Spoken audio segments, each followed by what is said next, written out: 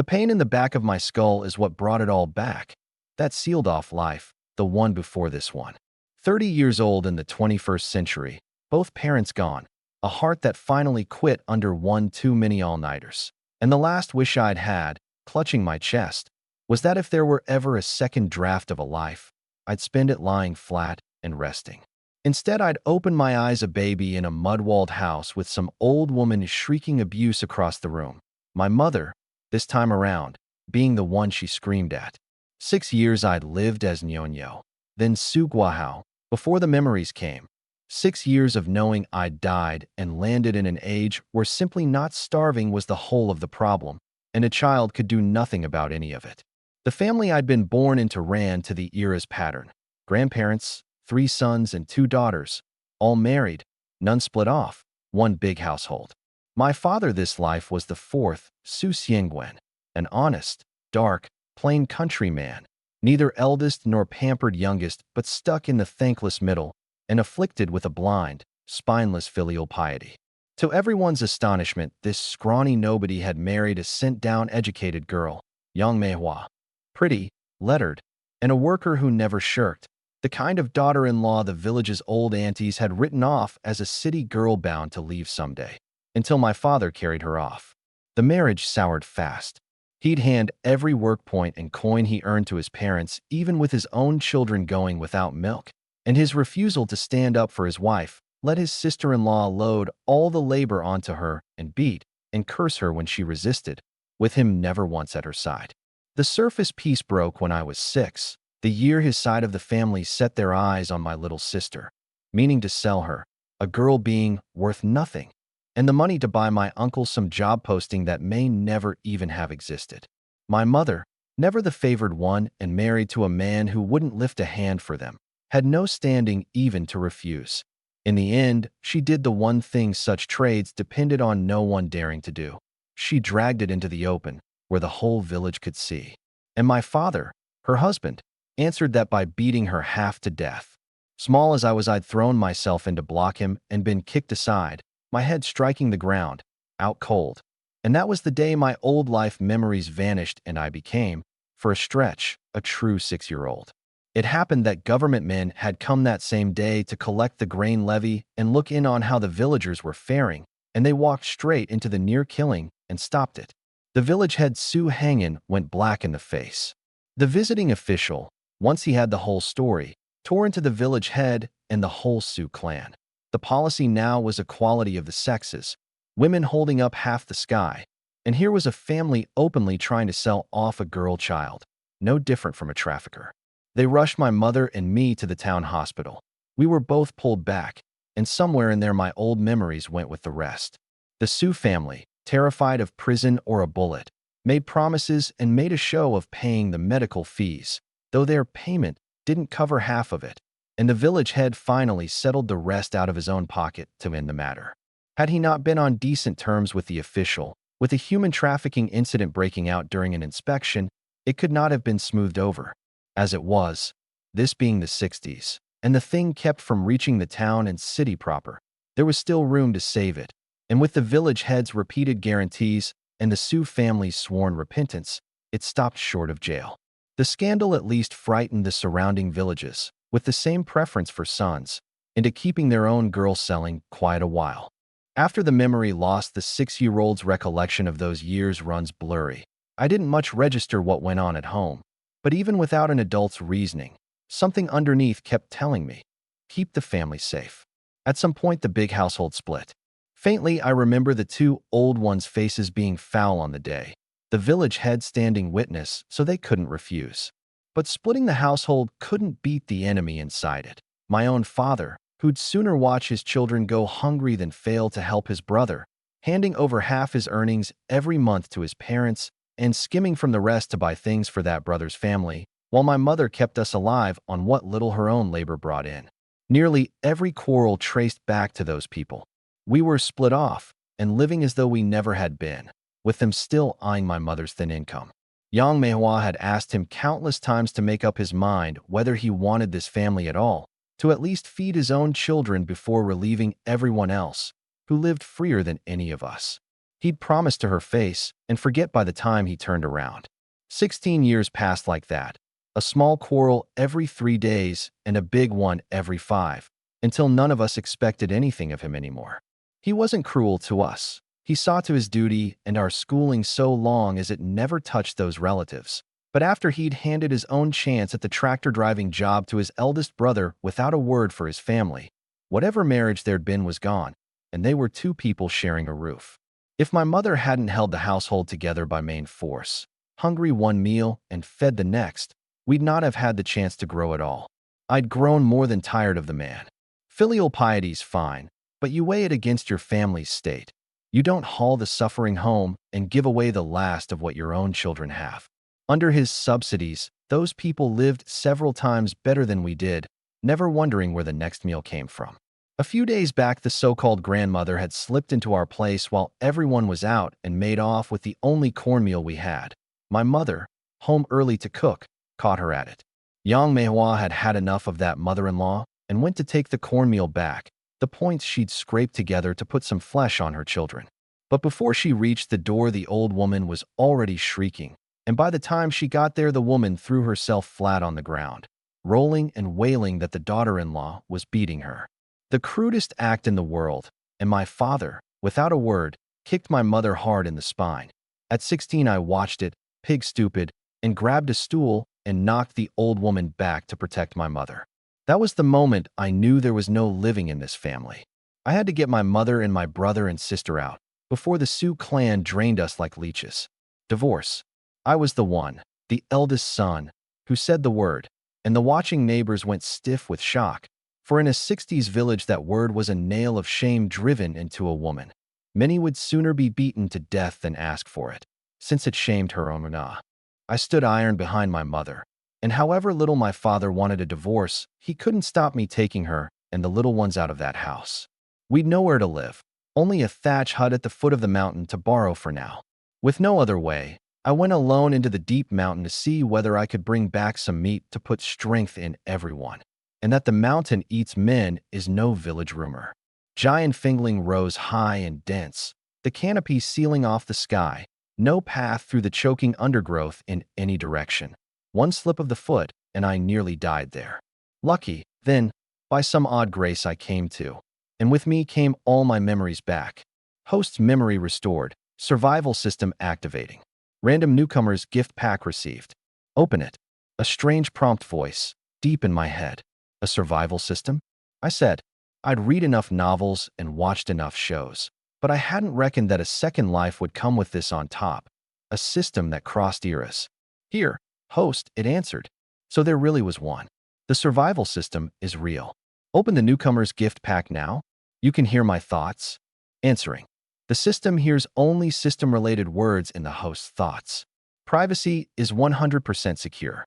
A 30-year mind accepted it fast enough, and stuck in this mountain in these years, it was exactly the help I needed. Open it. Gold light flared. Congratulations, talent acquired, strong as an ox. A warm current poured through me, and with it the ache went out of every corner of my body. The light dying, I slapped the dust off and stood. I had to catch something and get down before dark, or my mother would worry herself sick. I strode on, gathering deadwood as I went and watching for the brush thick, open, Dinan Pond places where game gathers at dusk, with a 16-year-old's body and strong as an ox in it. This was the frame a man spends a life wishing for. A clucking, close by. Nearest prey detected. Pheasant. Issuing task, capture the pheasant. Time, 1 hour. Reward, 1 unknown chest. I hid in the tree shadow, drew back the vine creeper I'd gathered, and loosed it at the 2 birds like a meteor, square in the chest of one. Task complete. Reward, 1 unknown chest. Open or store and pack. Open it. Mountain route map acquired. Just the thing. I'd had no idea of the way down, and might have wandered for days guessing. I rigged a crude carry sack of deadwood and leaves, lashed it shut with soft vine so no one could see what was inside, and found the map's gift went further than an easy descent. It marked every region of the mountain's depths, the dens where animals lived, some spots tagged with question marks for creatures unnamed, the route down floating before me like 3D navigation. A treasure mountain, unmined, truly mine now. Half an hour on, I came down to the hut. Mud and rubble walls, bamboo and straw roof, a plank door propped with two little carrying poles. On a stone block, by the door, my brother and sister sat watching the way I'd gone. "Sister, why isn't Big Brother back?" the small boy mumbled into his hands. "I want to go find him." Sugwishing. Big Brother said children can't run off. "Disobey, and I'll have him spank you when he's back," the little girl said, grave beyond her years, until she spotted me at the slope's foot and broke into delight, tearing toward me. Big Brother. Big Brother's back. I'd seen the two of them long before, sitting good as gold, and the sight of those small arms and legs racing to meet me sent a rush of something warm through my chest. In that rough hut were the mother who'd given her all to protect her children this life, young Manhwa, and my sister Su Jiao and brother Su Guishing. And I was Guahao, the son she'd loved 16 years, the big brother those two loved best. I set the deadwood down and crouched to catch both little missiles. "Careful, don't fall." "I never fall." Jiao shook her head, and the shake brought the pheasant's head, under the brush, into view. Both children saw it, and both clapped their hands over their own mouths, delighted and dead set on keeping it from being taken to the brigade or snatched off to the grandparents. The joy they couldn't hide melted me. "Come on, home to cook something good." Inside, small and broken, but whole enough, I carried everything to the back room and met my mother's red-rimmed eyes. "Ma." The slap landed across my back and rang through the hut, scaring both children stiff. "You still know I'm your mother? How many times have I told you people die in that place? How many times? Even the time the brigade went up after a maddened boar." "Suguahao. Wings hard now, can fly now, don't want your life, don't want your mother? If something happened to you, how am I to live?" Her scolding fell off, and her hands moved from striking my back to checking it for wounds, her way of protecting her son. She'd never been into the mountain, but knew its terror. Few who went came home the same day, and the lost were brought back maimed or not at all, only scraps found near the dens. I heard all of it, but there was no other road, and the road was up, and I had the system. "Ma, will you just trust your son? I swear nothing will happen to me. Trust me this once.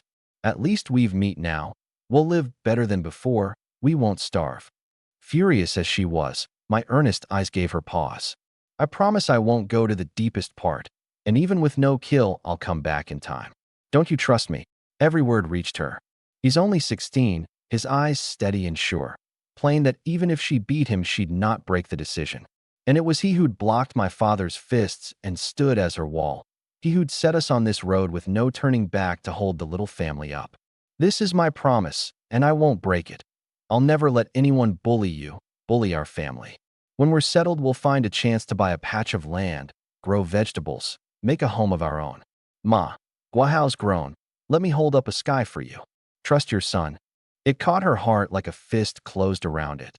The pain of a child who knew that house was never theirs, who'd take the suffering on himself to hold the small family up, while she as his mother couldn't even feed them full, every one of them gone thin and careful.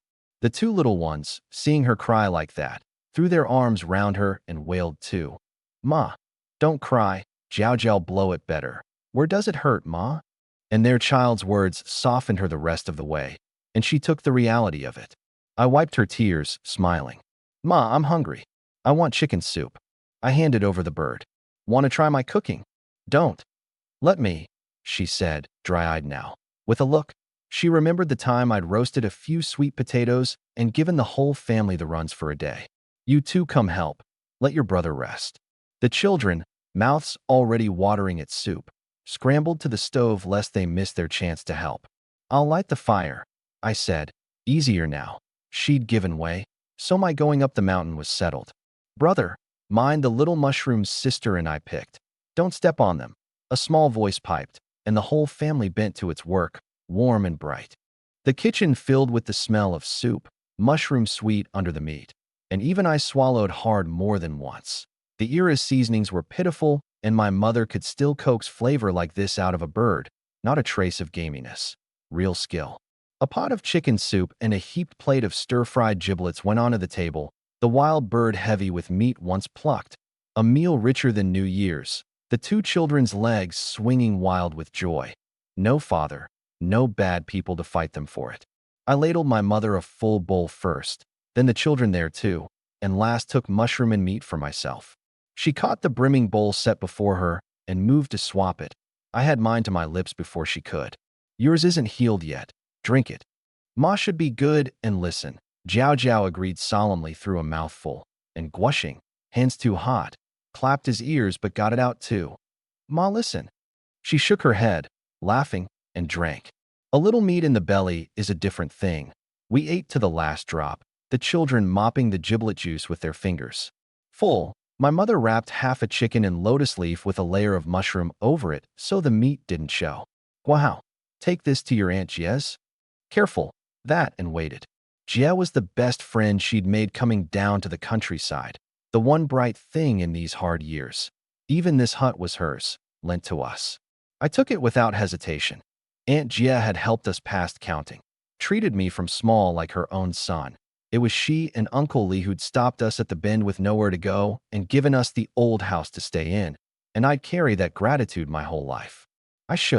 I'll go now. Mind the road.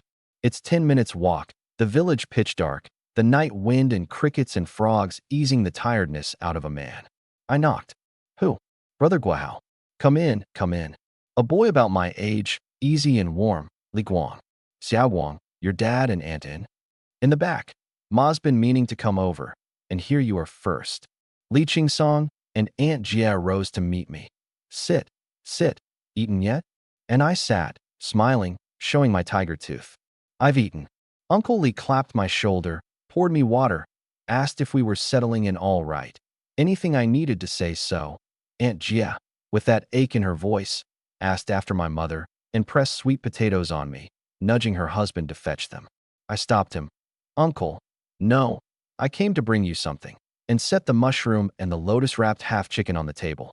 Meat being dear and hard to come by, their eyes went wide. Uncle Li flicked his son a look. Guang. And Li Guang hurried to shut the door. Aunt Jia unwrapped the leaf half thinking her old eyes had failed her.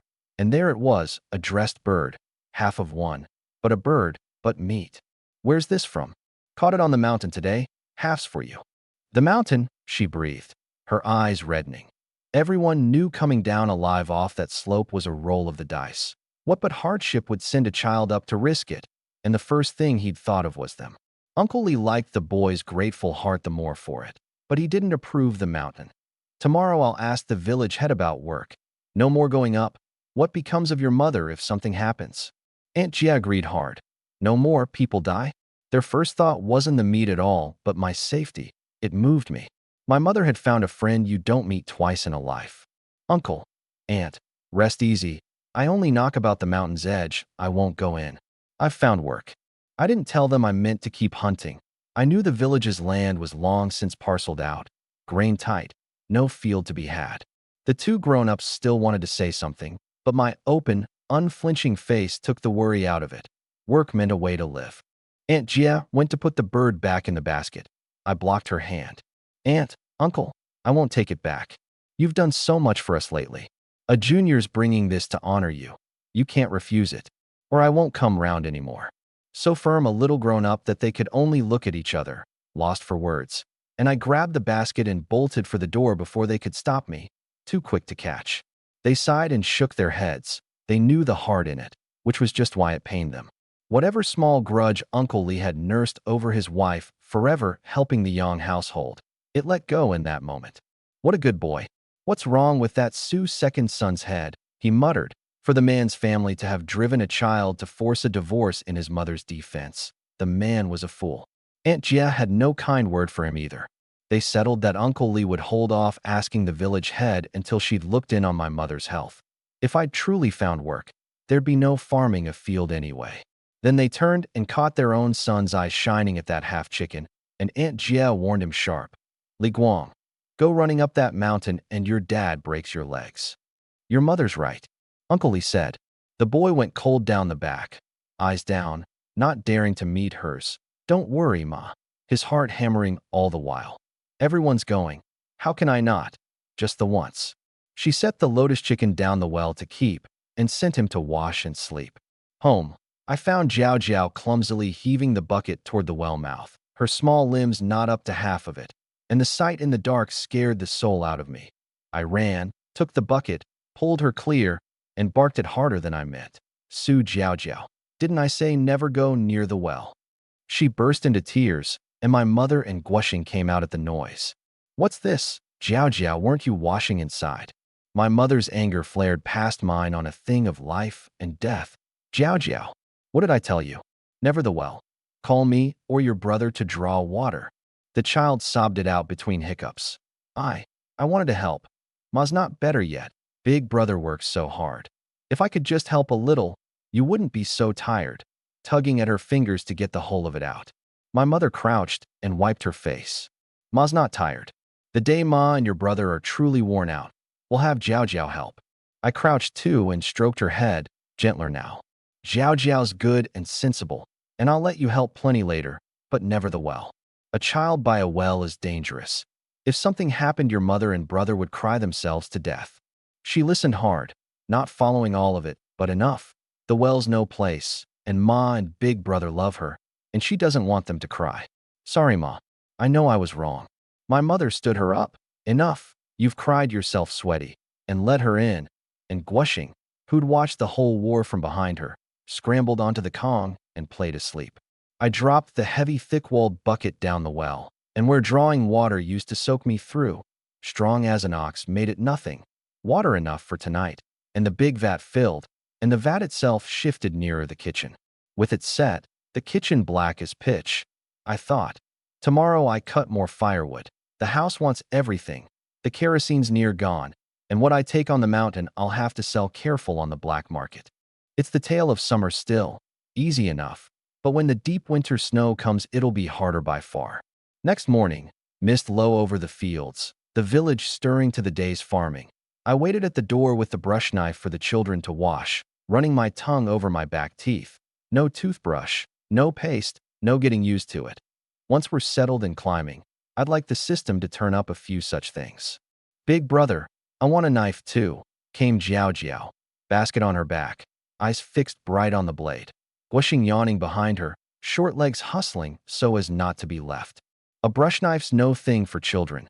Your job's the heavy one, gathering deadwood. They nodded, sworn since last night to be good. At the mountain's safe outer edge, thick with fallen branches, they tipped their baskets off their backs and fell to it joyful, while I found a pine with a bad limb and took it off clean. The village forbids felling trees, only trimming dead wood. Every cut went smooth, and Guoxing felt his own thin arm against mine, hot with wanting to grow up able like his brother and protect the family, protect Ma. The basket's near full, Jiao Jiao cried out, beaming, and pointed, a whole carpet of mushrooms. Guoxing made to grab them. I caught his collar. Wait. The children pick mushrooms enough to know roughly what's safe, but not always the poison ones. Jiao Jiao, Xiaoxing, the bright-colored ones, never. Pick the gray-brown ones we eat. I pointed them to the oyster mushrooms. The gaudy ones draw the eye, but aren't worth your life. Good. They chorused and fell to picking, the joy of it pulling me in too. Keeping the family safe in peace is the whole meaning of the striving. Jiao Jiao, these ferns too, I said, finding a patch of fiddleheads I hadn't expected, and the children had their hands full till the baskets were heaped with deadwood, mushrooms, and fern, the patch stripped bare. Right, home first. Will we come again, brother?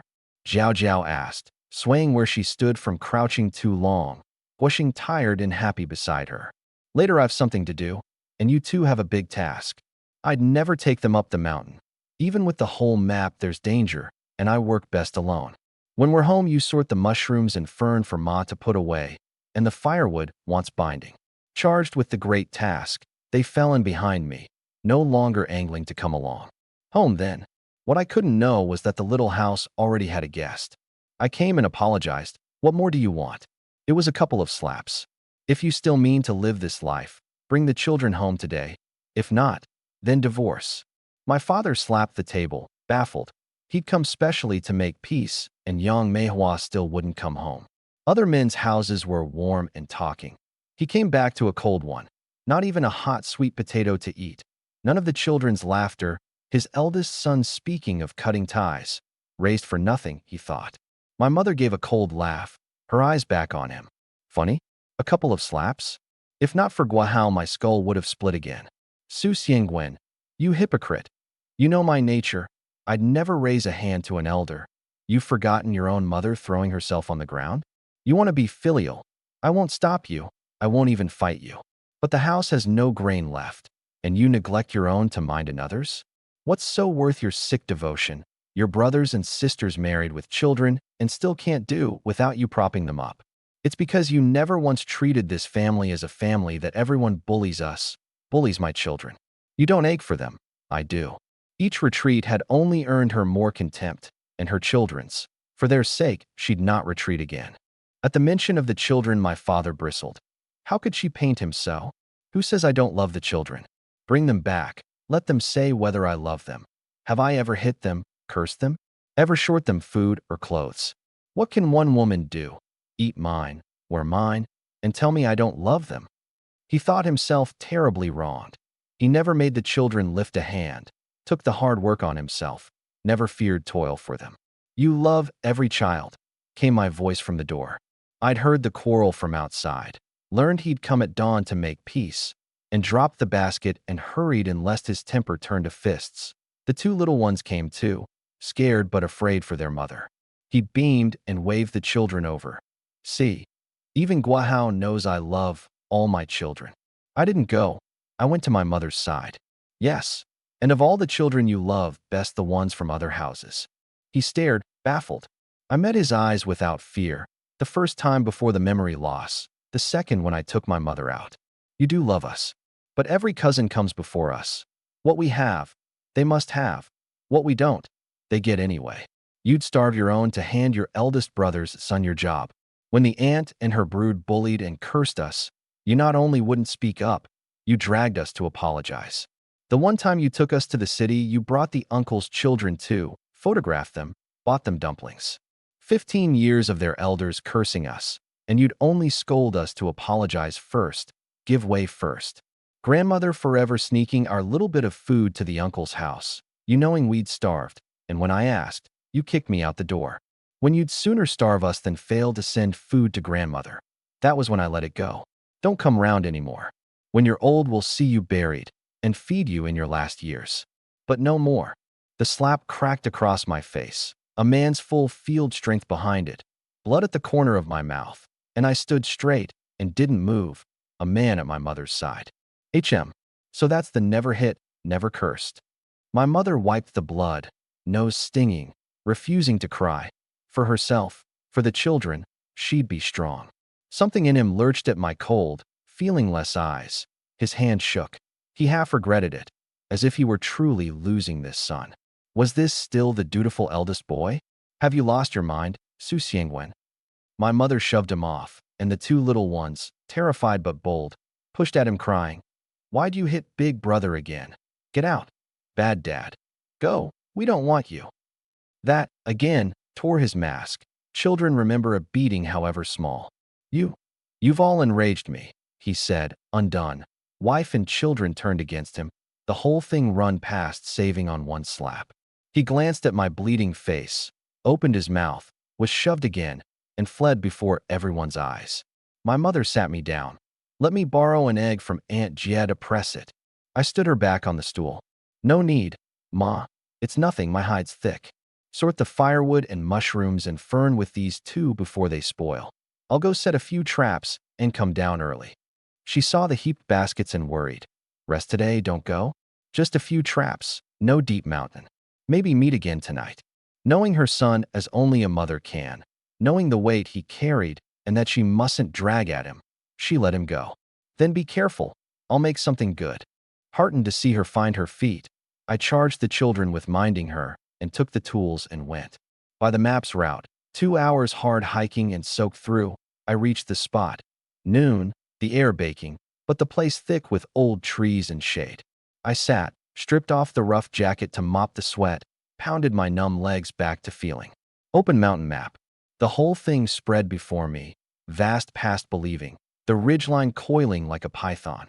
Even at the Denmark detail, it beat any later phone navigation, and I'd been lost in mountains before where the signal died. Where I stood, the map read wild-hare dens. Burrows so hidden under leaf fall that without the map the eye would never find them. Hares being no less cunning than any beast, not to be caught barehanded nor simply speared through. I looked round for what the place offered. I tore tough kudzu vine, dug up a score of earthworms with the knife, picked some tender green leaves, crossed 2-arm-thick deadwood sticks, and wove the vine across into a net pouch hung above, then drove sharp bamboo splinters along every likely escape line to cut the hairs off. The worms and leaves threaded conspicuous on twigs at the low angle a hare would see, baited to draw a keen nose. I stepped back, pleased. Nearest hare den detected. Issuing task, capture the hare. Time, 24 hours. Reward, 1 spin of the survival wheel. First the pheasant, now the hare. I had the system's task pattern now, and that it leaned toward giving resources. Harmless, safe. I spread the jacket in the shade and slept off the heat. That noon, in the Su family's main room, the grandmother Nyo Shulan slammed the table. The second son hadn't come to work their fields in days, the wife still angry. The fifth son Su Xiangjuan, near 40, eating an egg his mother had hidden for him, with his wife Hu Li, fed her line that the second brother just hadn't coaxed his wife round yet, that soon enough the old woman herself would have to go apologize. Neo Shulan cursed Yang Meihua up and down. Should have married a village girl, not some sent-down educated one. The prettier the woman, the worse the curse on the house. While Hu Li needled that the second son's children had turned on their uncle and shamed the family, unlike her own good boys who loved their grandmother. The flattery turned the old woman sweet, and then Su Xiangjuan planted the real point. If the wife kept it up, the second brother's heart might scatter, and all 3 children had gone with her. And with the autumn harvest near and hands wanted, the grandchildren at least must be kept. Yang Meihua mustn't carry them all off. Neo Shulan jumped up. Come, all of you, we'll go talk to the second son. I don't believe one woman can turn the sky over. Su Xiangjuan and Hu Li traded a smug look and followed. Their aim hit. Let the second son come work the fields free, and once it was settled they'd rest and make up for these tiring days. Down by the river, I found what the dam between the 2 villages had hidden. A natural reservoir where the current pooled clear and full of fish, crabs, and shrimp washing down the narrow channel to the dam mouth. A fishing paradise the later anglers would have drooled over. I'd not come up empty here. I stripped the tough bast fiber off the big tree leaves I'd gathered. The mountain's ready-made net material, bent green bamboo that gives without breaking into a crossframe, shredded and rubbed the fiber into cord till my palms bled, and wove a net, jamming thorned roots through the crossings and driving them fast with a stone so the knots couldn't slip. By the time the sun slid west I had it. Not large, but enough to hold what swam in. Asterisk river water creatures detected. Side task, catch 10 river creatures. Time, 3 days. Reward, 1 grain crop blind box draw. Note, side tasks expire if not met in time. Complete enough of them for 10 mystery gift packs. Asterisk. I wasn't surprised by a side task with a 3-day clock, and it confirmed the system dealt mostly in resources, a safe, harmless thing. Better an external cheat in this age than nothing at all. I waded out to a rock, flung the net into the churning water, weighted the holding cord with a stone under stacked pebbles, and tugged to feel it set. Perfect. The low sun stretched my shadow long. I'd best go down first and come back at night, or my mother would fret the day through, and I'd look in at the pheasant den on the way and take another, so as not to come home empty. I'd want more leaves to cover tonight's haul, too, and a bigger carry basket. I'd have to get one made. On the mountain's far side, 8 patch shirt boys found again the spot where their last cook fire had burned to ash, not their first time up, and thrilled to be back. Su Weibin swaggered to the front, gap-toothed and grinning, the others fawning. Benji's the best. All but Li Guang, who'd not have come had he known this lot would. He disliked Su Weibin's family for their shameless tricks and the boys lording it over everyone. Su Weibin collected his winnings from a bet, a corn cake off Tai Dan. A precious 1 fin coin a boy called Lao Wu had saved a whole year. The boy stung worst when Weibin sneered at his parents being people who didn't keep their word. They split the work, the lure of roasted meat driving them, remembering the pheasant that had once struck a tree and died into their hands here. But this time the game wouldn't show. The 1 pheasant they did rouse was strong and flew, and 8 of them couldn't run it down. Footsore and discouraged as the sun set, they gave it up. Get down before dark, before our parents know we sneaked up. Then sharp-eyed Mao's eye spotted the seat of Su Weibean's trousers gone wet, and the laughter turned cold when Weibean's hand came up red, and Hanyu, scrabbling where Weibean had sat, dug out several pheasants, next torn to pulp, for finger-wide blood holes in each breast, no ordinary cat or dog's work. Don't take them, Da Zhuang cried too late. Weibean had already snatched two. Mine. I found them with my own backside. Li Guang prodded the rest, saw the ruined necks, the holes a finger could pass through, and went hoarse. Throw them back, get down the mountain. My granddad said this is what a black bear leaves. Weiben backed off, clutching two birds. Give up free meat for them to grab. Did they take him for a fool? If you don't want yours, I'll take them.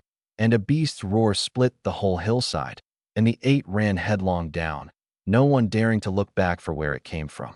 I reached home to find my mother and Aunt Jia talking and laughing in the back room. Sweet potatoes and wild greens on the floor, Aunt Jia's bringing. Guahao's back. My mother let out a quiet breath.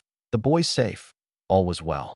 Aunt Jia liked me more for the work I'd found and the way it had eased her husband's grudge over helping. Aunt Ma found a chicken at the slope foot on my way back from work. Halves for Aunt. I drew the trust bird from the basket. My mother knew it for what it was. The boy not wanting them to worry. Had Aunt Jia not come by at noon, she'd never have known the work was the mountain. It's missing a leg. Lucky I spotted it, I said lightly. Jia, sit a moment. I'll dress half for you. Aunt Jia, mind racing. Was he sneaking up again? Rose at the word. It's late. I'll go cook. Mind you put the potatoes and greens away.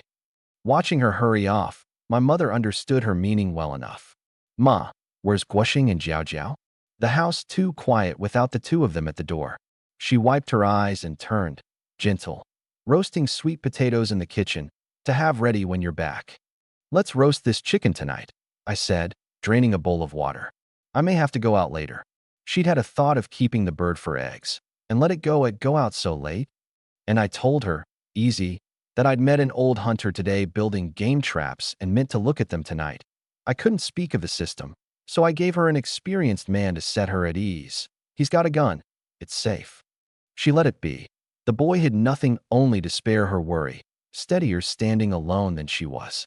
Good, but promise Ma you'll take all care. A child still growing, coming home from the hunt without a mouthful of meat. She wouldn't have it. The egg-keeping thought died there. At the kitchen door we found the two little soot cats, faces gray, small hands cradling bits of sweet potato, eating and wincing at the heat. Ma, big brother. Big brother's back. Ma, eat. It's so good. We saved you the two biggest. I set the basket down. Won't that spoil your room for roast chicken? And the children's eyes went huge at the bird standing on its leaves. Big brother's amazing, they breathed. Meat yesterday and again today. My mother peeled one and bit in, sweet and good if a little overdone and sticky. Delicious. You two could be cooks. And the praise turned their faces proud and red. Tonight we roast half, and you make mushroom and chicken soup with the rest. All right, she smiled, and set water on to scald and pluck the bird. Ma, I'll roast it. You do the soup. The kitchen's too small and hot. I carried 2 heaps of firewood out to the open ground by the well. Better out here in the cool of night, with the well capped safe. Jiao Jiao, Xiaoxing, a big task, I said, pointing to the dry kindling. Wash up. One carry the firewood out, one sweep the ash. The words big task lit them. They fell to it with a will. I carried the kitchen table out to the little clearing, built the firewood into a triangle with Guoxing's half-burned hardwood, laid floss grass for tinder, and the small one struck the match, and the dry wood caught with a whoosh. Fetch that stick you play with, I told Guoxing, and he ran and brought it, and I set small stones to cradle it into a spit rest. Bring 2 handfuls of earth. And the two raced out and back 3 times, filling the stone sides, glowing with the help. Inside, my mother had scalded and plucked and gutted the bird, cleaned it inside and out, split it. She rubbed half with something on an enamel plate and called the children to carry it out washed-handed. Taking it, I found her seasoning, scallion and a yellow paste rubbed through, and ran the stick through it and set it over the fire, turning it every few minutes, fat dropping to spit sparks. The 2 children crouched beside me unblinking, feeding the flames. Half an hour, the moon up, the roast done, and the mushroom chicken soup carried out. The family's first supper in this little well yard. The day's heat gone. The night cool. Roast bird and firelight, and a fullness in everyone. Even my mother rubbing her belly satisfied. Then the door banged. I was carrying the table back in. I frowned and opened it black-faced. A boy in torn clothes. And when I saw the face, it was Stone, a neighbor's son a year younger, slid down the mountain, thigh and cheek torn open, pounding the door like a man back from the dead. Help, help. Stone, what's happened? I bent and took his weak legs. On the mountain, there's a black bear, the others are still up there. Help. My mother and the children came running. What's wrong? Child, how are you hurt so? He wept it out. He had no strength left. Would Guahao carry him home to fetch the village head? Hainiu, Li Guang, Maozai. The rest were still up there with the bear after them, and he'd rolled down the slope to get out. Hearing Li Guang's name, my mother went tight. I had Stone on my back in one easy motion. Ma, mind the little ones, I'll take him to the village head. The lift so smooth and effortless it froze her. Stone only a year younger and no small boy, and I'd swung him up like nothing, my strength a thing she'd never seen. Be careful in all things. I was gone at a run before they could see the back of me, the children's eyes full of awe, and my mother, charging them to bar the door with the pole and open it for no one till we were back, sped off to Aunt Jez, for the village was in real trouble tonight, and every minute counted. The gong rang through every lane and door, to the threshing ground, every household. There's trouble. The whole village poured in, women with kerosene lamps, men with torches and brush knives, none knowing what but plenty come to gawk. The 7 boys' parents sagged against the grain heaps, their elders' faces grim. Aunt Jian knelt weeping, hands clawing the straw bloody. Aguang, my Aguang. Huli flew at Hainiu's mother with a slap. Your Hainiu and Tai Dan led my good boy astray. If my son dies, you'll pay with your lives. And got one back. Neo Shulan piled in by the hair, spitting. Su Xiangjuan joined, and the Su clan's brawl set the crowd boiling, till old Su's cane cracked the ground. Enough! The children are still up there. I stood by the village head, silent at the farce. Maozai's mother clutched his hem. Village head, you must save my child. Most villagers, learning their own, weren't up there, mostly breathed easier, and even a whole village night climb was no promise the boys came back alive. Su Hangin, the old head, roared the place quiet. What's there to save first but the children? Fight all you like. You'll learn the truth when they're down. Does quarreling help? Does brawling? His voice killed the farce dead. 7 lives lost on his watch, and he'd were the stink even unblamed. Men split into 7 teams, 10 each, take sulfur and firecrackers. Su Xiangjuan edged backward. The mountain's dangerous. How could he go up? You won't even save your own son? Uncle Li caught his drift at once, his loathing for the Su clan deepening. His own boy, spoiled rotten, and he'd sneak off rather than climb. Of course not. I'm just unwell. My second brother will go with you. The whole ground rolled its eyes. The father won't go and sends an uncle?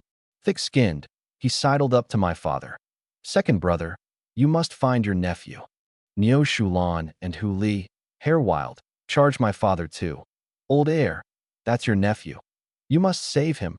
Xiangjuan's frame is weak, he'd come to harm. You're the uncle. You can't watch your nephew die. Old Su nodded his son up. Xiangwen, you go. I gave a cold laugh. Ma, Dad, rest easy. I'll bring Xiaobin back. My father said, never one to weigh it. Sure, his little brother was simply too frail, treating the nephew like his own son, the obvious man to send. The watching villagers frowned. A nephew in trouble. Fine, the uncle goes. But the way the Su family talked, you'd think the boy was the second son's own. To save time, Su Hangin clapped the shoulder of an old man smoking beside him. Old Show, this stretches former mountain warden, near 75, who'd lived off the mountain decades, quit it after his son followed his trade and died up there, and forbade his grandchildren to go. Tonight he came out, an old hand-drawn hide map open on the ground. The safer routes. Keep to the main body. Don't break off. The mountain's full of peril. Stay with the team. I glanced at it. All the lines knife cut into the hide. Simpler than mine, but a guide beats blind searching 100 to 1. His finger pressed a spot on the ridge. By what the boy said, this is where the fierce beasts run thick. They fell off a cliff hereabouts, so if they slipped at the edge, he left it unfinished, took the old fowling piece off his back, and met the head's eyes hard. I'll go up with you. Looks like the old fellow has to bark again. Su Hangin was struck by the killing look in him. A warden once, for true. At least this rescue wouldn't blunder like headless flies. Then ready yourselves, move. Before we set off, I crouched by Aunt Jia. Aunt, rest easy. I know a hidden way on the mountain that runs toward where Agwong is. By their flight, he'd have gone that way. I'll bring Agwong back safe. Her tear-wiping hand stopped. She looked up at me, and whether it was firelight or hope, she believed the boy. Guahao, truly? Truly, Aunt. From the moment I knew Li Guang was up there, I'd had the map open, a strange marker moving, then stopped at a bend in the ridge. The system's map beat wandering. Thank you, truly thank you. She, who not long before had feared for me on that mountain, took my steady eyes for her one straw to clutch. In a cave that night, the seven huddled, dreading the bear's nose, raging at the betrayal that had nearly killed them. Stones fall, and his scream burned into them. Li Guang hammered the mud, glaring at Su Weibin. Are you even human? The bear was past us, and you still wouldn't drop the two birds. And when it came to it, you threw them toward Stone. You killed him. Do you understand? The others went cold down the spine to have a heart so black among them. Weibin shook him off. A moment's panic. Who says I killed anyone? Maybe Stone's down fetching help.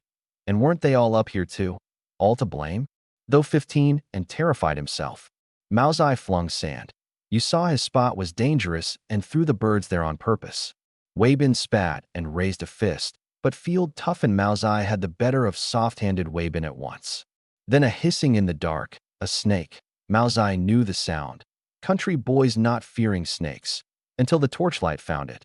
Not a snake, but a python thick as a century-old tree, coiled 4 deep in the small space, its fist-sized eyes fixed on them. They screamed and bolted out, the cries ringing down the mountain, heard by every climbing man, and by me, navigating, watching one yellow dot on the map split into 7 moving dots. The map showed them live, advanced past any later phone. The sound's that way, this way. I called, and ran, torch up. The map showed them fleeing straight toward a porcupine warren. To meet, that was death. Behind me, old Show frowned at my back. Strange, the boy knows this mountain better than I do. Who is this child? The boys ran themselves to ruin, lost all bearing. Mao's eye sagging against a tree out of breath, tied in dropping flat. Never the mountain again. Li Guang lit a fresh torch, counted heads, found one short. Where's Su Weibin? Here. Weibin panted from the ground. No strength left to quarrel, shaking at the memory of the python. Then a panting came through the brush toward them. Snakes don't pant. Hainiu said, and dozens of glinting green eyes floated up out of the dark, a quill-bristling beast snarling, fixing the boys like meat. It's porcupines, run. The quills came like rain. Spent as they were, they couldn't outrun the herd. Tied in, and Hainiu scrambled up trees.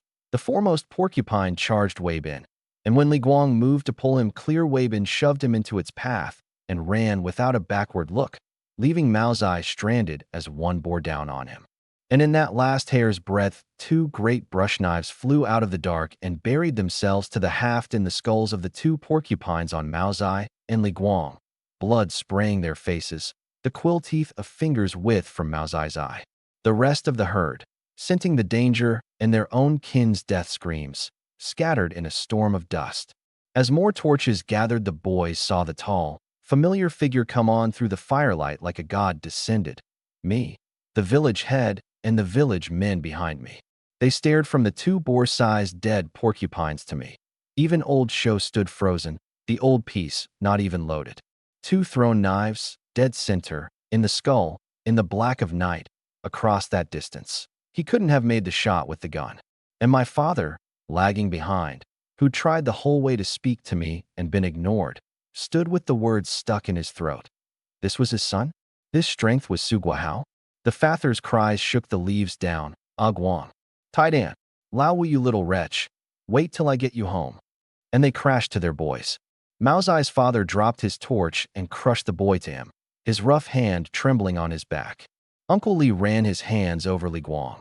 Where does it hurt? Dad. And the boy fell into his arms sobbing. He'd nearly not come home. Uncle. Weibin breathed, seeing his uncle come last. and my father went over him head to foot in the firelight. Your grandparents and parents are waiting at the threshing ground. Are you hurt?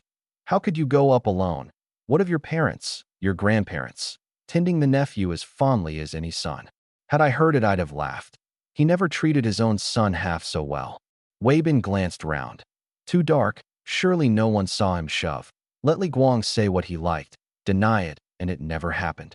Su Hengyan counted them, his heart easing. 7, all crying, none missing an arm or a leg, all pulled back from death, and let them have it. There's a limit to mischief. You know how dangerous that mountain is, gambling with your lives? If you're so able, go open 2 mu of wasteland. Had Stone not come for help, you'd not have seen tomorrow. No one stopped him. This had cured the lot of any wish to climb. 70-odd uncles came up in the night for you. Look at those 2 porcupines. But for this boy, that'd be you lying there. He clapped my shoulder. Old he might be, but his eye wasn't. That shot a soldier couldn't have made. A clean kill in the dark, no fluke. A boy with real ability, who'd truly saved their lives. The boys crowded him. Is Stone all right? Did he get back? Fearing, having seen him fall, the worst. The head, finding they had some conscience left, I slid down the mountain bloody. He's at the clinic now. But for the word he brought, would any of you have come back? The boys hung their heads, no sound in them. The fault was theirs, and a day's flight had taught them at last how dangerous the mountain was. No one knew I wasn't listening at all. I was off in my own head. 2 porcupines confirmed dead, killed by the host's blade. Unlocking. Points mini-mall. Mall unlocked. Reward. 2 points. A points mini-mall. So even a snap-second strike counted for the system's tasks, and now there was a shop on top of it. Open the mall. A panel I hadn't seen before. 1 page only, a little lock barring the second, but 4 goods on the first, 2 rows. Salt, 1 bag, 2 points. White sugar, 1 bag, 3 points. Chili, 4 points. Tinned fruit, 10 points. 3 seasonings, and a tin. The dearer the points, the more precious the thing. If I could work out the rule for earning points, I could unlock the rest. Enough. We'll deal with them down the mountain. Old Show said, getting up. The porcupines have run off for now. Lingering's dangerous for everyone. Move. With the old warden speaking, the men looked warily round. But those 2 pigs, Su Hengyan eyed the carcasses, loath to leave meat. Quilled or not, dressed clean, they could be eaten. But they weren't his kill, and with the doer silent, it would be bullying a child to claim them. A child who dropped 2 porcupines like nothing. Not luck, ability. The other villagers swallowed at the fat, heavy bellies too. My Su family killed these. Uncle can just haul them down. Su Weibin put in, greedy. Guahao was a Su, so his kill was the family's. The whole village had come up to save him, and the boy was grabbing before the man who'd made the kill had spoken. Since when did I kill them, and it become the Su family's kill? I went over, wrenched my brush knife from a porcupine's skull, dark blood still dripping warm off the blade, and threw it down in front of him.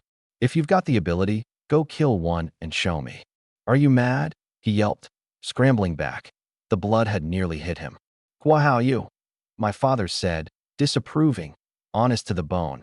He wanted everyone to share, and my refusal to give Xiaobin face made a spectacle.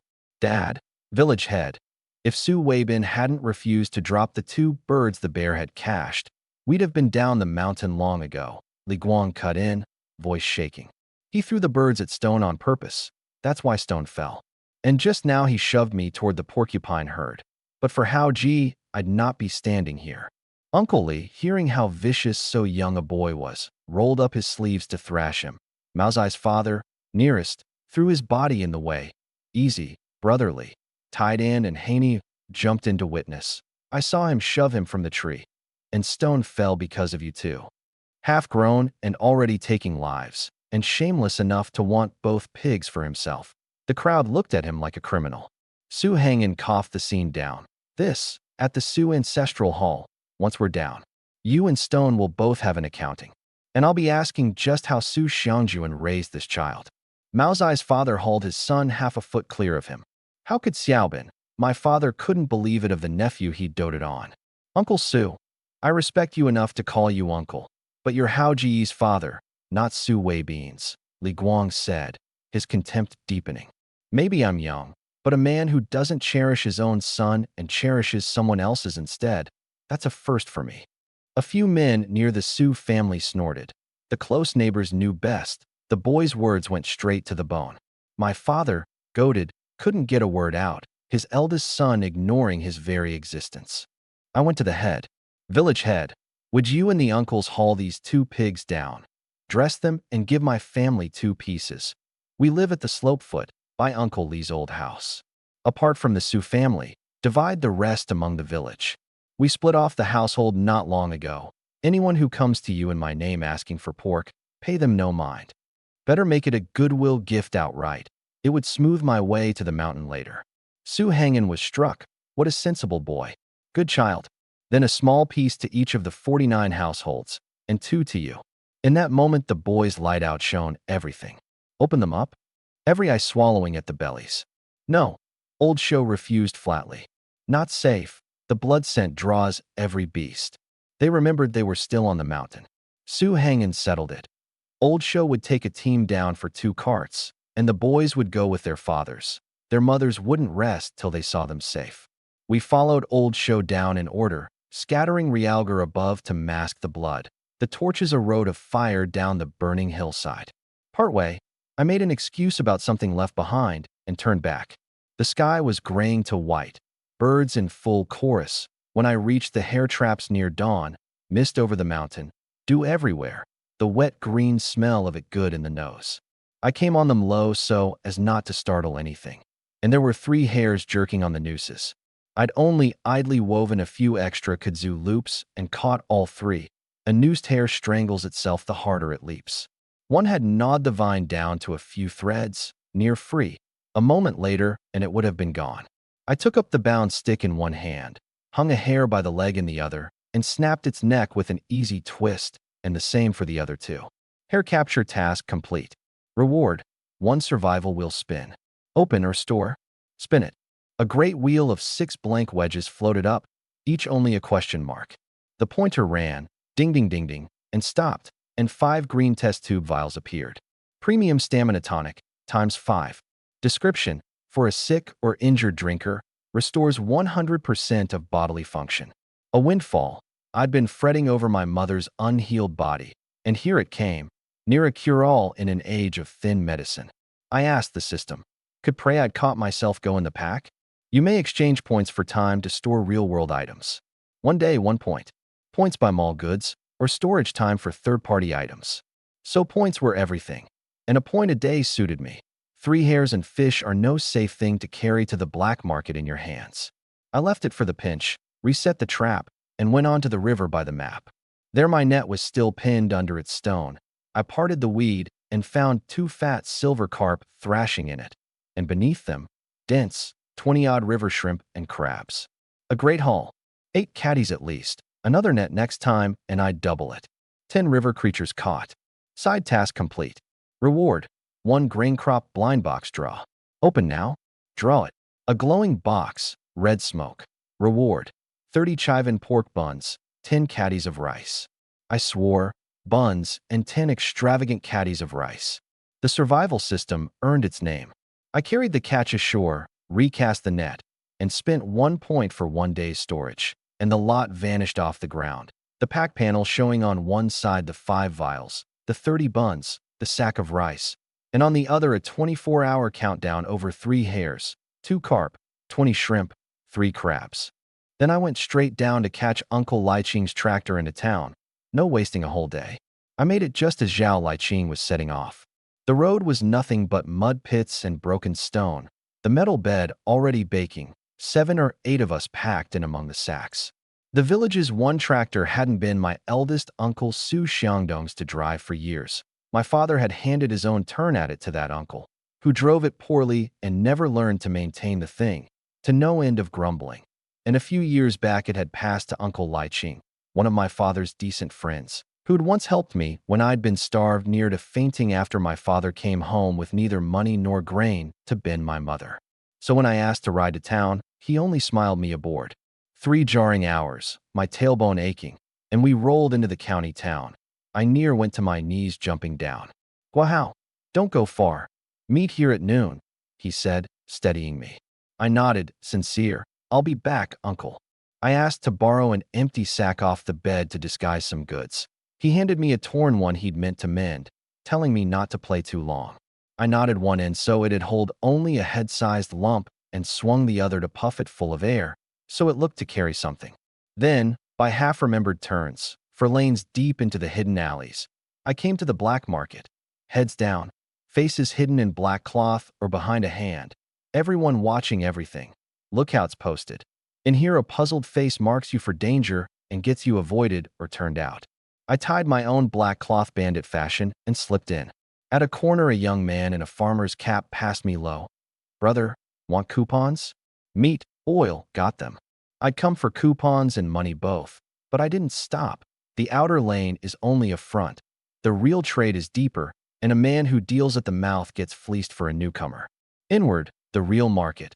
A scatter of stalls, but men murmuring everywhere, some flashing sugar sewn into a coat lining, most carrying sacks like mine. No coupons needed here, but prices above the co-ops, every kind of grain and meat changing hands by quiet word. I held the small sack behind me, right hand gripping it as if it were heavy, and looked for a buyer. What city and country both lacked most was meat, and fresh meat above all. The market scraps were picked over or none too fresh. A pair passed, a middle-aged man shaking his head at a young one in plain homespun, an industrial coupon badge blue at his sleeve, a factory worker by the look. "What meat's left, then?" "You're late." An old man bought the lot. "Fish you'd only get when the dam opens. The co-op sold out." "My wife's expecting. She wants a fresh fish soup." The young man turned away, disappointed. He'd run the market over and over. I stepped in front of him. "I've fish. 2 silver carp, want them?" "Truly." I made to open the sack, while in my head I called the 2 carp and 2 hares out of the pack. 1 hare I'd keep for home. The shrimp and crab no good for a pregnant woman and no need to show. He looked in. Small sack, no small thing inside. 2 fat carp still flopping, barely out of water, and 2 hares beside them. Dead a while, but not yet gone yellow or black. Plainly fresh, the best he'd seen in the market. "How much for the sack?" "I'll take it all." I reckoned. The fish I'd sell at 4 yuan each, a hare 5 at least. I let him heft the weight a moment. 15 for the whole sack. Take it and go." He hesitated at the price, but the heft told him it outweighed the co-op's meat. "It's a bit dear." "I've 12 on me. The fish'll die out of water. 12, and I take it all." 12 yuan being a great sum then. I took the sack back, shaking my head. "Can't, brother. Sold one by one I'd clear it. 15's the best. I'll ask others." And walked deeper, not glancing at him, having read in his eyes and his hand at the weight that 15 was within his reach. "Wait," he called, anxious. Money and coupons couldn't always buy meat, and his wife wanted soup for the child's sake, the house long without a scrap. "I don't have 15. I've an industrial coupon and a tobacco coupon, and 12 yuan. All of it for the sack?" My heart moved. An industrial coupon's a thing you can't easily get. Good for daily goods and cloth you couldn't buy at the co-op for money alone. And the tobacco coupon. Though I don't smoke, the uncles do, and when I went to buy a homestead, tobacco would pull harder than liquor. "Done, but use your own sack. I keep mine." He pulled a small sack from an inner pocket his wife had sewn, counted out the 12, and laid the coupons on top. The industrial one pale yellow with a faint machine part watermark and a crooked blue stamp. I'd never actually seen money or an industrial coupon in this life. Every coupon in our house had gone to grandfather or the uncle. I asked the system quietly whether it could tell true from false. Scanned, genuine industrial coupon and money coupons. Reassured, I took them, and we each grabbed a fish and a hare and bagged them quick, the young man's eyes lighting at the slick living carp. His wife would eat well tonight. "These are fine. You couldn't find them at a state restaurant." "Every day?" he asked low, tying his sack. "About 3 days from now I'll come again." Delighted, he agreed to meet me here in 3 days and left fast. To linger after a deal is danger. Some distance on, my pack held only 20 shrimp, 3 crabs, 30 buns, 1 hare. A strong start. Much sold in little time. Then a rustle. Figures at both ends of the lane, and my pupils tightened. Followed. I crouched, scooped a handful of sand, and walked on as if at ease. A burly dark man closing from behind, a middle-aged man half blocking the way ahead. I gauged the distance. One punch would drop a man, and sand in a face and a kick the other, enough to get clear. Young brother. The middle-aged man flinched at the killing look in my eyes. He'd seen it on the old warden at the hunt. Wait, don't mistake us, we're not here to rob you. I kept the sand in my fist. My name's Ding. Call me Brother Ding. Behind you's my son. Not robbers. To prove it, he tore the black cloth from his own face. The most dangerous thing a man can do in the market. Done so I'd trust him. And the dark sun uncovered too, the resemblance plain. Then why follow me? He shook out a cigarette and offered it. My son happened to see the fish and hair ears when you dealt just now. So I came after you in a hurry. You hunt mountain goods. Fat fish, pheasant, hare. Only river stuff left now. Want to see? I opened the sack on the live shrimp and crab. Fresh, just what he wanted. Can you hunt a wild boar? You're ordering? I raised a brow. That's right. A whole boar. I'll take it, plus 10 caddies of game. Grain coupons, meat coupons, money, all you need, and 4 packs of dakiamen. He drew out a stamped factory note. Ask around. Is the purchasing section chief at the textile mill named Ding Maogong? A whole boar. I can bring it out, but you'd want a vehicle to take it. His face held no greed, no bluff, treating boar hunting as lightly as I treated pheasants. Plainly not my first. Here's the factory badge. Come find me whenever you've got it. I'll borrow a vehicle to load it. Month's start is close. No wonder he was so particular and willing to fetch a vehicle. Too high a risk, too dangerous. I weighed the badge. 3 days, this same place. But half down first. We've handed you the badge and you want a deposit before goods? The son challenged. What if you run? No deposit, no surety. If you won't, leave it. A bold thing to deposit with nothing in hand. But coming to the black market at all is a risk. Fine here. Ding Maogong counted 3 grain coupons, 3 meat coupons, 3 yuan from an inner pocket to his son, who passed them over. Dad, the son said, alarmed at his father's nerve. I took it and put the whole sack into the son's hands. Done. You trust me.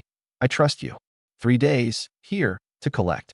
Only when I'd vanished up the lane did the son find my father's badge still atop the sack. The son thought I'd forgotten it. The father took it, felt the sand on it, glanced at the little heap on the ground, and shook his head. I hadn't forgotten. With the deposit in hand, the badge meant nothing to me. A boy with eyes that hard and hands that quick. Had he spoken a beat slower, his sons I would have taken the sand. If the boy ran, he said, he'd dig 3 feet of earth to find him and make him pay. A purchasing chief that young was no soft touch. And he set the son to thinking of an old cook for the wedding feast, with meat now assured. Out of the lane, I browsed the market. First big deal of my life. A fat balance still owed in 3 days, my heart sweet. I'd thought to buy white flour, but with buns and rice in the pack I left it. Once the homestead was mine, and I'd a home of my own, no more hiding. By the way out, the Capman coupon seller leaned at a wall. Cloth coupons. I asked. Cloth, grain, meat, oil, film tickets. 1 tobacco coupon left. Want it? Sugar coupons? Cloth, 7 mao a foot. Sugar, 6 mao a caddy. How much? Cloth being unbuyable for money alone, and sugar precious, both wanting a coupon at the co-op besides cash. A caddy of sugar coupon, for feet of cloth, reckon it. Thinking of the 2 little ones and my mother, who all needed a little sugar for their strength. 3 yuan 4 mao. I paid, and he caught the industrial coupon wrapped outermost. You've an industrial coupon? Sell it. A thing a coupon seller can't easily get. Only one. Can't part with it, I said, feigning reluctance.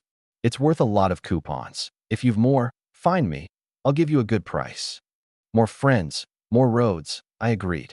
I bought 2 newer sacks off another man. 3 fun, no sack coupon needed, and out of the market put everything into the pack under cover of stuffing the sacks. A points day of storage, no sense wasting it. Then I uncovered my face and went into the department store, joined at the back to the big co-op. The sales clerks, married women mostly, a state job, a true iron rice bowl that made you a city person, paid no mind to who came. You needed coupons and a civil tongue to be served, none of the later age picking on the poor. Hello, big sister, 4 feet of cloth, a caddy of sugar, I said, sweet and earnest, which pleased the clerk. Got coupons, little brother? I do, sister. Here, and 2 boxes of matches, 2 bars of soap, and pick me a good cloth. I laid the coupons down, the industrial one on top. She hadn't expected coupons and an industrial coupon from so young a lad, and warmed to me. Left her post to fetch the good cloth, where for anyone else she'd at best have pointed. For feet of better cloth, a caddy of brown sugar, 2 boxes of matches, 2 bars of soap. Anything else, little brother? I've a tobacco coupon, a pack of cigarettes. Dakiamin, Lotus, Shangshui. Lotus isn't too harsh. Old smokers like it. Good for a beginner too, she advised, and I took her word, knowing nothing of tobacco. Lotus, then. Thank you, sister, I'll come to you again. 5 yuan 1 mao all told. I counted it out in 1 mao notes, and she bagged it in a big sack, reluctant to see me go. 4 feet of cloth carried easy under one arm, a man's strength. Out of the store and down an empty lane, I put everything back in the pack, light again, but for the 2 sacks, and reached the tractor as Zhao Liqing finished. I set a new sack in his driver's spot. Uncle, I lost your sack by accident, so I bought 2, 1 each. He refused. The torn one was nothing, lost is lost, and tried to push it back. I dodged, firm. If you won't take it, I've no face to go home. Take it. He sighed and took it, and we jolted 3 hours back, the noon sun baking the bed worse than the mornings. He drove me near home to save me the hour's walk, and I gave him the cigarette Ding had handed me at the market. Cigarettes? Where's this from? You smoke now. Worried for me, I half lied. An old uncle dropped at the sack shop. I helped him up, he gave me this. I don't smoke. You like them, so it's yours, and set it down and ran for home before he could refuse. He trusted my every word. The boy was truly sensible, raised right by Yang Meihua, no thief, and sniffed the city tobacco, marveling he'd lived to smoke such a thing, liking the child the more, and pitying that Su Xiangwen, grown and still unable to tell what mattered, valued his siblings' houses above his own. Home, the smell of rendered lard rich at the door, the 2 children washing something at a pail by the well. Big brother, you're back. They danced at my legs and ran to tell their mother the good news. Guahao's back. My mother came out from the lard, fretful. She'd been sick with worry to see me come off the mountain without the others, and felt me over for hidden wounds, near to my private parts, so that I had to dodge. How could you? With the village head back so long ago, I was frightened to death. Reassured at last, she eased. She nearly burst when Li Guang told her I'd dropped 2 pigs in 2 strokes. Ma, you know your son. I swore to take care of myself. I changed the subject to the lard. The fire's still up. And she rushed to it, sending the children in to help. I slipped to the back room and laid everything from the pack on the little table. 1 hair, 4 feet of good cloth, a caddy of brown sugar, 2 boxes of matches, 2 bars of soap, a pack of Lotus, 3 grain coupons, 3 meat coupons, the leftover money, 3 of the 10 caddies of rice into a new sack, 7 kept back in the pack. Then I carried the hair and 6 big buns into the kitchen, where the old pot rendered clear lard glistening, 2 palm-sized pieces of skin-on pork on the table, the cracklings sunk to the bottom. My mother fished it into a dish. You can eat the cracklings now, and slapped the children's hands back from the heat. Use chopsticks.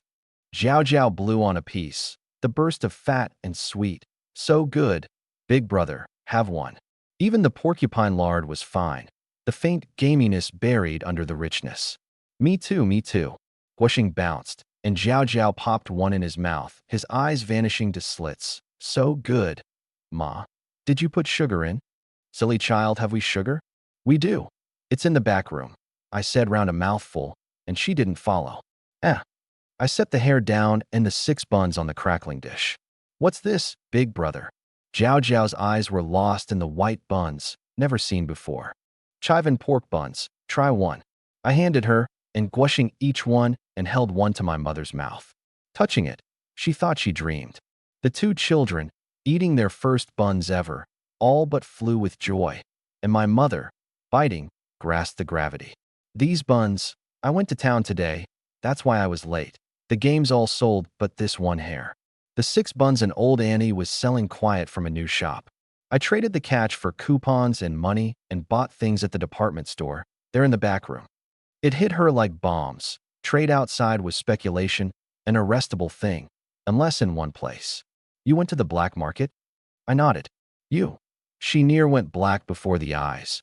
A teenager had no business in that den. But she knew not to raise her voice. Caught dealing there meant labor reform. Hush, Ma, don't let anyone hear. She, an educated youth, knew the danger best of all. But the goods had to be bought, the homestead got. I wouldn't hide it from her. She'd turned a blind eye even to the hunting. Soon I'll buy a homestead, and after you and Dad are divorced, we'll have a home of our own, and give this hut back to Aunt Gia. Her rage turned to a complicated grief, but for living under another's roof, her son wouldn't need to toil so.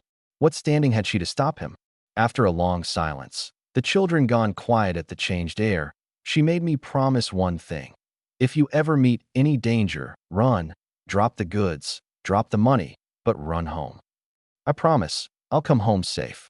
No shouting, no quarrel, no tears. She'd known, the moment she first gave way and let me go to the mountain, that she couldn't stop what I'd do after. The child carried what the adults should have carried, but no adult could hold this family up, herself included. Better to be his firm backing than to fight him, for if even she wouldn't strive, all his giving came to nothing. In his place, she'd have done the same. She'd no standing to keep him home. She smothered the fire and bit a bun, soft skin, rich pork and chive, the salt of it carrying her back to before the countryside, to a life that for decades she'd failed to build, and that her son was building for her now. Ma, for her eyes had filled. She wiped them and smiled, and led me to the back room, and froze at the table. In that age of scarcity, even a city family couldn't buy so much at once. Twill cloth, brown sugar, matches, soap, and rice in the sack. Rice. She cupped a handful, disbelieving, the grain coupons, meat coupons, lotus beside it. This was a year's living for a country household. How much did you catch? A bit more than before. I happened on a brother wanting meat for his wife. These I bought at the store. The coupons and money I'll leave with you, lest I lose them coming and going. Lightly said, but she knew it wasn't simple. Then she caught me yawning, my eyes bloodshot, and pushed me onto the Kong at once. You've not slept a night. Go. And warned the children not to wake me. The three of them tiptoeing the things away under the bed and into the kitchen's dim corners. And that careful, loving creep was the whole meaning of a family. I slept hard, and half dreaming felt a cool breeze and slept the sweeter, Jiao Jiao fanning me with a grass fan against the heat. I woke to a smell of food, dark already, a stub of candle burning yellow. Big brother's up, Jiao Jiao called the kitchen, Guashing setting out a stool, my mother bringing in rice porridge last. Mom made hair cubes, so good.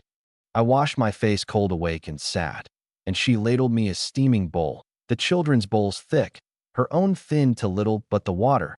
So I took her bowl and poured back into it before she could stop me, and she gave up and drank it, the children copying with their bowls hugged to their chests.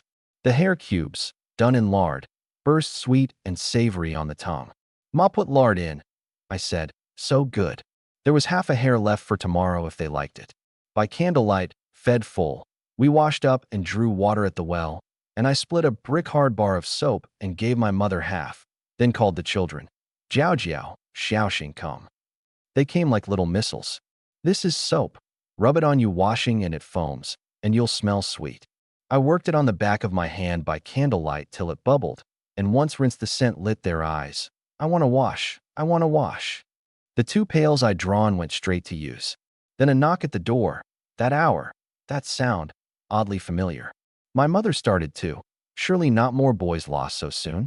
I opened the map first, saw no yellow dots, and opened the door. Old show. Who is it, Guahao? My mother asked, coming with the candle. The grandfather from last night's climb.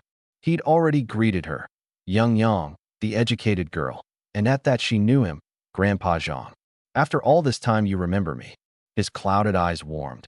But for the village head I'd not have known this lad was your son. Old acquaintances, long unmet. She made way for him to sit, but he shook his head. He'd come to talk to her son, and she, guessing it touched the hunting, gave them their space. We walked the slope foot a while before he spoke. Lad, call me Grandpa Zhang. Grandpa Zhang. You've been up that mountain a few times. Not a question, a certainty. The old warden had felt my eyes the night before, had seen me steering the crowd the right way. I didn't deny it. I have. He knew my family's state. He'd even gone into the ancestral hall, Heard the Sioux clan cursing me over the withheld pork. No elders bearing in them at all. Say what you like, the boy has real ability. Those 2 strokes today, even this old hunter must give the thumbs up. Fast, true, hard. I hadn't such skill at your age. Then to the point, the black bear on the mountain. My brows knit. Stone had wept of it all the way down. But the map showed no bear tag, no den, and meeting nothing. I'd let it lie. My old bones have rested 5 years. He went on. He'd steeled himself a whole day to come. The boy was only a child, but a child with his young self's eye and hand and feel for the mountain. Early this year a man met that bear up there. Vicious. It took the leg off old Sioux by the gate's son. The village head sealed the news, and with this hut at the slopefoot empty, it was let slide. Before I saw your hands, I'd not have urged you to hunt. But that boy's seen the bear again. If it comes down once more, the whole village is in danger, your house most of all. So you've come to me. Yes, the village heads gathered a band of strong young men to go up and deal with it. If those lads meet it, they'll likely leave their lives there. I know it's an absurd thing to ask, but I hope you'll go up with them, at least to keep that band alive. And he drew from his trouser leg the old fowling piece he carried and held it out. And I stared, for the trouser leg held no leg at all, only a wooden post the cloth had hidden. Your leg? 5 years back, dodging the bear, I missed my footing and broke it, lucky to keep my life. The mountain's terror is that it's dangerous every moment. Let your guard down and the mountain god punishes you. Last night I'd led by the map, but it was my own knowledge of the routes. He'd seen that, the old warden who'd carved the map himself. I took the gun and turned it over, heavier than any game piece, the grain of years under my fingers, the barrel bright, the stock all wood. This mountain lies between 2 villages. The next will send its strong lads too. Only a few rounds left, but it hit hard in its day. He watched me handle it one-handed and could scarcely believe it. That gun took his son both hands in his prime. Kill the bear, and you're the new warden. A warden's do. Whatever you hunt and gather on the mountain is yours, no grain levy. No village has had a warden these 5 years, so there's little asked. No patrols, no long stays up there. But if real danger comes, a man-eating bear, the warden must guard the villagers. And when you go to buy a new homestead, both villages' heads will give you face. I took it in. A warden was mostly a hunter living off the mountain, and for a lawful homestead in short order, the post was the best road. In a few years the policy would allow free trade anyway. Grandpa Zhang, when do we go up? Come to me by day tomorrow. I'll teach you to shoot. Tomorrow night the 2 villages gather and go. He knew the lads faced long odds, but with me up there they'd not be wiped out, and the boy needed a chance to prove himself to all, the better to take the warden's seat. That night, washed cold, I went to the kitchen. The fire burned out, the small pot's water gone cool. I fetched the hidden brown sugar, melted it into the pot, and filled 4 enamel bowls. Open pack.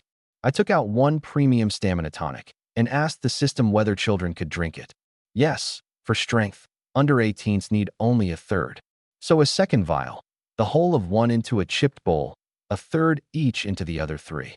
I carried them in 2 at a time. The children, who should have been asleep, sat good on the bench for their bedtime sugar water. This one's yours, Ma. The others are theirs. She set hers by mine. I don't like sweet. Ma, you must drink it. I put mountain ginseng I picked into it, for your body. Ginseng so precious frightened her. Your body's not healed. You must, and don't think to give it to us. And I drained my own and stood over her till she finished, the sweet over a complex bitterness turning to a slow aftertaste. Only when the last drop was gone did my heart settle. With the tonic in her, her body would soon be whole. The children drank theirs down happy, and I washed the bowls and blew out the candle and slept. At the slopefoot hut, the sun on her face at last woke my long-sleeping mother, slick with grime, an acrid sour reek on her, frightened to have slept so late. I'd water ready. It's normal, Ma wash.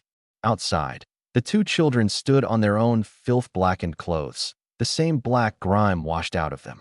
The timeline is the corrected one. This is a fictional, era-unspecified setting. Thanks to the hot water I'd readied, they'd all washed the filth off on waking. The noon sun was fierce. The little clearing hung with washing and coarse cloth quilts. My mother carried out the rice porridge. No ache in her legs, no shortness of breath. the old pain at the back of her skull gone. She'd not have believed wild ginseng could do so much. Ma, after I eat, I must go to Grandpa Zhang's. Good. This ginseng. An old doctor in the next village says good ginseng works fast. Pity, I only got a little. She, who'd woken caked in black mud, couldn't but have questioned it. I headed it off, and she, her body so much better, able now to work, to ask the head for a plot and earn points so I could breathe, thought it reasonable enough. Can I come, big brother? Wishing wanted out with me.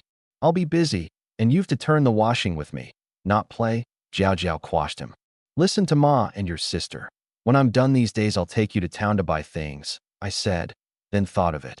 And don't go picking mushrooms these days. Don't gather deadwood either. Wait till I'm home.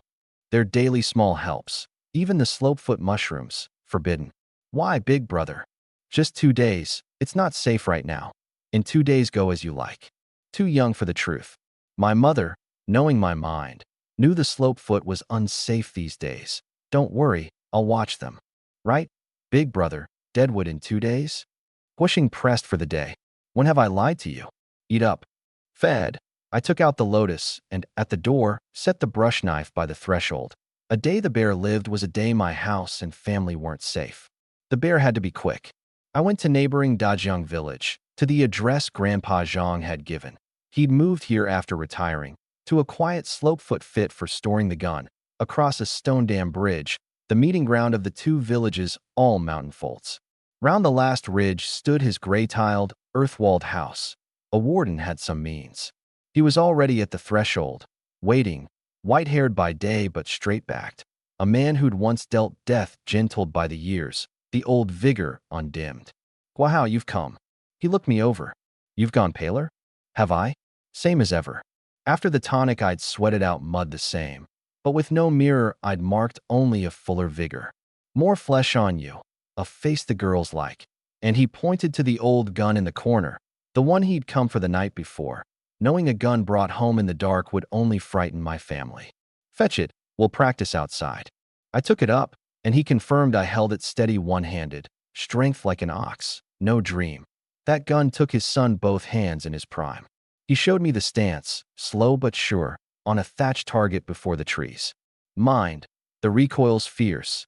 Hold it wrong, and it'll wound your shoulder. Aim, then 1 shot to kill.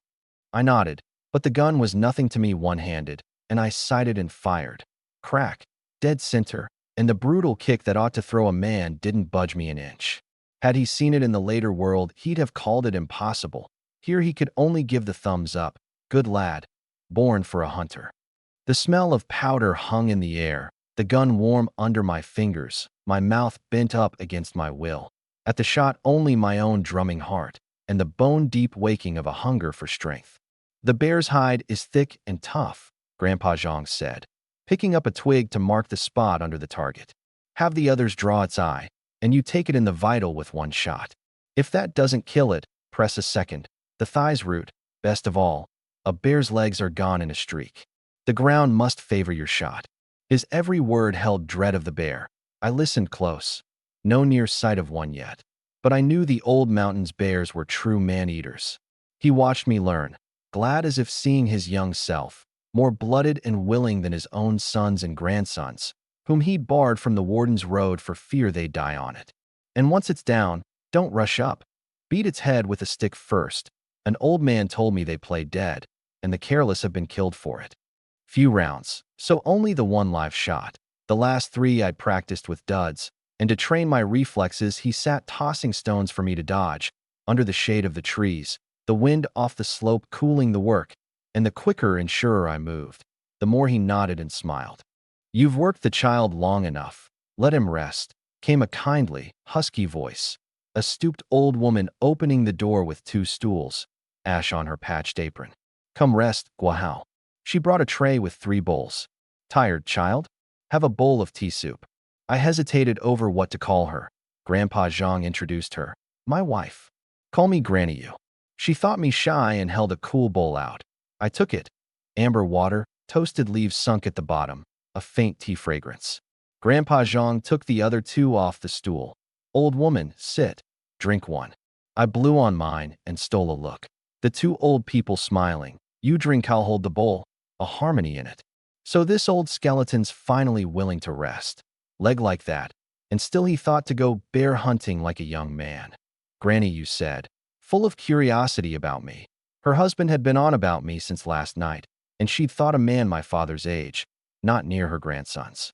Seeing the old gun in my arms, hearing the shot from the kitchen. Could it be this child took the 2 pigs in 2 strokes? It is, he laughed, glowing over my 2 strokes, though he'd long left the post. You never laughed so over our 3 sons and 4 grandsons. She was helpless before his excitement. The children had tried the mountain in their prime, but none could live off the warden's bowl and farmed instead. Still, that bear's too dangerous, and this child's so young. She knew the mountain's perils well. 5 years past, her old man had broken his leg and crawled half home before their son found him. Granny, you rest easy. I'll guard myself well. The tea soup, blown cool, was soft, bitter, and right. The heat in my throat washed mint clean, a faint medicine taste under it. Drink more if you like. There's a pot, she said, and I drained it and asked another. And so did the old man. Proud, I liked his wife's brew. A thought flickered in me, but seeing her carry the soup out, I let it go. Too novel a notion for so plain and honest a generation to take. A dog barked behind her, middling, not fierce. Hush! Dazai, Erzai out, Grandpa Jean called, and 2 old mottled white hunting dogs came slow, no pets fat on them. The hunters bearing still under the years. They sniffed me, circled, and lay by the old couple, accepting the stranger. Besides the gun, these 2 old fellows are my old comrades, 15 years in the mountains with me. But for their age, I'd send them up to lead the band. Design knows he's old. Not like you, thinking your old bones still young, forever charging ahead. Grandpa Jean calls from ahead, 7 men, dark and burly, brush knives at their waists, stout staves in hand, jogging up, well-readied. 7, not too few. The eldest, Zhang Ming, a far relative of the warden's, hailed him uncle. This is Guahao, who took the 2 pigs yesterday. I've asked him to go up with you. We know him. All 7 said, same village, among the 70 who'd climbed 2 days back, eyewitnesses to my saving their own. Good, one more to look out for. Any other teenager they'd never let risk it, but a man the old warden himself invited would have ability. I'm Zhang Ming, call me Uncle Ming. Su Guahao, call me Xiaohao. Then the next village's 7 arrived, 20-odd young men too, self-made iron forks, spears, hose at their waists, better armed, led by a near 6-foot man, Ahu, shirt at his waist over a hard, hairy chest. Grandpa Zhang, your 7 are here.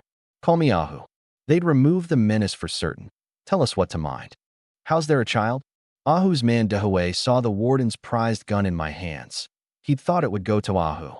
This is Su Guahao. He knows the mountain, so I asked him along, Grandpa Zhang said gravely. Don't be fooled by his size. He killed 2 pigs 2 days back and saved several of his own. Zhang Ming vouched for me, himself struck at the familiar gun in my arms. Ahu frowned. How can a child shoulder a gun up the mountain? We'll go. Killed 2 pigs? The bear's bigger and worse than 2 pigs. A child should do a child's things. Another, kindly enough, doubted at luck. That gun's longer than his arm. Can he hold it? Better brother who carries it. Someone sneered. Displeased the warden had brought a child to drag them down. Grandpa Zhang came slow to the front, the killing edge back in his eyes. This gun must be shouldered one-handed, and against the bear you fire at the farthest distance you can see. Xiaohao's the youngest, but his aim is true. One-handed, he won't tire through a whole candle's burning. You may be strong, but your aim? Your range? His knowledge of the mountain routes is no worse than this old man's. Close in. You're all in danger. You need one true gun to break through. That settled it.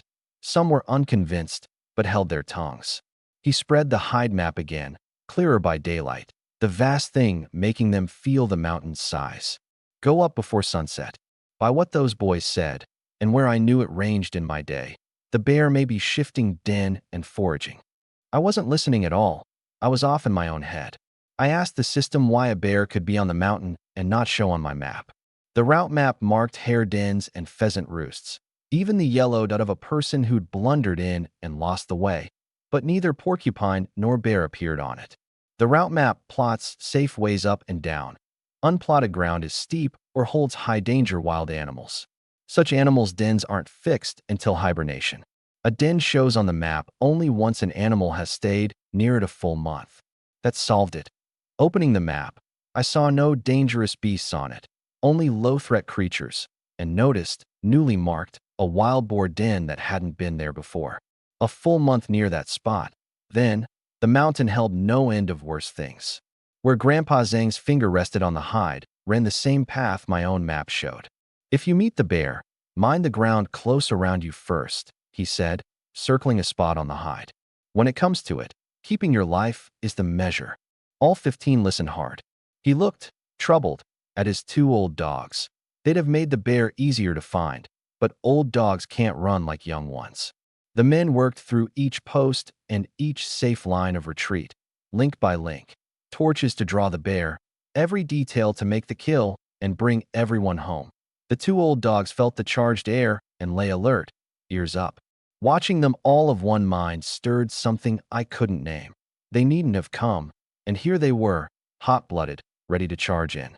Before the sun was down, they lit a dozen torches and filed up the mountain road, Ahu's great frame in the lead reading the hide as he went. From the first step, every man was on guard, and I walked beside Ahu, falling in with the crowd where our ways matched. The path was rough, fine vines to be parted by hand, deadwood crackling underfoot, the head and foot of the mountain both gone from sight, breathing growing heavy. Those boys of your village had the legs to run all the way up here, too wild by half. A man said, mopping his brow, the night thick with mosquitoes. I don't know. Children at play never feel the tiredness, Zhongming laughed. He'd been up 2 nights back and learned they hadn't covered half the mountain. Dahui cut in, dragging his iron fork loud across the stone. Children are children. Meet the bear and they'll run faster than any of us. Say, Xiaohao's about those boys' age, isn't he? About, I said, unbothered. If you get scared, throw us the gun. Don't shoulder it and wet yourself. You'll not sleep tonight. Just don't drag us down. No need for a little brat to risk firing. Laughter went round, smoke hanging in the night air, and I walked on at Ahu's heel as if I hadn't heard. But they began to mark the teenager who, where grown men already gasped or walked bare-chested and sweat-soaked, not only didn't lag, but kept the pace. Not bad, that. Only my carrying the old warden's gun still sat wrong with them, though for the old man's sake they gave it face. Some way on, Ahu was reading a key spot on the hide, trees and rock all round, the area near, when whisk, Dao, midway in the line, stepped on loose stone, slid, and went rolling down the slope out of control, his torch flying from his hand, his scream tearing the night so that everyone whipped round. The torchlight found a whole stretch of brush thrashing, no sight of the man.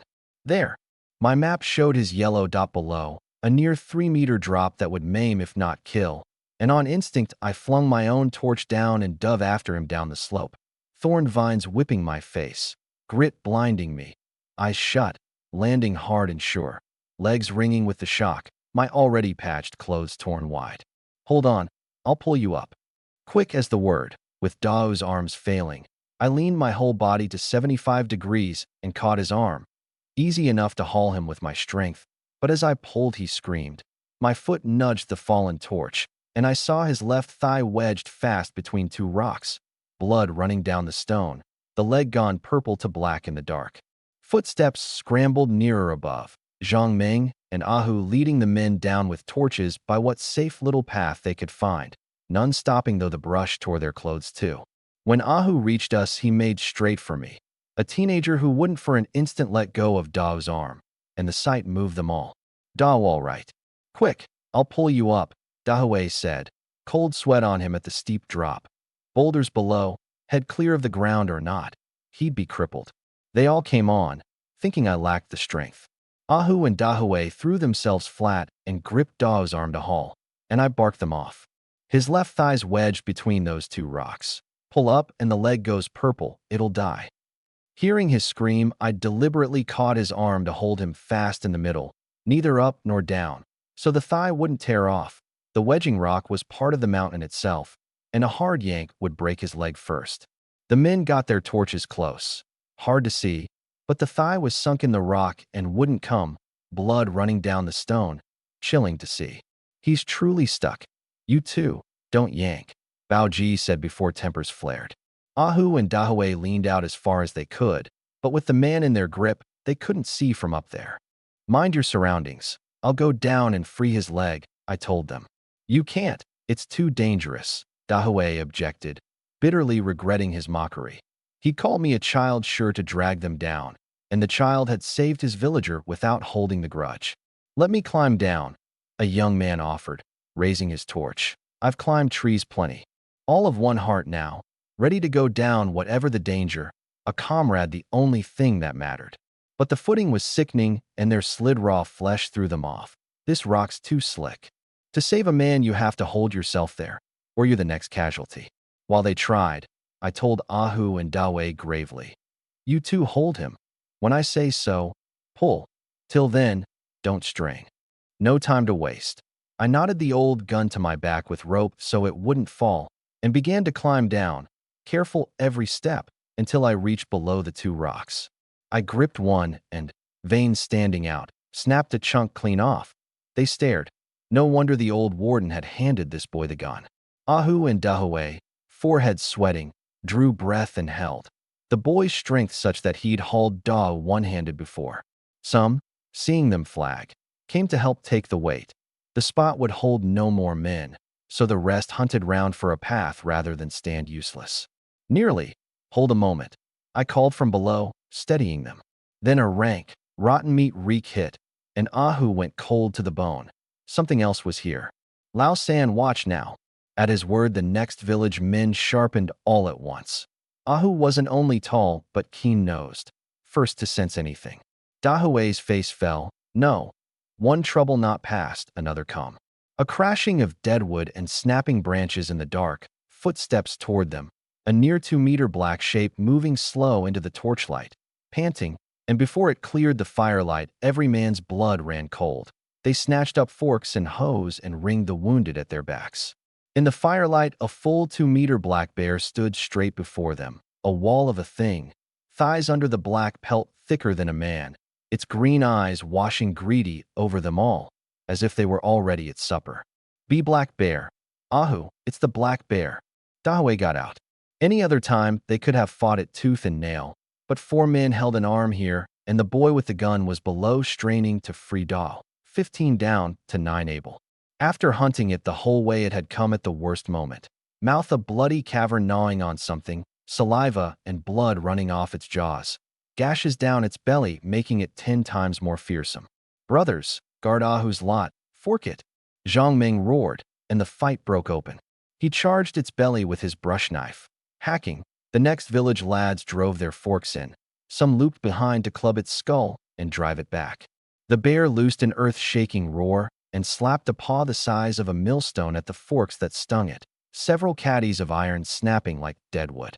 Zhang Ming got a wound opened in its belly, blood running, and rejoiced. Too soon. The bear kicked, and the kick launched him 3 meters to crash on his back and bring up a mouthful of blood. Other forks pinned it. One lad leapt from a tree to chop at its head. The enraged bear swung up, and a single claw blow broke the right arm of a young man wielding a hoe, a shriek ringing through the whole mountain. By the torchlight, those who dodged a paw saw at last that every claw on it, hand and foot, was honed sharp and 2 or 3 inches long. The screams and clash above grew louder. Even unable to see, I knew the fight was savage. I drew a breath, sped my hands, and smashed the last rock. Pull. Ahu and his men, frantic, gritted and heaved Dao up at last. The torch, throw the torch at it. My voice came up like thunder, and a burning brand flew at the bear. It shied at the fire in its face, hesitant under the heat and singeing fur, and stepped back, giving the men room to breathe. While it flinched, Ahu's lot carried the wounded Dao somewhere safer and rallied with forks and hoes. Seeing their hurt brothers still struggling to rise, eyes full of rage, the 4 charged. Ahu led, fork driving at the soft throat. Dahue braced the other side, stabbing fierce at its eye to make the opening. 2 more flanked behind, hoe and fork hacking its back at once. Roar. It blocked the throat fork, but not the rest. A great paw clamped its wounded left eye, and another slap sent Dahue flying into a tree, his whole arm gone numb, as if broken. Crack, the hide on its back too thick, a forked tine snapping off against it. It thrashed, lurching open-mouthed at Ahu in front. Ahu, look out! And in that hair's breadth, I shoved Ahu clear and drove a flying kick that launched the bear into the air. They watched the huge thing sail up and crash to the ground with a heavy, sickening sound. As it tried to rise and teach them all a lesson, I was already a leap into the air, the old gun steady in my hand, the muzzle on a tuft of white fur over its heart. Crack! The shot burst like thunder. They seemed to hear its innards split, and the great hulk slammed flat in a cloud of dust. I didn't holster it. I leveled again. Crack! A second, dead in the skull. Only then did the system sound and let me drop my guard. A wild man-eater that size has fierce vitality, and so long as it clings to one last breath it can still kill. Until the system spoke, I couldn't be sure it was dead. Detecting, 1 black bear killed. By host. Reward, 500 points. Bonus, 1 hunting chest. 5 mall pages unlocked. Limited 24 hours. 1 mall item free of charge, any points. 500 points, 5 pages unlocked, and 1 item free regardless of cost. Bigger than any online sale. They stood frozen, unblinking, the image of me landing gun in hand, smoke curling from the barrel, burned in forever. You all right? I came to Ahu. Shoved you clear just then, hurt. The 2 words broke the spell. Zhang Meng, Dao, and the rest forgot their pain. Looking at the teenager with awe and fear, my own villagers 7 brimming with pride. That kick, that shot. They'd never again doubt the old warden's eye for a man. The lightly hurt tended the worse, and I tore a strip off my own ruined clothes to bind a wound. None had seen a bear stone dead. They crowded it, wanting to feel its weight. Ahu, biggest and unhurt, set himself and heaved with all he had, and lifted a quarter of it before it thudded back down with a crash. This thing's too heavy, he breathed. No wonder every move it made was an earthquake. The men sat the bound-up ones by the carcass, and up close, recalling that life-and-death instant. The young men were wholly won over. Brother, that kick sent it flying. How strong are you?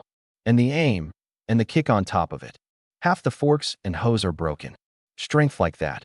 Are you the mountain god reborn? No wonder Grandpa Zhang gave you the gun. Me? I'd have been swatted flat before I fired. It's nothing, I said modestly, glancing at my leg. I could have dragged the whole bear down the mountain, but losing that much strength would only have earned me a reputation for playing at ghosts and gods. Better blend in. What now? They still couldn't hide their excitement. A bear's all treasure, said Zhang Meng, the eldest. Some of us helped the wounded down. 6 stay to build a rough frame and haul it to the slopefoot. Uncle Zhang's likely still waiting for us there. Before dawn, missed at the slopefoot, old Shou had sat at his door all night, unwilling to rest. 15 young men gone up after a bear. He'd handed the boy his old comrade and made them trust him, but a bear could fell an ox with 1 blow, and idle, an old man's mind runs dark. Yet he held to one belief. The boy with the gun would not abandon anyone and run home. So it proved, though when he saw the young men haul a black bear down off the mountain, his lamp hand shook. The 2 old dogs bayed at the blood-reek and stranger's steps until he hushed them. They knew that smell too well, circling alert lest their master be set upon. Heavens, you boys! Decades a hunter and battle-tried, and still the bear sprawled across his whole forecourt staggered him. He caught his cane, his clouded eyes filled with that savage face, the left eye a ruin, the dark blood pooled in the matted fur. Granny Yu came out with her lamp, not knowing what the black mass was until she did, and froze too. They'd truly done it? She had medicine ready and hurried the unsteady ones inside. All 15 went in without a glance at the bear. The unhurt fretted over the badly hurt. Old Shou checked each, 4 with small scrapes, 8 needing help, but, by the couple's careful tending, none hurt in heart or lung, mostly skin and bone, a matter of time to mend. Grandpa, how's Da's leg? Dahue asked, fretting over that purple, bleeding thigh. Him? Caught in time, else the leg was gone. Granny Yu dressed wounds beside him, skilled from a warden's wife's life. It's all thanks to Brother Xiaohao. You should have seen. When Dao fell, the boy went straight down without a word and held him. And lucky you gave Xiaohao the gun, or we'd not all have come back. 14 men sang his praises. I didn't believe you when you said he could shoulder the gun one-handed. Without him, I'd have been torn apart. Ahu said, truly humbled. The lot of them won over regardless of his years. He took out the bear with one kick. I'll never forget it, Dahue said. None who saw that kick and those 2 shots would. Looking round the house, I saw 4 photos on the wall, 2 of them family portraits, and understood. Both old Show's sons had gone for soldiers, daughters-in-law and grandsons following the army, leaving the 2 old people to keep each other company here. Xiaohao, I'm sorry, Ahu said, bowing gravely. Thank you for saving our dao. Whatever you need of me, say it. Laosen added his thanks, a life debt today. If you take the warden's post, we back you. Praised the whole way down, I rubbed the back of my head. It's nothing, everyone's safe. I held the old gun out to old Show. It's the gun that did it. Without yours it couldn't have worked. He came trembling and took it, his rough palm over the barrel as if warmth lingered there. 5 years since he'd last hunted with his old comrade. 5 years he'd given in to his body, and his throat worked, his clouded eyes wet. This gun is yours now. In these old hands its being has no meaning. I could see his grief, and didn't take it at once. The gun had been the most important thing of his whole life. You keep it for now, I said, to steady him, lest he take my refusal hard. Done. Granny, you said over the last man. No heavy work these 2 days, rest a week. Ahu, seeing all were well, remembered the bear outside. Grandpa Zhang, we mean to butcher it. Do you know how? I can do a pig, but the hide's so hard a hoe won't bite. None had ever butchered a bear. Every weapon they'd brought lay ruined against that hide. Right, it's outside, let's open it up. He looked at his wife. Fetch the meat knives from the kitchen. Let these lads butcher it themselves. Their blood ran hot. An old warden's knives and method, a thing you can't seek out and find. Dawn graying. The great black shape still on the ground under the thinning mist. The warden's 2 meat knives sat easy in the hand, edges nothing like their own home blades. No wonder, honed by an old warden. He brought out a long pole too, none knowing its use. The wounded came out as well, loath to miss the butchering. The thrill of it drowned the pain in their bodies. They'd not always kill a man-eating bear, and could boast of this a lifetime. Old Show shook his head. Rye. Hurt, and still so spirited. Young men mend fast. Ahu Xiaohao come. He put a knife in each of their hands. No one objected, only admired and envied. Zhang Meng, who'd waited for this, stepped out. Uncle Zhang, let me take that knife. You're hurt. It's nothing. All my years I've only ever killed pigs, never a bear, let me. I simply handed him mine. You do it. No, I'll give it to him, Ahu protested. It's fine. I'll watch from Grandpa Zhang's side and learn. I said. I wanted the spot to see clearly how the bear was divided. Zhang Meng near wept, and eyed the lifeless bear, eager. From now on, he decided, he was this boy's own uncle. Old Show agreed to keep me by him. The boy taking the warden's post should learn the whole of dividing the meat, and a man practiced at killing pigs was useful besides. Both of you, gather round. I'll teach you to part a bear. He stepped forward on his cane, the long pole earning its keep, and circled the bear's hind leg. Zhang Meng crouched at one hind leg, Ahu at the other, the wounded watching, envious to death. The rest, envious too, weren't idle. Fetching wood, heating water to scald the hide. Cut in here, along the bone. The back of the knees softer. Take the skin off first, then the meat slow. Both of you, cut a hard opening, then you can peel a layer of fat away. The 2 learned fast. Under the sound method they bore down, palms sweating, until the white meat showed. Good. Open it. Peel, cut the fat where it joins the skin. He nodded, glad, guiding them. I watched every detail and rule of butchering a bear. The whole hide drawn off, every cut of meat and seam of fat parted careful. When the belly was opened, fat and blood burst like a balloon, and some young men, unable to stomach the reek, sourer than a pig's threefold, the undigested gut sharp in the nose, turned away gagging. In the belly I saw the bear's gall, skin and flesh still on it, its amber sheen unmasked by the blood. That's the gall. Quick hands, cut a small opening through skin and flesh and dig it out. Under his guidance, Ahu took his first bear gall, and it drew every eye. A bear is precious all over, but the gall is precious among precious, sought by herbalists who never get one. This gall, you take it, old Show said, wrapping it in coarse cloth and smiling at me. 14 pairs of eyes turned to me, and at the old man's plain words there was no envy, only the same being won over. None could make them yield more readily than I. It's right that you take the gall, and I didn't refuse. It had great use for me. He picked out with the pole the marbled stretches and had the two carve along his marks. The belly fat's rich. You can render bear oil, good not just for cooking, but for the lamp. Heads craned. Men whose lamps wanted oil brightened, though lamp oil was a waste of it. Near done, the meat and fat laid out clean and clear, I had to marvel at the old generation's skill. He wrapped the skull. This is hardest, but the throat's soft. One of you each side, cut it through. Ahu and Zhang Ming ground at the neck a good, while before the head came free, hands trembling at the swap. Every part of a whole bear took strength, even Ahu sweat-soaked.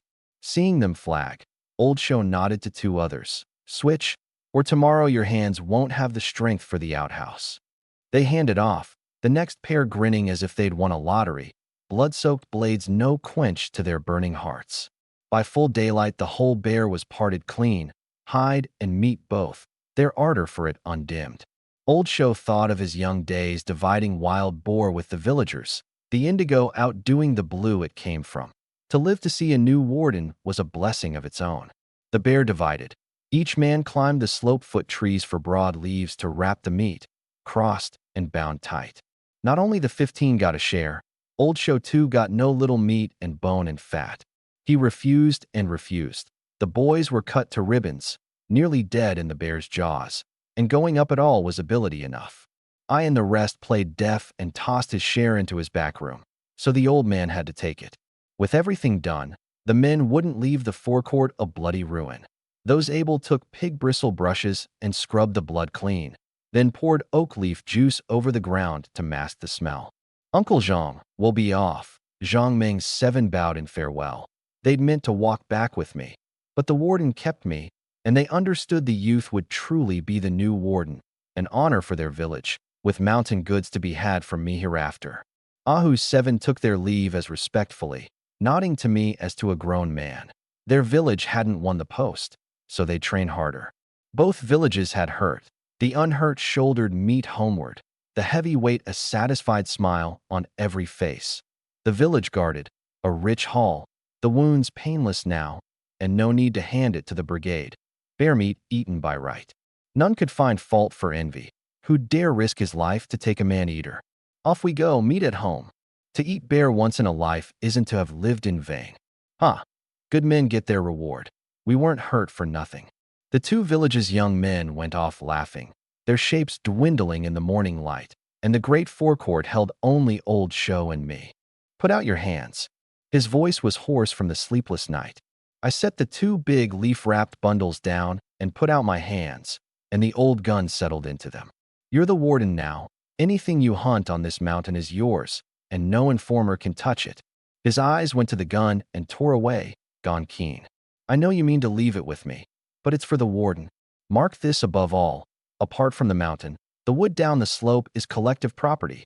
Hunt there, and you'll be reported. For rounds, apply to the village. I took it in. I'd never been to that wood. When you buy a homestead, come to me. I'll talk it through. Even your father, your grandfather, can make no trouble. That was what I wanted most. Then he led me to a brushwood stuffed hut and unrolled a great cloth bundle of beast traps he wiped clean every month or 2. No dust on them. Plus 2 wooden pistols with springs and wood blocks in the magazines, a beast net, snares, stout rope, a rain hat, even bells, and a fire striker. 5 years of his care plain on all of it. To refuse the old man's kindness now would be inhuman. It would all help me through a stretch in the mountains, and the rope was better weighted than any I could buy. Satisfied I'd taken it, he sobered again. More, these decades the mountains held worse than bears, every kind of worse. With the bear killed, the next days won't be quiet. Wolves, boar, the blood-hungry things, will smell it and turn savage. Best not go up these few days. He thought I'd not rush back, with bear meat and oil to last a while, but a warning's a warning. My eyes lit. Boar, I hadn't forgotten the 3-day appointment with the Ding family. Today was the second day, and the traps I'd reset were likely full of hares and river catch by now. The old warden truly had the better knowledge of all this. He, not knowing of my black market deal, took my brightening for a boy still high on the bear, only a child at his age, after all, and clapped my shoulder. Off you go, rest, a night without sleep. Stop thinking about the bear. Right, and you rest too. You and Granny, you were up all night. I roped his gifts to my back, and to look unremarkable hefted the leaf-wrapped bear meat in both arms and set off home. Long after I'd gone, he still marveled at my strength. Ahu had strained to lift that same bundle, and I'd carried it without a change of face. A pity so good a child had lived so hard, having to rely on himself and be dragged down besides by his own father and that father's brothers and sisters. A great pity. Ma, I'm back. I went straight to the kitchen and laid the bundles by the earthen stove, the bloody black hide, the meat, the blocks of fat, the paws, near filling it, and tossed the gall, unwrapped from its coarse cloth, onto the hide with the rest. Good, you're back. The porridge is done. I'll dish you some, my mother said, who'd smelled the reek before I was through the door. She'd thought I'd lost track of time hunting hares, then turned and saw the great clawed paw on the floor, and her head went buzzing, my clothes torn to rags that wouldn't cover my belly. The bamboo ladle clattered from her hand, and she came trembling to crouch and run a hand over the claws, bigger than her whole hand. A bear. She seemed to see how close the night had been. I told you the mountain's been unsettled lately. The next village and ours went up together of our own accord, and with the gun Grandpa Zhang, the old warden, gave me, we shot the bear dead, and everyone got a share, I said, making it small, which was why I'd left without telling her, to spare her a day of dread. Look, the gall's precious. We'll keep it. I'll stew a paw to build you up. She snatched up the fire stick to swat my thigh and brought it down hard on the floor instead with a clang. Building me up, and you off to the king of hell first? I don't object to the mountain anymore, but do you think a bear's killed so easily? When such a thing comes, I don't want you the first to charge. Can't you think there's a mother at home? If something happened to you, how am I to live? Then I gave her the good news. Ma, I'm the warden now, and turned to show the gun and bundles on my back.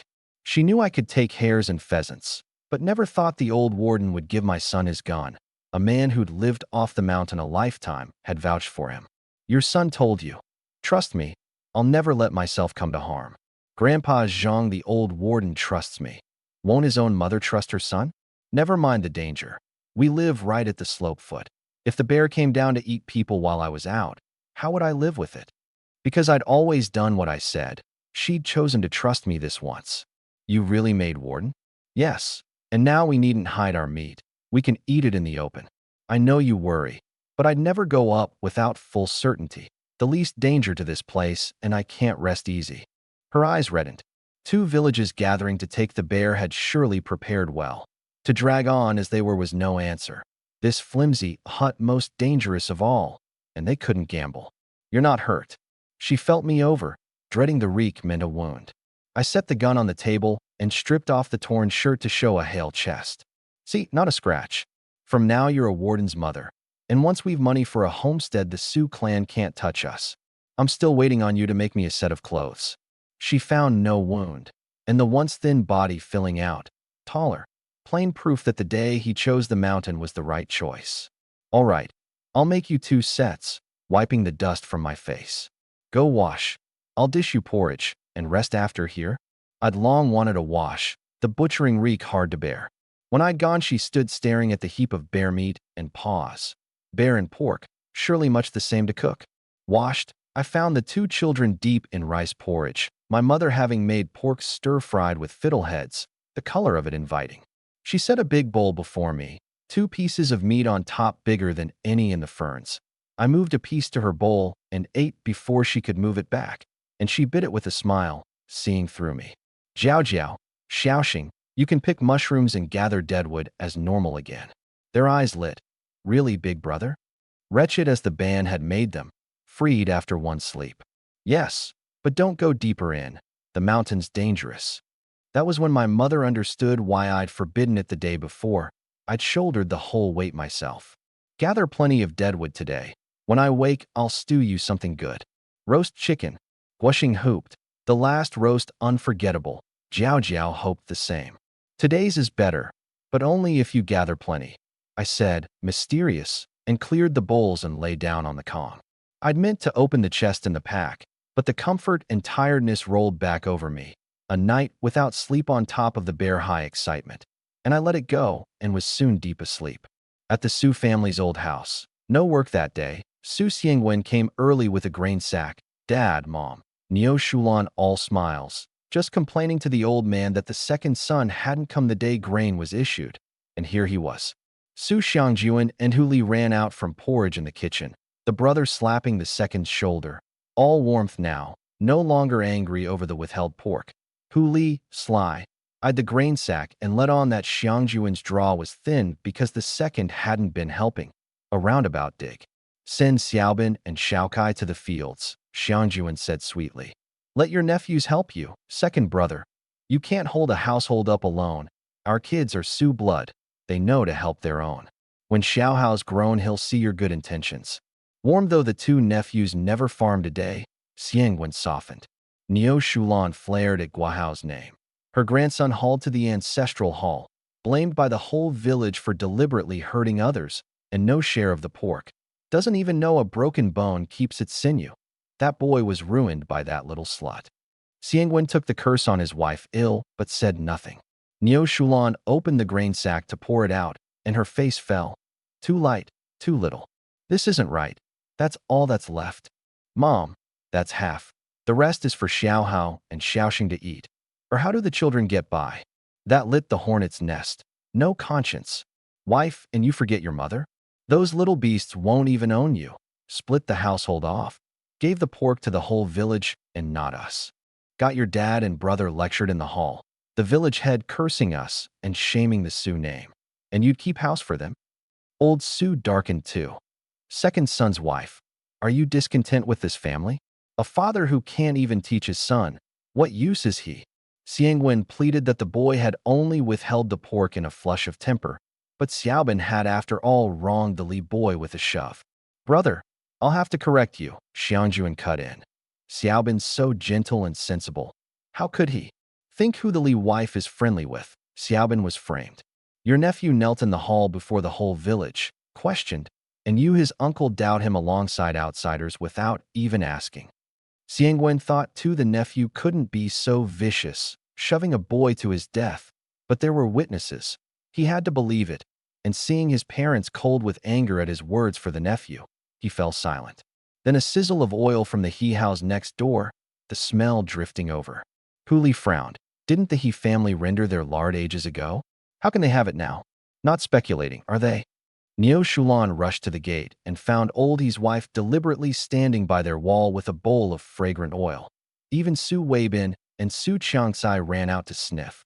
The smell of oil, how long since they'd eaten it?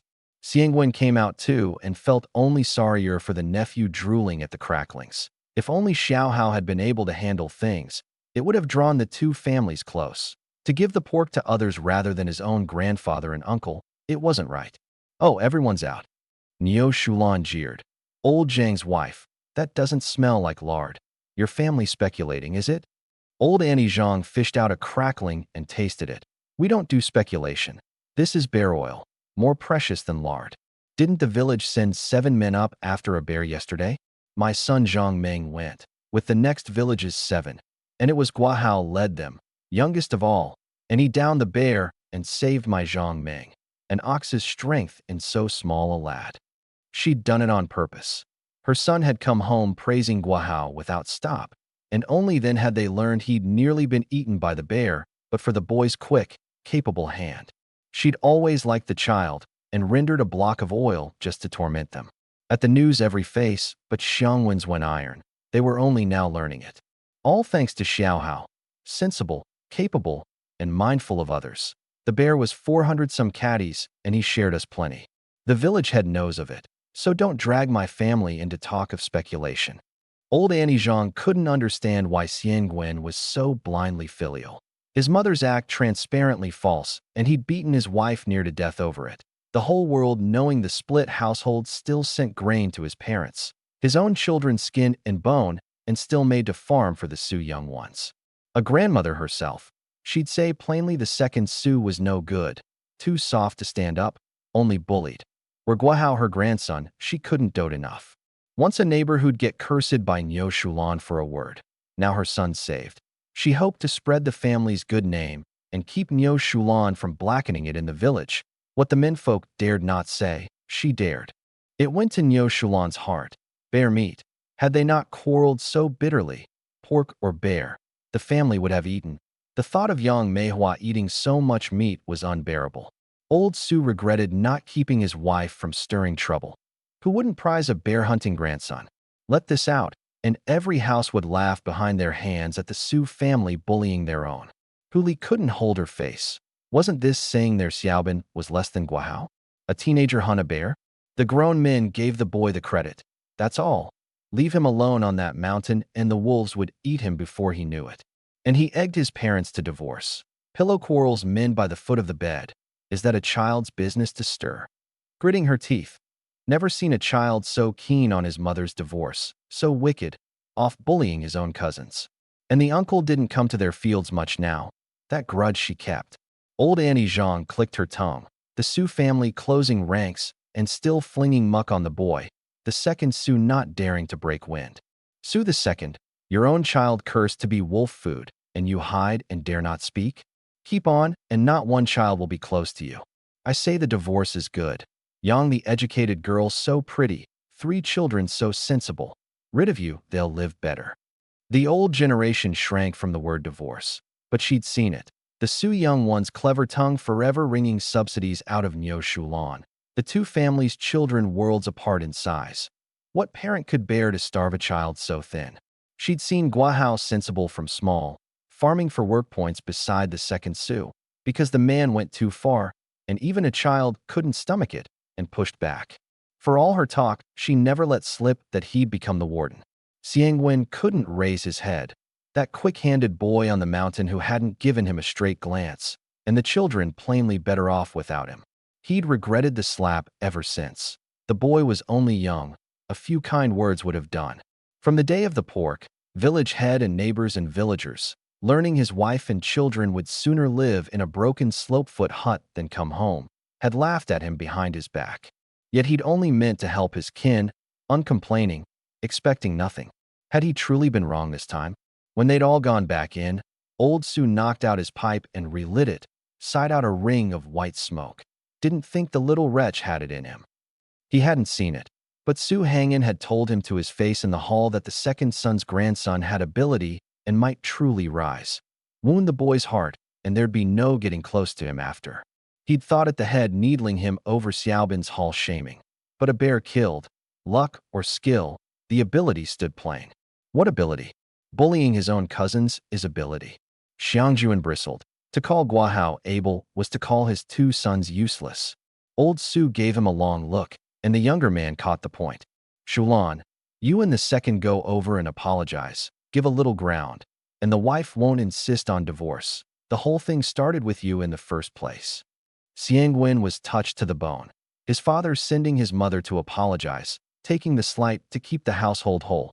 Truly the capable one. But Nyo Shulan exploded. I apologize to her? Give her face? A mother goes to her son's house for grain. So what? And she fights me half to death over it. The grandsons are Sioux blood. Why should I apologize? Cursing back into her seat. And after all the cursing, not a drop of oil in her belly. The second son's wife living it up over there. Meat to eat and no fields to work. Huli pressed. Father-in-law, what if the second aunt puts on airs and forbids the second uncle to give grain ever again? Give way once, and there's a second time. And Guahao's been turned against us by her. An apology won't make him hand us the meat. It was reason enough. The 2 old ones couldn't let Xiangwen do it, or the youngest son's house would drink the northwest wind. Old Su rolled his eyes at his second son. Look at you. Can't manage a woman or a child. What kind of man? Get back. The sight of you angers me. And Xiangwen went bitterly back to the small house that held only himself, circling, as he always did now whenever he had time, by the slopefoot hut, where his daughter and small son's laughter filled the place and only made him ache. I knew nothing of the Su family's greedy, filthy thoughts. Waking, I lay on the Kong studying them all. 500 points now, the 1 point left, and the 24-hour free swap still good. I tapped the lock at the corner page number, and all 5 pages sprang open, 6 in all with the first, but laid out unlike the mixed first page, a dazzle of goods. Thanks for the votes and the saves. Thank you all. Page 2. Sichuan Peppercorn 5G, 3 points. Star Anise 5G, 4 points. Cassia Bark 5G, 5 points. Single Person Outdoor Tent, 20 points. Good for brazing a bear paw, but not worth the free swap. Further back drew the eye more. Snacks, chocolate, the last item of each page dearer. I went back and forth and settled on pages 5 and 6. Full outdoor mountaineering shell, 3-piece, for 100 points. Solar charging high-power long-throw flashlight, 500 points. The shell would beat my body-chafing rags by far, but the flashlight pulled harder, solar charging, and 500 points said it was the more precious. I chose the flashlight. Limited 24-hour free swap successful. Solar charging high-power long-throw flashlight times 1. Placed in pack. Take out the flashlight. Sitting up, sure the children and my mother weren't near, I murmured it, and a small fortress of a flashlight appeared on the comm. A cylinder near as big as a grown man's arm. Handsome black alloy at the edges, plainly fine-made. Rubber on the grip, easy on the hand. A diamond panel at the base marked for solar charging. Good in the hand. Well-sized, just the thing for coming down the mountain tonight. My thumb on the switch, a hard beam shot to the wall. Day already, and still nothing like before. 500 points well spent. The solar charging the thing I liked. I put it back and turned to the hunting chest I'd wanted to open since I got it. Open the hunting chest. A red and black chest, a little lock trembling on its face. Click, and it opened, and I wondered what it might hold. A gun? Compressed biscuits for the hunt? 3D images spread out. A striking gun marked UHJ, 12 double-barreled fowling piece. System, is this a fowling piece? Yes, a domestically produced double-barreled shotgun of this era. The shot pattern read 12 gauge, 100 rounds, 15 to a load. The second was a small slip, trapping tips. The gun and shells went into the pack on opening. The tips dissolved to smoke and drifted into my head. And after a moment, no discomfort, no ache, I found I knew it. Against my crude hair trap, a finer method sprang up whole in my mind. Every step and on-site material vivid. I seemed to know how to use it. I spent 14 points on peppercorn, star anise, cassia, and salt for the bear paw. Without them, it wouldn't taste half so good. Found a dry coarse cloth, poured half of each out measured, and went out into the high afternoon sun, the hide on the line washed clean, the reek still hanging by the kitchen. There Jiao Jiao and Guoxing crouched in a corner washing their hands, a good heap of fresh-bound deadwood by them. Brother, look how much we gathered. Guoxing bounced. Jiao Jiao fed twigs under the stove, crackling. Jiao Jiao and Guoxing are amazing.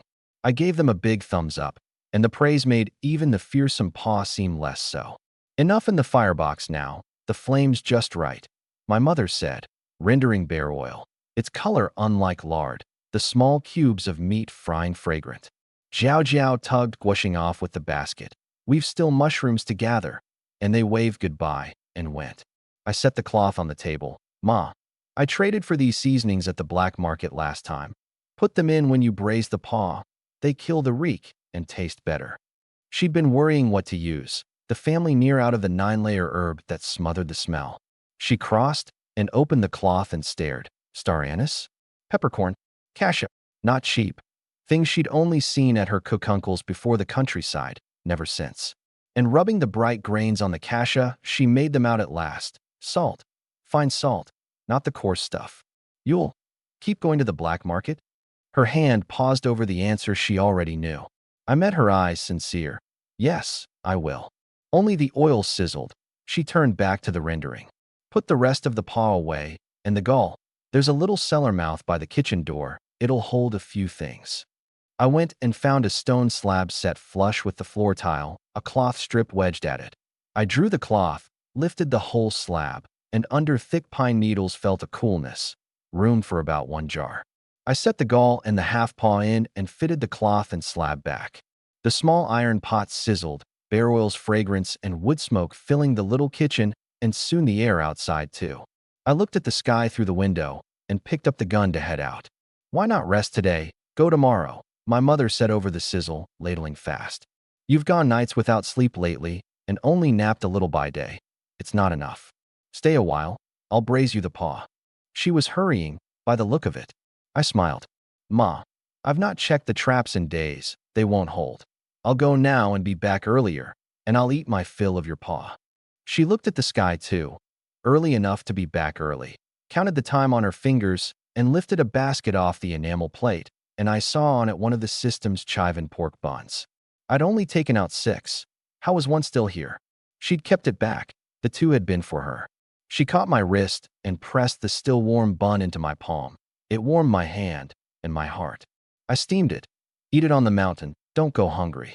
Go early, come back early. I put it back in her hand. Ma, this bun was for you. She wouldn't take it, pried my hand open, waved me off. I've eaten. I kept it because I was full. Eat it on the way. I looked at the bun in my hand, roped the gun to my back, shouldered the basket, and glanced back at her watching me kindly by the kitchen, and waved the hand with the bun and went out the sliding door toward the mountain. I reached the hare den without so much as a hard breath, soaked in sweat. I could feel the change in my body, strength to spare, the hours-long climb done inside one. The way was the same map route, but the feel was not. 3 premium stamina tonics left in the pack. Best to keep those. I hunted out the reset trap, thick, dead grass over it. Hard to find but for the spot's little bobbing motion. Amazed how the dead grass and leaves had blanketed the path in mere days. The changing green of the mountain meant the season turning, harvest near, and with it the rains, and my wish for a homestead grew the fiercer. I brushed the dead leaves back. 2 hares pacing and struggling. The trap torn open at the right. The kudzu plainly bitten through, a sharp bamboo splinter gone, the rest intact. Sharp teeth had worked a hole, and 1 or 2 had escaped. These 2 were held. One foreleg snarled in the vine and split bloody, the other's hind leg hung up. Had I not come, they'd have dried to jerky. I roped them into the basket and, eyeing the wrecked trap, found a better build rising in my mind, faster even than my own. I picked a palm-thick oak nearby, cut off dozens of short branches, laid the knife flat, and shaved each into splayed forks with fine barbs, points sharp at base and tip. Bent the tougher part of a pine into an arc and notched 4-pronged ends to seat the oak forks. Carried it all to the den, dug an arm-deep pit, laid the forked oak across the mouth, sank a dozen more half-buried in the pit, points up and fixed. A grid denser than vine over the top with gaps left, and a small hole dug at the very center into the damp earth. A second trap I set ahead, snapping thick weed roots to bury the base, cutting small openings, ringing a wide area with weed and kudzu lashings. Dug earthworms from the wet soil for both ends, took a bun from the system, ate the skin and pinched the still fresh pork into the 2 traps. Near half the filling in, ants soon swarming the bits, and rubbed grass juice over my hands to mask the blood smell, finishing by joining the 2 traps with kudzu. With a few short branches and vines left, I dug a pit under a tree, knotted dozens of kudzu into 1 rope, and hung it from a tottering long branch, loaded with earth and stones held by short branches, points hidden, doubling as bait draw. This one struck from above. By the tips method, I built a simple mechanism and 3 traps, so that however many days I stayed away, hare or other, whatever felon would be held and could never gnaw free. Done. I tossed the knife in the basket, and found the system had sounded no reward at all. No task issued, no reward. The system answered promptly, an answer as good as none. I'd noticed too that finding the 2 trapped hares had brought no automatic prey detected. Did already hunted prey not count? To learn, I left for the cliff wall and the river by the great rocks. The sun sank slow, the cliff dyed gold red, the waterfall scattering fine gold. The old net was easier to find. The palm-sized stone pinned only 1 spot, but on the great rock I didn't find the little roped stone wedged in the middle. The pebbles I'd weighted it with had washed down. My heart lurched. I reached low along the water, parted the stones, and fished up the roped stone, but the weight was wrong. I waded in, careful-footed, the water clear in the last light, and saw the net drifting by some rocks. I drew it over, a palm-wide hole torn in the woven bottom. That was why it was empty. The break looked cut. Nothing dull could part this natural fiber net. Then I saw at the break some moss and a claw, a snapped-off little pincer. The crab gone, its pincer left, a small mishap of crab life. I'd thought a few might escape like the hares. Instead, the whole haul was gone. I fingered the net at the water's edge, fine for short use, but left too long without a timely haul. It risked being cut by something sharp. I'd overlooked that. What better material to mend it with? Something to last 2 or 3 days unwatched and not be taken. The trapping tips at once gave me a better way, and I went to it, to a thicket not too far off, where I wanted not just vines but the sticky sap at the innermost of thorny canes, which by the method in my head would bind into my old net far stronger for a little effort. I sat right down on the dirty grass, pulled vines, worked the fist-thick inner ends with the knife tip for sap, and smeared it on so the fibers ran tougher. By the time I'd worked and enlarged the 2 nets, the sun was down, black all round. I took out the flashlight to try its strength. At the switch, the whole thicket lit, hard as daylight. The mall's flashlight was no less than a searchlight. No wonder a full 500 points. With its beam, I rubbed dozens of clear filaments together, sapped them, joined and knotted them to the old half, lengthening the small net larger over some time. By the tip's record, the stuff could outlast a few sharp wearings. A blade biting or wearing it would leave a trace of blood, and that very thing better reinforced the net's edge so it couldn't be pulled open. Done. I took the flashlight to the river. This time not to weight it on a rock, but to tie it to a branch of a near tree. The long, thin vine line plenty to lay the net in the water. The river soaked my shins as I spread the net, even over the surface, the fine mesh clear in the beam. Earthworms already threaded through every crossing as bait. The river catch was as good as in hand. Glug, glug. An animal drinking? I pressed my whole body behind the great rock, and lucky there was moonlight outside. I cut the flashlight at once. Following the sound, I found a small wild boar, whole muzzle in the water, gulping, black eyes glinting in the moonlight. No wonder it hadn't seen me lay the net. It lifted its dripping snout, little tusks twitching, round eyes wary, turning as if it had caught a strange scent on the air. Not to lose it all at the last, I spent 1 point on pack storage, put the gun and everything in, and sank my whole body into the river, head and all, not a hair showing. Lucky I knew a little water. Eyes open, I saw the boar already at the rock I'd stood by, snorting, hind feet kicking back as if to dig out the strange smell. It lingered, and a man underwater must breathe. I pinched my nose, near my limit, and then it spat out a mouthful of mud and a moment later had a fish in its mouth. A boar fishing? Pulling fish straight out, faster than my net. Its nose twitched again, my pinching hand trembled. It cocked its head, butted the rock once more, shook itself, circled twice, and went off into the thicket, its shape briefly gone. Pa! I sat up, spat river water, every breath swimming with the dizziness of water up the nose, and still my eyes turned that way. Stars floating before me. I remembered. Follow that small boar. Where there's a small boar, there's a big one.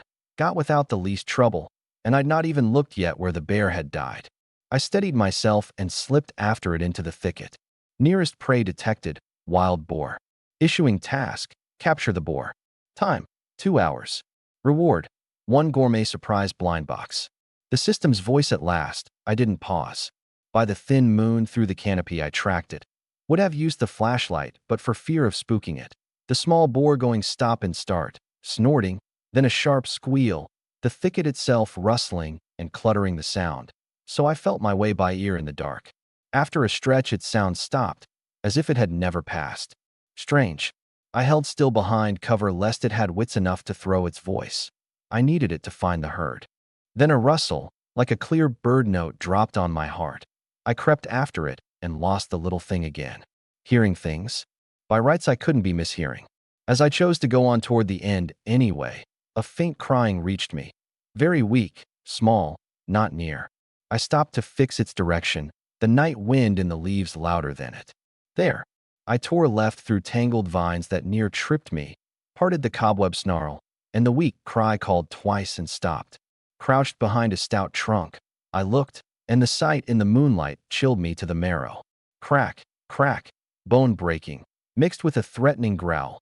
2 boar, each half a man high, ringed something and tore at it, blood dripping off their gray-black bristles, a flap of furred hide on a tusk.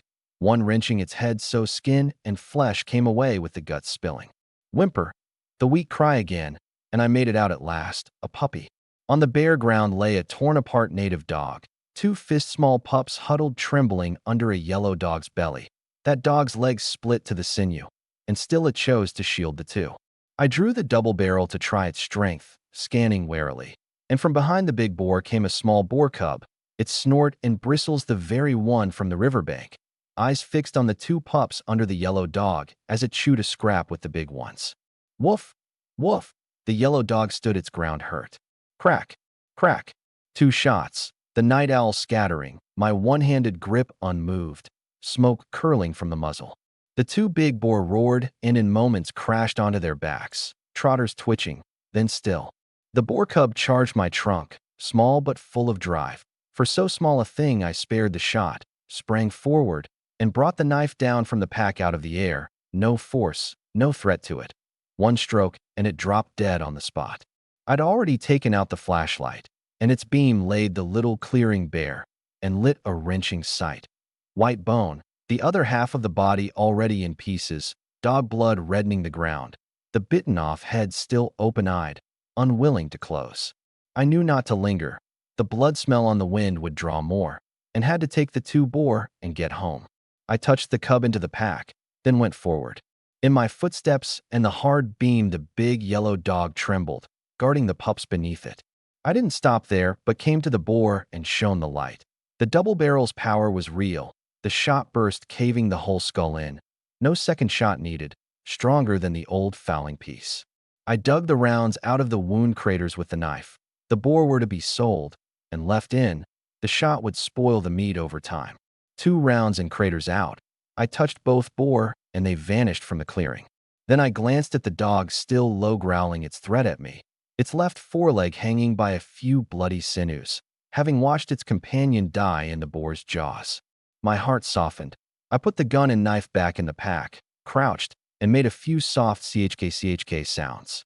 The old folk knew how to pick a dog. At those soft sounds its tail whirled like a propeller, its wary clouded eyes fixing on me, fear and warning still in it, but the tail going of its own accord. Don't be afraid. I won't hurt you. I edged forward, gentle, holding out a hand to be smelled, not rushing. Whether it read no threat in me, or the chk won a dog's trust, it soon bared half its belly to let the pups out, dropping its guard, and I stroked its head, and by the close beam saw its back too torn open in a great patch. It had only forced up that ferocity to shield the 2 small ones. The sight shook my heart. It had paid with its life, the old ancestor's native dog, guarding what it loved most against deadly danger. Only then did I see it was a bitch. She seemed to spend her last strength on a nod, licked the hand that stroked her head, and slumped to the ground. In her life's last span, she'd found her 2 pups a final refuge. Her eyes closed. Her tail still kept its faint sway, the end of her caught at a moment when a human was still touching her small head. Whimper, whimper. The 2 pups, sensing something, came stumbling on uncoordinated legs to nuzzle at my arm, here and there. I lifted them and wiped them clean, small and white and dear. Unlike the thin bitch, the pups raised white and plump, a pleasure to see. I held them up, saw their sexes, and looked back at the dead mother. Had she lived, I'd have taken her home with the pups too. Boar capture task complete. Not overtime. Reward: 1 gourmet surprise blind box. Open? I didn't linger over the ruin I couldn't clear, sure more would come, and I'd promised my mother to be home in time. Heading down, I said, open it. Unlike the grain blind box, this was a gourmet one. I didn't break stride, the rough path bright under the beam. Ding ding ding, a question mark made of the word gourmet, a box beneath it bouncing and spitting things out. Fragrant fried chicken cutlets times 12, KFC small fried chicken times 6, grape egg tarts times 10, golden pizzas times 10. To a young man, true delicacies. Placed in pack. I set the pups in the basket and hurried home in good spirits. Late summer night wind carried grass and heat. A few beast growls faint on the air at the slope foot. A little disappointed. I could have hunted more if not pressed home. I pushed the creaking door, and my mother's waiting heart eased, her needle running quicker. Xiao hao, go eat the paw. I braised and kept it. By the lamp's yellow light, Jiao Jiao and Guoxing fanned, and at two tiny whimpers from outside, they scrambled off the Kong. I drew the hairs from the bottom of the basket. 2 hairs today, Ma. Give one to Aunt Jia tomorrow. Whimper, whimper. Jiao Jiao crouched barefoot by the basket, round eyes wide. Brother, what did you bring? Is the rabbit making that sound? Guoxing leaned in, both already yawning. My mother saw them for pups. Puppies? I handed one to each child, smiling. Found them on the mountain, beside a mother dog, so I brought them back. Wow, puppies. Guoxing hugged his Tam. Jiao Jiao rubbed a pink, wet nose, melting. The pups, frightened so long, only blinked and yawned at the children's handling. All right, the puppies need sleep. Set them down, wash your hands and sleep too. Tomorrow morning you can bathe them. The two stroked the small heads reluctantly and obeyed. In the kitchen, hairs stowed, I found the supper my mother had saved. A bowl of braised paw, the biggest, softest treasure of the paw kept for me, the thick gravy clinging. A lift of the chopsticks broke the bear oil, and the peppercorn scent struck the nose. Truly the best seasoning for stewed meat. No trace of the gaminess now. To eat bear paw at all in this age was a marvel, let alone a whole bowl, and it was my first ever. In my own time, these animals were long protected, a thing only the rich ate in secret. I thought of the old shark fin ad, no buying, no killing, and of how, half a life lived, I'd seen sharks only on television, never with money or time to see one, let alone eat the fin. I took a bite, the key seasonings, the meat my mother had stewed to falling apart. Melting and soft, peppercorn and salt first on the tongue and a sweetness bouncing back as it went down. Delicious. Is it good, big brother? Jiao Jiao, pup still in her arms, smelled it and knew. Xiaoxing and I each had a whole bowl tonight, so slippery and good, her throat working at the memory. Of course, who can match Ma's cooking? Come here, and I fed her a tender soft piece. Guoxing ran in too, pup in arms, a finger out. Me too, a little. He'd have held back for his brother if his sister hadn't eaten. I picked out a tender bit for him, the little one shaking his head in bliss. Slow down. There are 2 bowls of bear meat on the stove if it's not enough. My mother came in to find the 2 little gluttons eating with me, and the warm scene held her. She shook her head, looked at the bare bones she couldn't bear to throw and the pups the children couldn't put down. Keep the bones. Good for the pups to gnaw their teeth on when they're bigger. She stroked the 2 pups' heads, fluffy and smooth and winning. We've 2 watchdogs now. A grown dog and no thief would dare eye the house. She seemed a little dazed. Since the split, she and the children climbing steadily, and now guarding against thieves arranged too. Late, the pups curled on straw and rags Jiao Jiao and Guoxing had laid. The very clothes I'd worn bear hunting, torn to shreds, and slept sound in the little nest, snoring now and then. Before resting I watched, and listening to the bedtime laughter through the hut, felt this small thatch place held my family's warmth. I had to move faster on the 2 villages' homesteads. A good night's sleep, late summer morning routing the dark. Slap. Bundles of mixed hardwood branches down on the forecourt. Soon the kitchen wall was stacked with firewood enough for a while. I sat on the little stone block, for bundles before me unlike the kitchen deadwood. These I'd picked on the mountain paths, sturdy, even thick, best for little stools.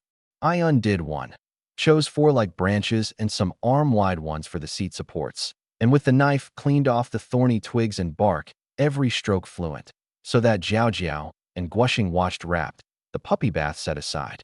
Brother, how long till I'm like you? Guoxing felt his thin arm, longing to grow able as me, to stand before Ma, to carry 2 armloads of wood untired. When you're grown, you'll be just like your brother. A bowl of water arrived. Brother, have some water. The gesture and the words near melting me. What a sensible little sister. I drank it off and put the bowl in Guoxing's hands. Go wash this in the kitchen. Yes. Off he shot like a little shell. Thinking of the gourmet blind box, I drew 2 grape egg tarts from the pack behind my back. Purple raisins half set in the custard, the tart amber glowing in the daylight, the dark center a layer of jam over the milk sweet. Even I hadn't expected a tart so generous. Wow. Jiao Jiao saw the thing I held out, not knowing what it was but fragrant sweetness before it ever reached her mouth. These are eggs your brother bought this morning. 1 each for you and Xiaoxing. I didn't give the real name, lest the children let it slip. Egg described it better than egg tart. Brother, why isn't this egg white and round? It's a yellow egg. Very good. And I undid 2 more bundles. Eat inside. It's hot out. And don't you still have to bathe the pups? Cradling her precious yellow egg, her little braids swinging, she ran to give Gushing one. I worked the branches, clamped 2 seat legs between my knees, scored deep crosses at the ends with the knife tip so the parts would seat without wobble, tapped the joints tight with the knife's back to mate the mortise and tenon. Small stools are easy, and soon 4 were done.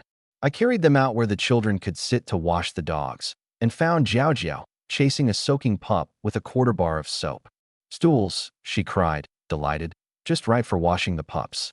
Me too. Gushing held a struggling pup, tart flakes still at his mouth.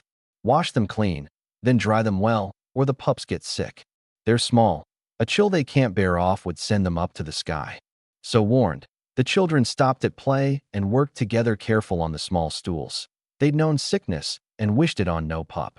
I took the last 2 stools to the kitchen, where my mother was washing chunked hare meat, the hare skin on the stove still oil bright, leaves and ties beside it for wrapping.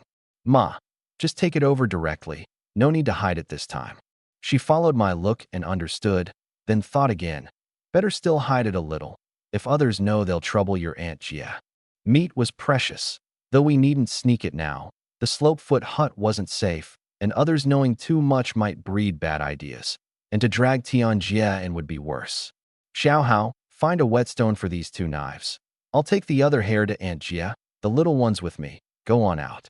She handed me the knives, oil washed off. Only the dull edge had kept her from cleaning the second hare to take along too. All right, you and Jiao Jiao and Xiaoxing be careful.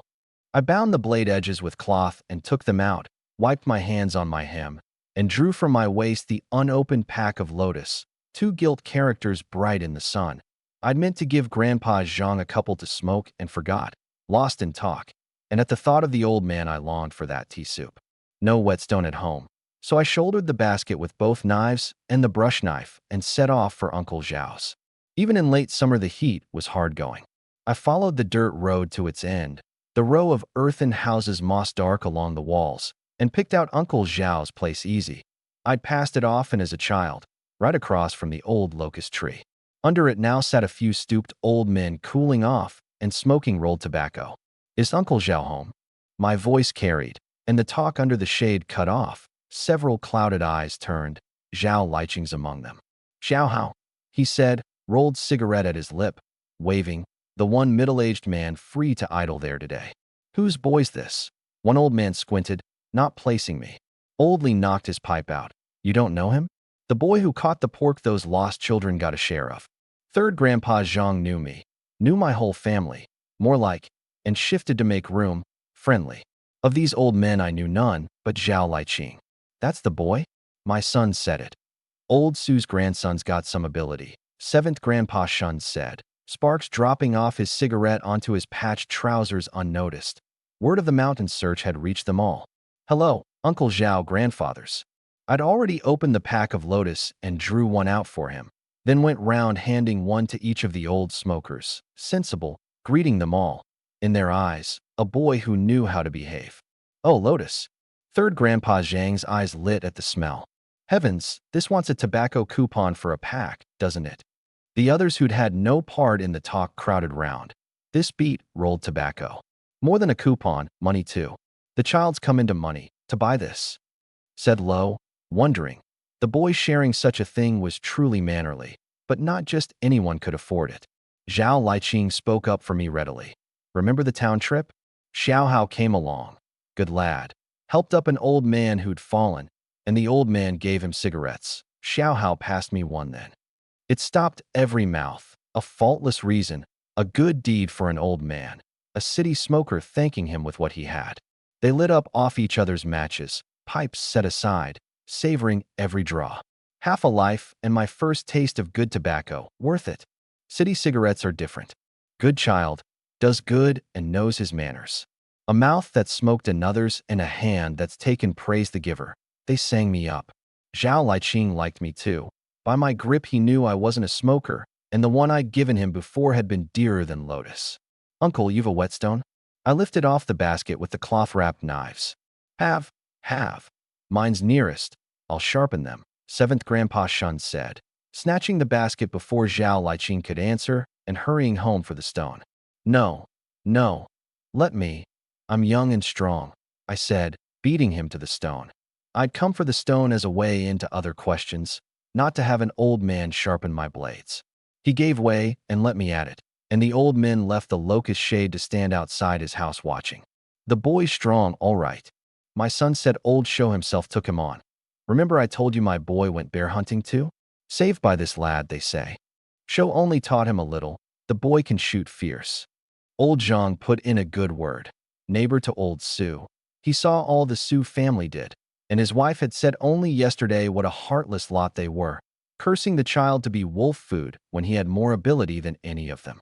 A credit to our village, taken on by old Show, that's no small thing. They all knew Show for a warden. One leg gone, 5 years off the mountain, but able, his catch feeding his house, 2 soldier sons besides, enviable. What's old Su thinking? Oldly sighed deep. Sharpened, I wrapped the edges again lest they cut someone.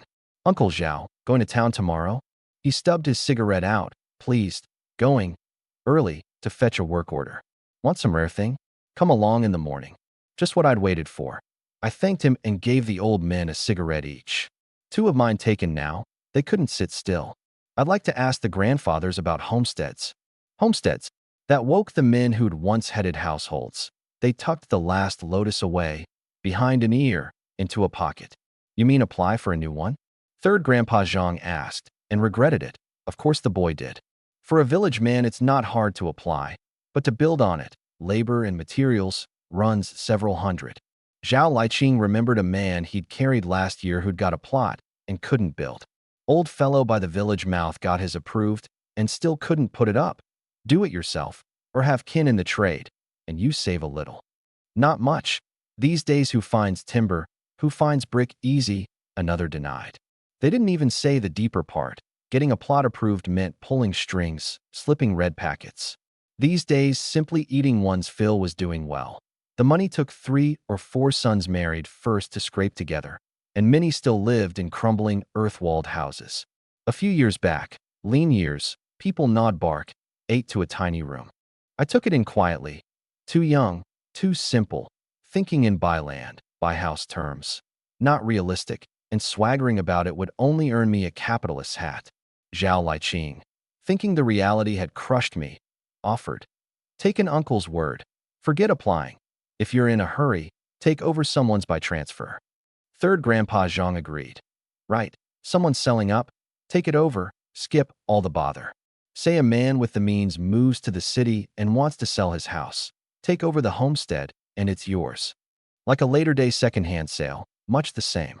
Xiaohao, no offense, but what you've been doing lately is near enough what the old warden did. Weren't you so young I'd back you for warden outright? A few years on, a wife, a few children, no worry. Man to man, that. The others nodded. Right, a few years and the lad can marry. We're waiting to drink your wedding wine. The shade rang with laughter, and one old man slapped his thigh. I've a grandniece in the next village, your age, a real beauty. You two should meet. He's only a boy, thin-skinned, don't tease. No matter, a few years and he'll be a man. The turn the talk took went bawdier, and I found an excuse and gathered my things and left, the topic changing only once I was out of sight. Third Grandpa Zhang sobered. He knew that with old Show's blessing and that gun, the boy taking the warden's seat was nailed down, though he hadn't said it plain. Once it came out the boy could truly be a household's pillar, and the Su family would never let him be. While I was out after the whetstone, my mother sat a good while at Tianjie's, coaxing her at last to take the hare, then left the 2 children there and went alone to the brigade secretary's. The secretary wasn't a Su but a Chi Baoman, on good terms with the village head but a man who did business by the book. He'd arranged the educated youth's placements years back, so he remembered her. Hearing her purpose, he was troubled. The land's long parceled out, nothing spare, no extra work, and you're a lettered educated youth. Helping your husband farm is one thing. Farming yourself isn't fitting. And your health, it won't do. He'd help if he could, but had the villager's eyes to mind. A woman whose husband had split her skull twice, The first time only stopped because an official saw. As secretary, he could only turn a blind eye so long as no one died. She thought of how, unwell, she'd been unable to do her part, and now, well, couldn't leave the whole weight on her son. But I'm divorcing Su Xiangwen. I don't fear hard work. Watch for anything unassigned or anything others can't do. He sighed, on the point of saying a woman shouldn't divorce, then slapped his thigh. How did I forget? And dug a sheaf of crumpled papers from under his lamp. The commune handed down a literacy drive. Every village to run a night school. Ours has dragged. And your son's done the village real service twice. And you're a lettered, educated youth. Steady. Your 3 children are village children too. And those 2 affairs have given you sway with the villagers. Educated youth had grown scarce, sent elsewhere in the lean years. A literacy teacher needed letters, learning, a bookish air, and a local was better still. She wavered, knowing it a once-in-a-life chance, far better than the fields. But she'd not held a pen in a dozen years. Would the children accept her as the village's literacy teacher? No more. The work points count as full labor, near enough to field work, and village children learning their letters beats anything. Had it been anyone else, he mightn't have offered. He gave it for the warden boy's sake, and to give the child face. She faced facts and agreed. All right, I'll do it. Thank you, Secretary Chi. A teacher. Then, sign-ups start tomorrow. The opera stage ground becomes a classroom. Come over tomorrow night. You've 3 children? Bring them. Teach them along.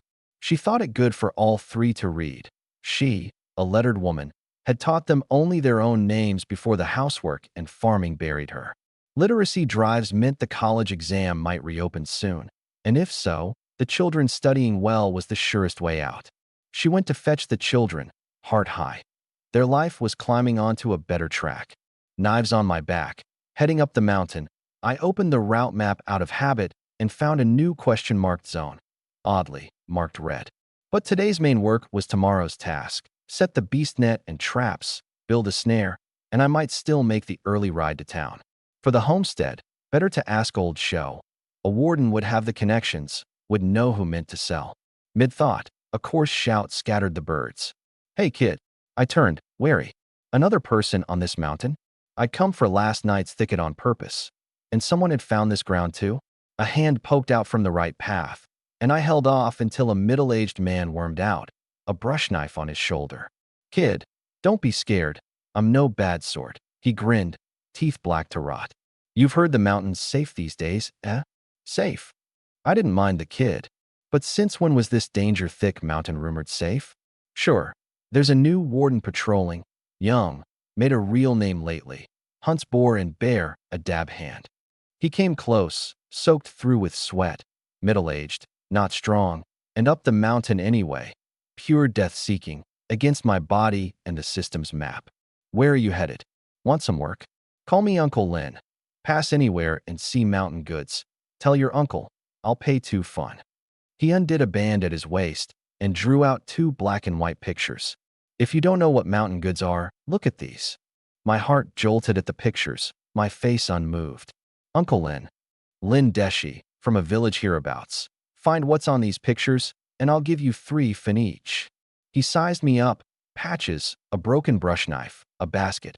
A village child, surely thrilled at 2 fun for a tip. I said nothing. In this age, a man with black and white photographs was no ordinary villager, and amid the odd herbs printed there sat, dead center, 2 black and white artillery shells. The mountain goods held more than mountain goods. A thing to fool a child with, maybe. The key was that, having renewed my pack storage today, I had no gun on me. Shells, hidden on this mountain. Good mountain goods. Find them, and I'll be most grateful, he said, secreting the pictures back at his waist. My eyes slid away. This is worth more than 3 fun. Surely, the elders say mountain goods are precious. A caddy of white flowers worth 100 yuan, no less. 100 yuan. Lin Deshi's voice cracked. Small as the boy looked, the greed wasn't small. 100, when even 500 he might have blurted. Sure, you climb this heat to find it yourself, and 3 fun to cheat a child? My uncles know this mountain. We find mountain goods. We'll sell them in town for a good price.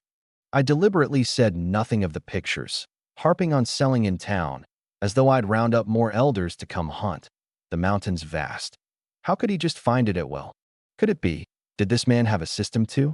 No, a system would give him a clear picture, not this black and white. I showed no doubt and made as if to head down the mountain. Wait. Lin Deshi forced a smile.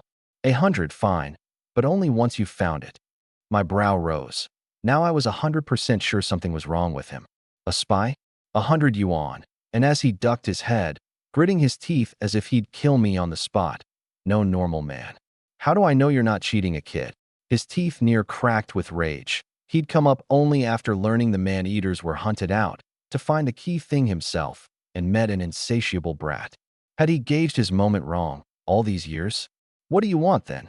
10 yuan up front, and I'll help you look. I played the greediest child alive. Where would I have money? Finding mountain goods is how I'd get money, he said, his left hand drifting to his waist. But he'd met a man who'd killed beasts. Their killing intent was sharper than his. I marked the bulge at his waist. With my strength and a gun, I could turn the kill, but this one I had to take alive, not kill. Huh. When I snuck up after pheasants once, I think I saw that mountain good. Green, roundish.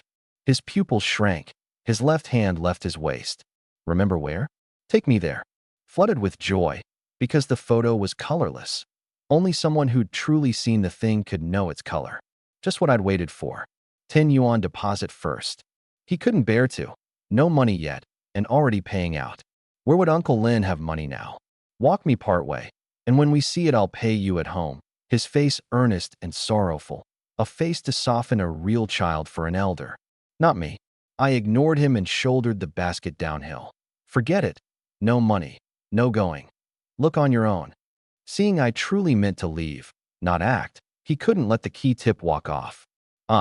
Look at my memory, he muttered, patting his head, and pulled off a cloth shoe and shook out a crumpled, reeking 10 yuan note onto the ground. Money in a shoe sole, fine. And just then I saw his big toe set apart from the second, a callus worn between them on the inner side. No one in the country wore that kind of shoe. It would be years yet. 10 yuan, he said, loath to part with it, hating that a word from a brat had taken what he'd scraped over years of selling tips. He'd put a bullet in this little wretch once he'd found the thing. Taking the note, I felt his choked hostility, wrapped it in the same cloth from the knife, and tucked it at my waist, and stepped past him. Keep up. He pulled his shoe back on and trailed me, dreading to fall a step behind and lose the mountain good. I went by the map without one look back, choosing the steepest paths and the most exhausting circling routes, seeming to go forward while only turning in place. His grit was decent. Each time I outdistanced him, he forced himself to catch up. I walked on bright and untired, treading the leaves and seizing my chances to set the beast traps, each return shifting one a little until it was buried out of sight in leaf fall. He gasped and wiped sweat, legs shaking, near tumbling down the slope, hot as a dog, plainly. How much longer? Don't fool me. I turned, a look of contempt on my child's face that stripped him of an elder's last dignity. The mountain's huge. You don't get there in a few steps. I walk ahead of you and walk more, and you're so much older and done in after 2 steps. His face couldn't hold it, called useless by a brat. You took my money. You guide me. My mouth bent up a second. Fine. Fine. You paid. You're the boss. You go ahead, Uncle Lin. I'll wait behind. That suit you? How would I know the way? Straight on, straight, all right. Not hiding my scorn. Don't go a few steps and cry tired again. I won't wait. Goaded near to bursting. A grown man nagged useless by a brat all the way. No man can bear that. He choked back the urge to draw and ran ahead, set to stay in front so I couldn't shake him. This time he passed me and pressed eagerly forward 1 step. Click. Ag. A scream tore the whole forest. Lin Deshi writhed on the ground, clutching his ankle. An old beast trap clamped fast through the flesh, its sharp teeth biting bone deep. Why's there a trap here? Spent. Thirsty. Hurting. Despairing. It's a mountain. Danger everywhere. A trap's no surprise. I explained. Kind. Ambling up. He near vomited blood. You're scheming against me? My whole face said I can't believe you'd say that. Uncle Lin, you're the one who told me to walk faster guiding you. You're the one too tired, who made me point the way. You walking ahead of me. Was I to know there was a trap ahead? The whole mountain's vast. The whole village couldn't find a spot at once. You think I've got a map of this mountain to run about on? Which was exactly true, but I glanced at the trap and hid a smile. Grandpa Zhang's traps were something, the old generation's handy weapons. That bone was likely locked dead. All my circling had been to find the moment to bury the trap. Then get this trap off me. Me? I'm just a kid. I played the child to the hilt. Get it off? I'll give you another 5 yuan. I pretended the 5 swayed me, gripped the trap and hauled till my veins stood out. Opened a sliver. His joy flared. And at 3 seconds, click, the trap snapped shut again. F. A middle-aged man, twice that, weeping. I feigned panic, let go, and toppled back, knocking his waistcloth so a corner showed. Confirming the pistol, I'd not misjudged. I made an anxious show of looking round, sweat on my brow from the effort. Maybe I should fetch someone to save you? They say the new warden patrols. He's hunted bear, stronger than me. See if I can find him? Limp, hurting, thirsty, hoarse, he pinned his hope on another child. Yes, quick, go. Not knowing what I wanted was that pistol at his waist. Best of all, a chance to draw beasts over and spend his rounds. My acting held. Had he seen through it, the gun would have come out. Right, I'll go look. I dashed left and right to lower his guard, and once out of his sight, made easy for the hare den. I'd real work to do, no time to waste. By dusk, I'd cleared the hare den traps and the river net once. The upgraded traps were a different thing, full, stored to the pack. With everything for tomorrow gathered, only a big boar was wanting. A boar both to trade and to put to use, to empty Lin Deshi's gun. I'd thought to go down and tell someone, then come back for him. But why the extra trouble? Just drag the man to the authorities. I went back toward the thicket. With a boar there before and blood smell, beasts would surely have been drawn. Now my performance. Full dark over the mountain, cold wind, cicadas, the moan of the canopy gnawing at Lin Deshi's nerve. His first night left on the mountain, he'd heard the man-eaters of the dark, never dared night hunt. And only after the bear was killed and the near-deaths kept men off had he picked his moment. He regretted it bitterly now, unable even to wrestle the trap, owls hooting, the brush rustling like thunder at his ear. He tried to drag toward a tree to lie back, but every move sent the pain up from the bone. He hadn't the strength. He'd come up fine, even found someone who'd seen the mountain good, who'd been luckier than he. And now? He peered into the black, more uneasy, staring the way I'd gone. Why isn't he back? But for the pistol, he'd not even have lain there. Pat, pat, pat, pat. He looked round. Nothing near, running feet, bleeding too much, hearing things. He told himself so, but the sound came nearer, with heavy panting and snapping branches.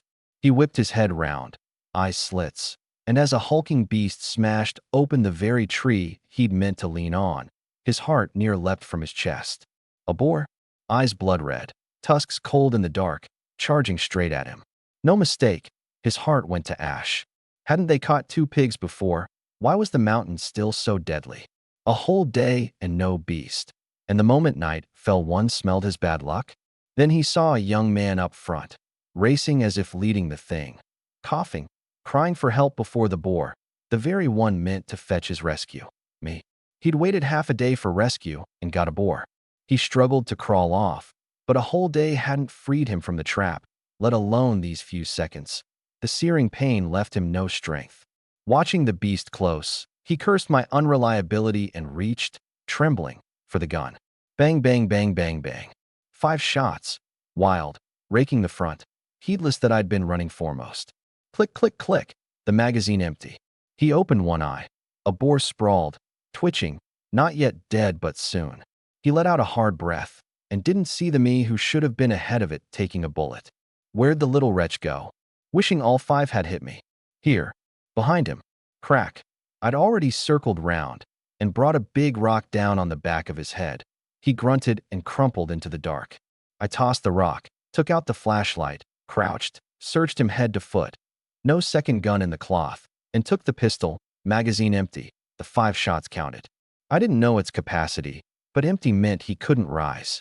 Then I drew the double barrel and put one in the still twitching boar's skull. Hours of hunting and earning its hatred not wasted. The boar had chased me to the death. I dug the rounds out, touched it, and the big boar vanished into the pack. I holstered the gun and, without a word, dragged Lin Deshi by his bleeding head down the path, the trap on his ankle clanking, and by the map went down, not home, but straight to Grandpa Zhang's door. I'd seen the family portraits, the sons all soldiers. With no experience in this, I'd no idea who to hand him to, so I'd haul him there. He wouldn't wake anyway. Moonlight lit every mountain path like lamps. I looked at him, sand scraped raw all over from the dragging, the trap still clamped, the whole leg gone purple, maybe past saving. Off, surely. I put a finger to his nose, still breathing, and was satisfied. All that effort wasn't to kill him outright, or I'd have shot him and saved myself the trouble. Bang bang on the door woke old Shou as he settled to sleep. He kicked over his chamber pot in fright. Who is it this hour? Granny, you just lain down. I'll see, sleep on. He lit the lamp and shuffled out, grumbling. And the moment he opened the door, my white grin wiped his grievance away. Xiaohao? What brings you? Something on the mountain. I pointed to the man on the ground. Grandpa Zhang. I ran into an enemy agent. He brought the lamp close, a man bleeding from the head, his own gift of a trap on the ankle. Blood didn't frighten an old hand, but an enemy agent cold, killing intent flared in his eyes. Child, you found something? No doubting me. The boy wouldn't say it so flat without reason. I handed over what I'd found on Lin Deshi, the black and white photo. He said he was after mountain goods, but these two things in the middle were wrong. And that's when I noticed the pistol at his waist and gave him the emptied gun. At the two things, his low voice went hard as iron. Come, to the village head. An enemy agent's a grave matter. It must be reported. So old Shou went first to the next village's head nearby, me along, dragging Lin Deshi too. Within the hour, the next village head had the news, roused several militia, and sent word to Su Hangin of what had happened on the mountain. At his door, a knot of men checked Lin Deshi for more weapons. Good lad, he's still alive. Wang Daliang, the next village head, had run out in a coarse jacket, not expecting so great a surprise from this boy. Still breathing. Just a rock to the back of the head. He won't die that fast, I said, a little hero now in every eye, an honest, sharp-eyed child. None wondering how I knew the black and white photo, since by my account the man had simply fussed over two things in it that didn't look like mountain goods. The militia chief, old Jiang, ran his hand over the gun, drawing breath. My, this looks new. A fine gun. No such gun belongs in our village. A soldier of some years, he knew it for no ordinary piece. This wants reporting up. And look, he's wearing a wrap cloth in his trousers. I've seen that before, the way those devils like their men to bind. Reported at once, Wang Daliang said, and kicked Lin Deshi. Whatever the man was, the photo and the pistol made him a danger. If he proved a real enemy, death was too cheap. Old Shou advised, while it's reported, best no word leaks. Put him in the cellar before dawn.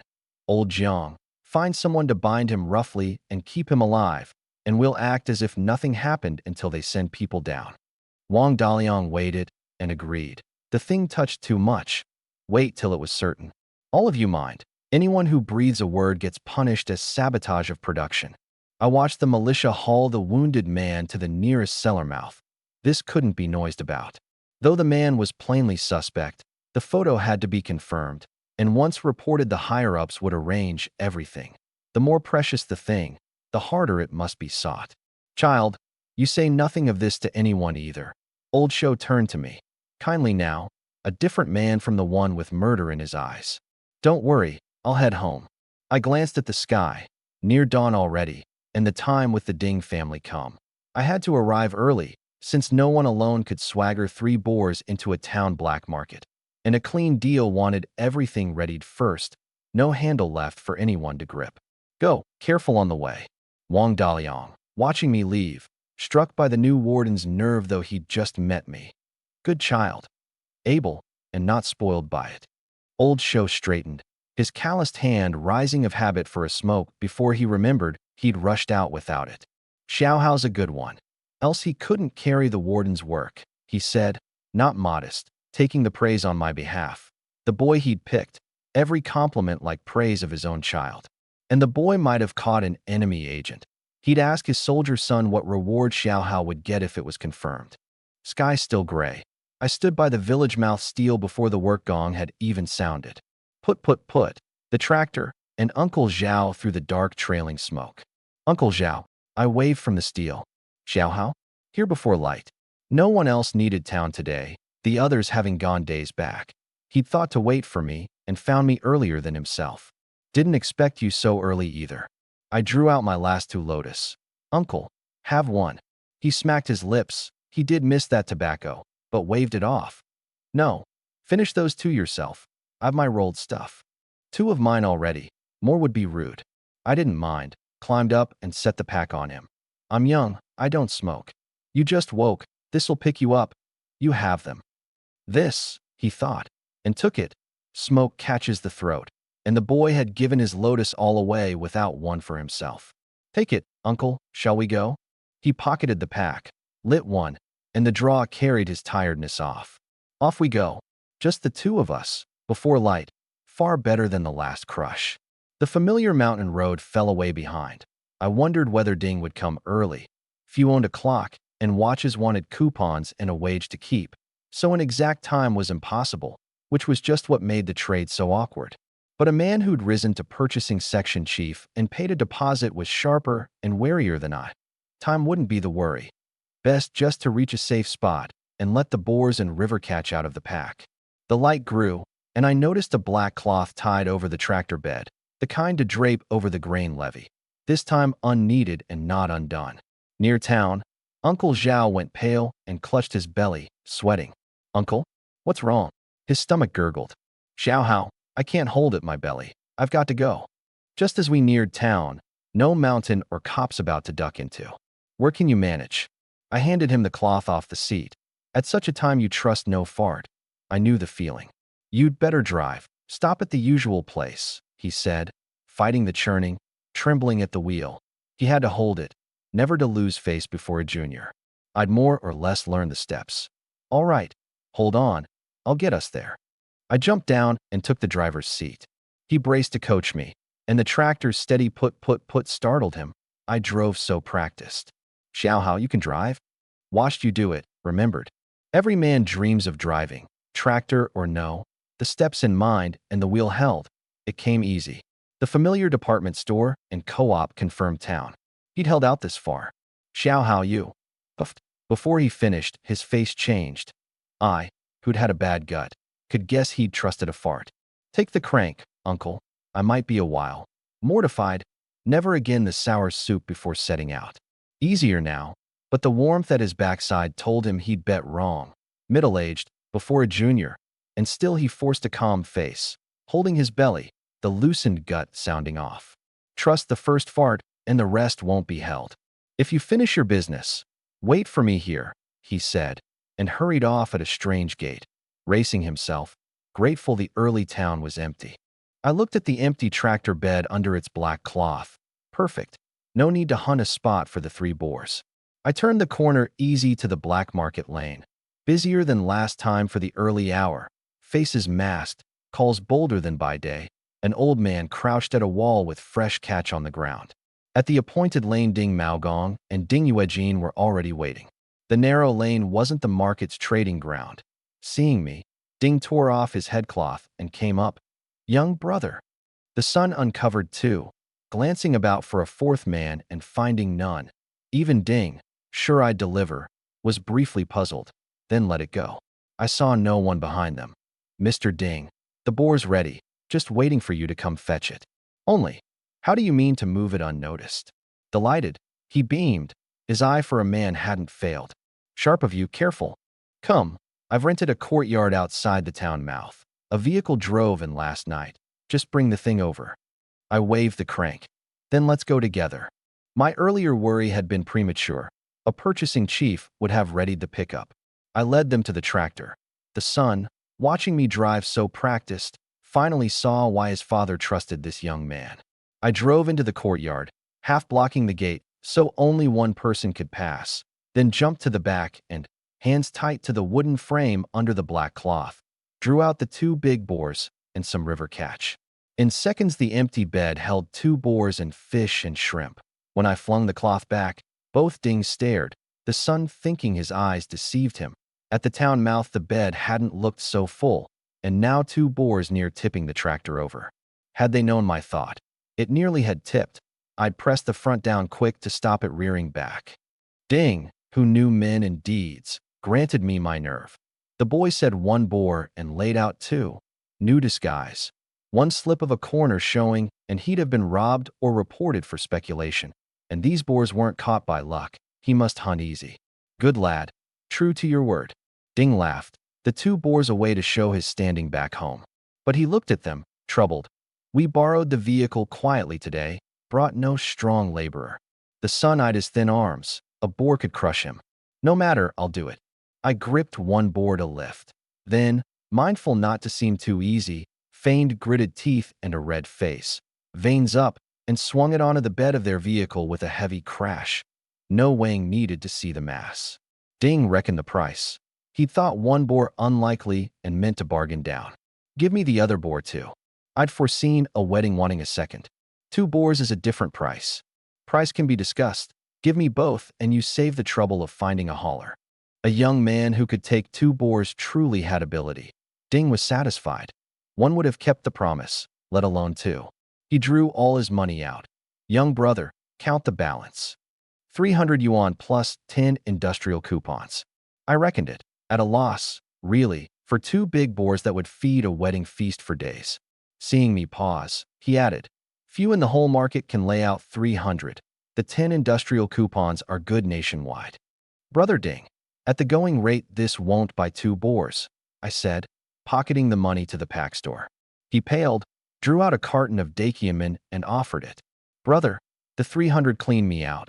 More I can't do. I didn't take the cigarettes but went to drag a whole boar back. Uncle, I believe you trusted me with the deposit. Take the 1 for 200, the river catch is yours, the second boar I'll take back. The son moved to stop me. It's loaded already, all this hauling. No trouble. I know you're a frank man. This boar's over your budget. Call it making a friend. The river catch is yours too. And I pulled the boar's hind leg to load it back. The motion fluid. No joke, no bargaining. Wait. Ding searched my face for something and found nothing. So steady a young man, with a force about him, was rare, useful again and again, and even the moneyed couldn't always eat such boar. Good things come in pairs. That was why, seeing 2 on the tractor, he'd wanted both. He lit a cigarette.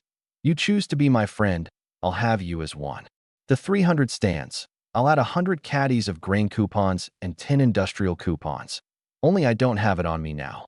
If you'll trust me, 5 days on, after my son's feast, I'll make up the 100 caddies and 10 coupons. My brow rose. On credit. Yes. Come find me at the mill after the feast, and I'll add 5 meat coupons besides, leaving the choice to me. First meeting, he'd shown his trust, named his post, paid a deposit to a stranger. I didn't mind. The second boar had been bait to land him anyway, and a wedding doubled the luck. All right. I trust you, Brother Ding, I said, flinging the cloth back over. May your son and his bride be joined in joy and blessed with an early child. Thank you for the kind words. He drew out a ready wedding invitation, gilt sheet grand on it. Day after tomorrow we feast in town, 5 days on at the old home. You must come to the town one. I took it, surprised he'd readied it before even seeing the boar. Real trust, since no boar meant no feast in time. Thank you, Brother Ding, I'll come. He clapped my shoulder warmly. Good things later, come straight to me. Plenty of chances to work together. My meat was far better than the markets. Boar so fresh it looked just killed. With a meat coupon, the higher sort would have taken it first. The textile mill's clients would prefer my goods hereafter. Surely, Brother Ding, I'll be off. I cranked the engine, drove out, the son shutting the bed door quick, and turned to find his father still stroking the boar's legs, plainly delighted. 2 big boars for 2 feasts, face enough to satisfy him. Dad, who is that boy? The son asked, baffled. Drives a tractor, knows how to please you. 300 for 2 boars not enough? And you not angry but talking on, never your way as a purchasing chief. By that strength, swinging a boar, likely a young hunter, Ding said, recalling it. The boy had strained, but needed no help, which meant he probably hunted easy. No worry of old meat or sticky fingers. Back at the spot, I jumped down and checked the wooden frame. No stain, No boar's blood. The pack store was a fine thing, letting me draw the boars out only as I rounded the back under the cloth. No time lost hunting a place. I opened the pack. Still 5 hares, 3 carp, 6 crabs, for shrimp, 1 boar cub, and 1 big boar. I'd let out only 2 boars not just for the luck of pairs, but because 3 at once would turn trust to wariness. Uncle Zhao, changed and still drained but better, came over. Xiaohao, I'll fetch the order at the farm machinery station. We head back before noon. I glanced at the sky. Near enough. All right, Uncle, I'll see to things. Once he took the crank, I left the town mouth. Glad I'd timed the ding deal to his trouble. Every factor right. No risk of hunting a spot. Now the old route. I bagged the dead boar cub and a hare in a ready sack and entered the market massed, everyone wary by day. In an out-of-the-way corner, I set the sack down. Slap. A hand at my shoulder, and the young man from the first deal. It's you, I remember. He'd run many lanes to find me. Looked for you so hard these days. Ji Guangping. His pregnant wife's morning sickness had eased after the fish and hare, her temper gentled.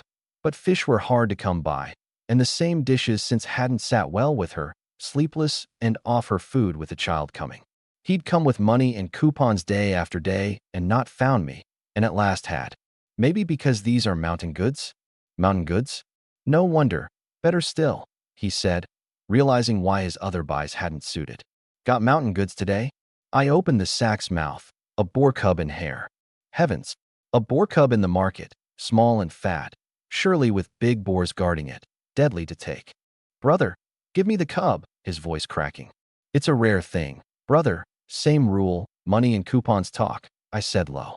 A middle-aged man in coarse homespun pushed over, catching cub and boar. Mountain goods. Yes. Can I see? Lu Daiwang was struck speechless at the sack, boar cub. Ji Guangping pulled the sack toward himself. Brother, I'll have the cub. Name your coupons. And drew an oil paper packet of neat meat, grain, money coupons. Just the cub, a pork soup for my wife, some cracklings. Lu Daiwang wanted in, but knew his coupons fell short. A hare maybe, pork no. How's the pig sold? I reckoned, unsure of a cub's price. 15 yuan and 4 meat coupons. Lu gave it up at once. Too dear. Ji hesitated too. Last time fish and hare went for 12 plus an industrial coupon. A little cheaper? That's the price. Feel it, still soft, not stiff. It's cheap at that. The pack's gift. Prey kept fresh, a moving icebox. The cub, dead of blood loss, still looked just killed. Why the color hadn't dulled. Both men felt the softness. True. A mountain good you couldn't beg for. Seeing the middle-aged man waver toward it, Ji gritted his teeth and drew out 15 yuan and 4 meat coupons. Done. He bagged it, eased of the pinch by the thought of nourishing the child, and clapped my shoulder. When are you back? 3 days. Haven't decided. He wanted to tell me where he lived, but couldn't risk the mixed market. I'll take a hare, Lu Dawang said, having eyed the fat one. This? 4 yuan. He balked. 4 yuan was a month's keep. Not worth it for a little hare meat. Ji felt the same, sparing meat once in 2 or 3 days, but for the child. A middle-aged woman who'd been circling came over, eyeing the sack.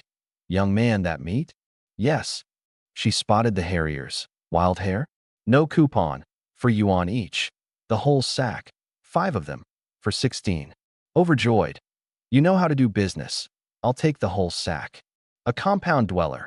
5 for the price of 4. Who wouldn't? Town was meat-starved. The co-op's queues hopeless and the meat off when you got it. I tipped it into her sack. She left reluctant. Next time you come, wait for me. I've friends who can't get meat. Lou, who dithered over price half a morning, had it bought out from under him. I packed up and left. Today's people gave me a thought. Building regulars, like later food delivery, trust first, and the trade grows. I'd over 300 yuan now, a proper 100 yuan note rich man, no small haul. I wound back to the coupon sellers near the entrance. To the one I'd dealt with before. 7 feet of cloth coupon left? The farmer cap man knew the voice, the boy who hadn't bargained. Sure, got everything but industrial today, even 2 tobacco coupons. 7 feet of cloth, 49, yes? I held out 5 yuan. He didn't take it. No, it's 7 yuan now, 2 more. My money drew back. Brother, A few days ago, it was 7 mao a foot. Now cloth's dearer than meat. A yuan a foot? Take me for a fool? No way cloths jumped that much. A yuan a foot is sky high. Were it true, this place would have blown up by now, not gone half a day quiet. You're quoting me alone that. He recovered, recollecting the coupons. Cloth's tight. The co-op's always out. Don't want it. Others will. The full sales patter. I'd heard such lines echo across eras. Deal honestly, or I'll ask elsewhere. And I turned to go. No hesitation, and he came after me sweet. It's negotiable, young brother. Only a few of us sell coupons here. Others won't be cheaper. Flat. No feeling. 7 mao a foot. I don't care if you made too much or too little before. 7 mao, and I'll come back. Fine, 7 mao. 7 feet, for yuan 9. I'll take the 2 tobacco coupons too. How much? I need cigarettes for getting news. 5 mao each, a yuan for both. Done, I pocketed it. I went to the co-op, busy and loud today, the coupon check corner in uproar. Meat coupons right here, and no meat again so early? Days back you said none. Can't be every house affords meat. About the meat shortage, and I thought of the dings, deciding on 2 boars without a blink. What's the noise? The coupon-checking woman snapped, slapping the table. It's not our call. We follow the level's assignments. More fuss, and you're out. Cowed, the aunties grumbled but quieted. Co-op staff rarely quit, and you needed their good face to buy anything. I went to Housewares. Sister, how's this aluminum pot? Pointing to a mid-sized one. A woman near 40 looked me over.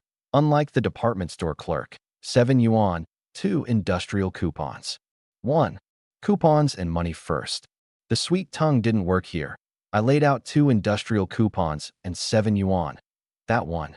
She hadn't expected the coupons of me, and set the pot down. 2 kerosene lamps too.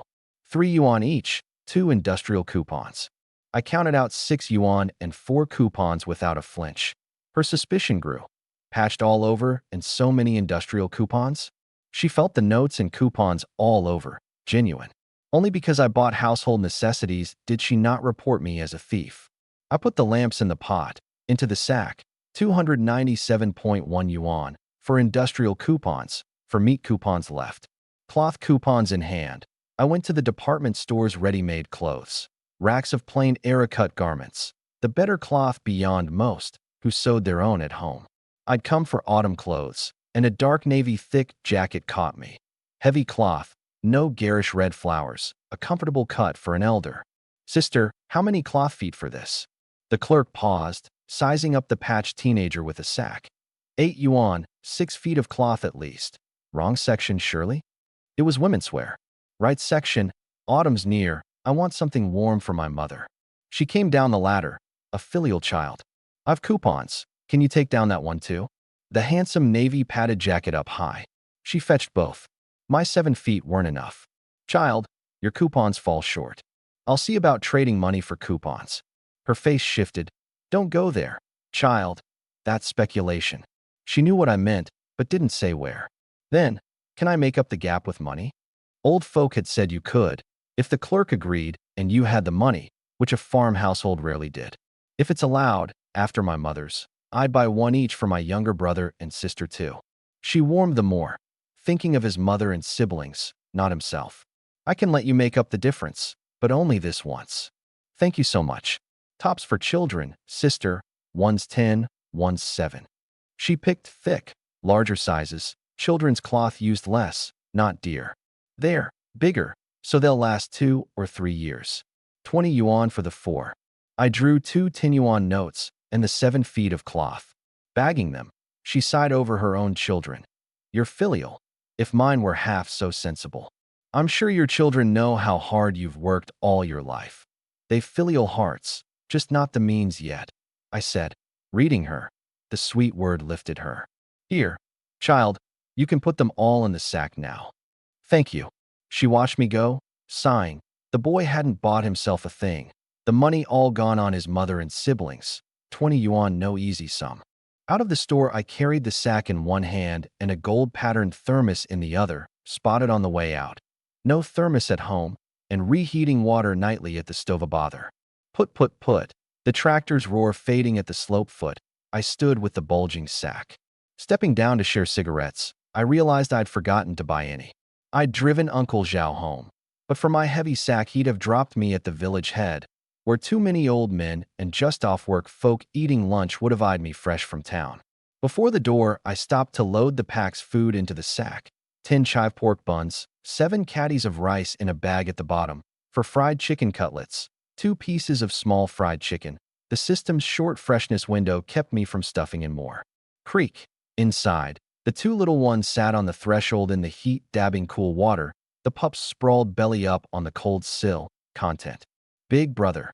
They left the pup's paws and ran to me, thrilled at the fat sack. Good things always. Is Ma inside? Yes, she made bear meat. Eating inside. We just finished, Jiao Jiao said with a burp, braids swinging. Gushing, bare-chested, hugged my leg. I gathered lots of deadwood today, ate 2 pieces of bear meat. Inside, a bowl of bear meat soup and white porridge waited steaming, kept for me. Ma. I set the sack down and opened it. Seeing it fuller than last time, she knew it was the black market again. Eat first, no rush. She moved the porridge near the stool, and as I drew the things out, the familiar buns, rice, chicken-shaped meat, thermos, new aluminum pot, neatly wrapped clothes, she stood stunned, her preparation plainly too small. This? She couldn't have imagined it, even before the countryside. Caught some game, 7 caddies of rice here. I'll take it to the kitchen. I held the pot up. Ma, see if it's too small for the stove. She ran her fingers over the smooth, weighty, new pot. A good one.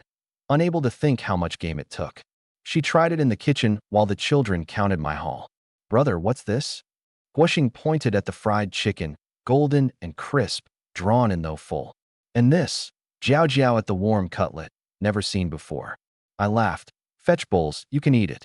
Gushing beat his sister to 2 bowls. I split a cutlet in 2, the crust cracking, their mouths already watering. Here. So good. So good. Jiao Jiao at 1 small bite. The meat and salt rush beating cracklings by far. She urged Gushing on, and he bit and was lost to it. Crumbs everywhere, finishing the whole piece though full. It's a chicken cutlet, save Ma one. They nodded. My mother came back. The pot fits. The old one can render cracklings. Better than the old, but the old was Tianjia's gift, with meaning. She tasted the cutlet, the flavor sealed in flour, strange and new, recalling town, disbelieving how food had changed. Try these 2 clothes, Ma. Autumn's near. The clerk said they're warm, see if they fit. She felt the soft, good navy cloth, seen once at a state restaurant before. How many cloth coupons did this take? I didn't answer, drawing out 2 oil paper packets. These are Jiao Jiao's and Xiaoxing's, 1 each. New clothes. They ran to wash the grease off their hands first, terrified to wet them, and undid the string to find thick warm tops, bouncing with joy. Gushing stroked his new clothes, marveling. Can we put them on now? Jiao Jiao tugged at my mother's hem. Behave. You smell of sweat. Try them after you bathe tonight, she said, folding them away. They looked at each other, disbelieving. They smelled? Want your new clothes stinking after one wear? She put it to them, and they frowned, crumpling, new clothes, and agreed to wait. She thought of the cloth she'd sewn by night these 2 days for the children, then looked at my patched old clothes. Xiaohao, you. No new clothes for me in the sack. She'd buy her too, and we're old herself, this child. I was clearing the table for the buns and chicken. Ma, I need no new clothes for the mountain. The old ones do, swapped about. When things are better, we'll buy more. I didn't care. New clothes were no use hunting, snagged and patched anyway. A good life beat all. Silly child, she said, not agreeing. I slapped the gold-patterned thermos, ringing. Ma, look, a hot drink at night made easy and warm into the autumn. She took it, the cool body unreal in her hands. Xiaohao, there's something I must tell you. In the kitchen, not hearing, I drew everything from the pack store back into place. Basket, brush knife, old gun. Done renewing storage for now. The children carried the buns in, stacking them in clean bowls. Brother, how's there all this? Jiao Jiao cried at fish, shrimp and crabs swimming in the pail. No water drips in the sack before. Big brother caught them. Fish soup tonight. They shook their heads in unison. Ma said she's taking us to read at the new classroom by the opera stage tonight. Me and sister both. I was lost. When had the abandoned stage become a classroom? Literacy schemes meant the college exam might reopen soon, and the children studying well was the surest road out. Ma told you. Yes. I went in. Ma, when did our village get a classroom? She sat me down. I was just about to tell you. My health's better, so I thought to find work. The brigade secretary says we're starting a literacy school. You're the warden. I'm a lettered educated youth, so I can be the literacy teacher. The work points are near a field hands, and I'll bring Jiao Jiao and Xiaoxing each night. If you want to learn, come too. I didn't need to, but I was glad. Wonderful. You're lettered, an educated youth with 3 village children. Teaching beats farming. That the warden's standing had helped her to the post was good news. I could keep the whole family, but didn't want her grinding herself on hard labor. She breathed easier. The post had come mainly because I'd become warden, and she'd been taught since the news. Then I drew out the money and coupons and laid them on the table. Her eyes flew wide. She stood frozen. Now I saw why the children's stunned faces looked so familiar, struck from her very mold. How much is this? I reckoned. Buys made. The thermos 2 coupons and 6 yuan extra at the door. About 291.1 yuan left. 2 industrial coupons for meat coupons. Her voice trembled. What did you sell? Caught a boar. Happened to know a man holding a wedding. They even gave me the invitation, and I drew out the guilt invite I'd near forgotten in my clothes. With it her wonder turned to one thought. Heaven gives us food to eat.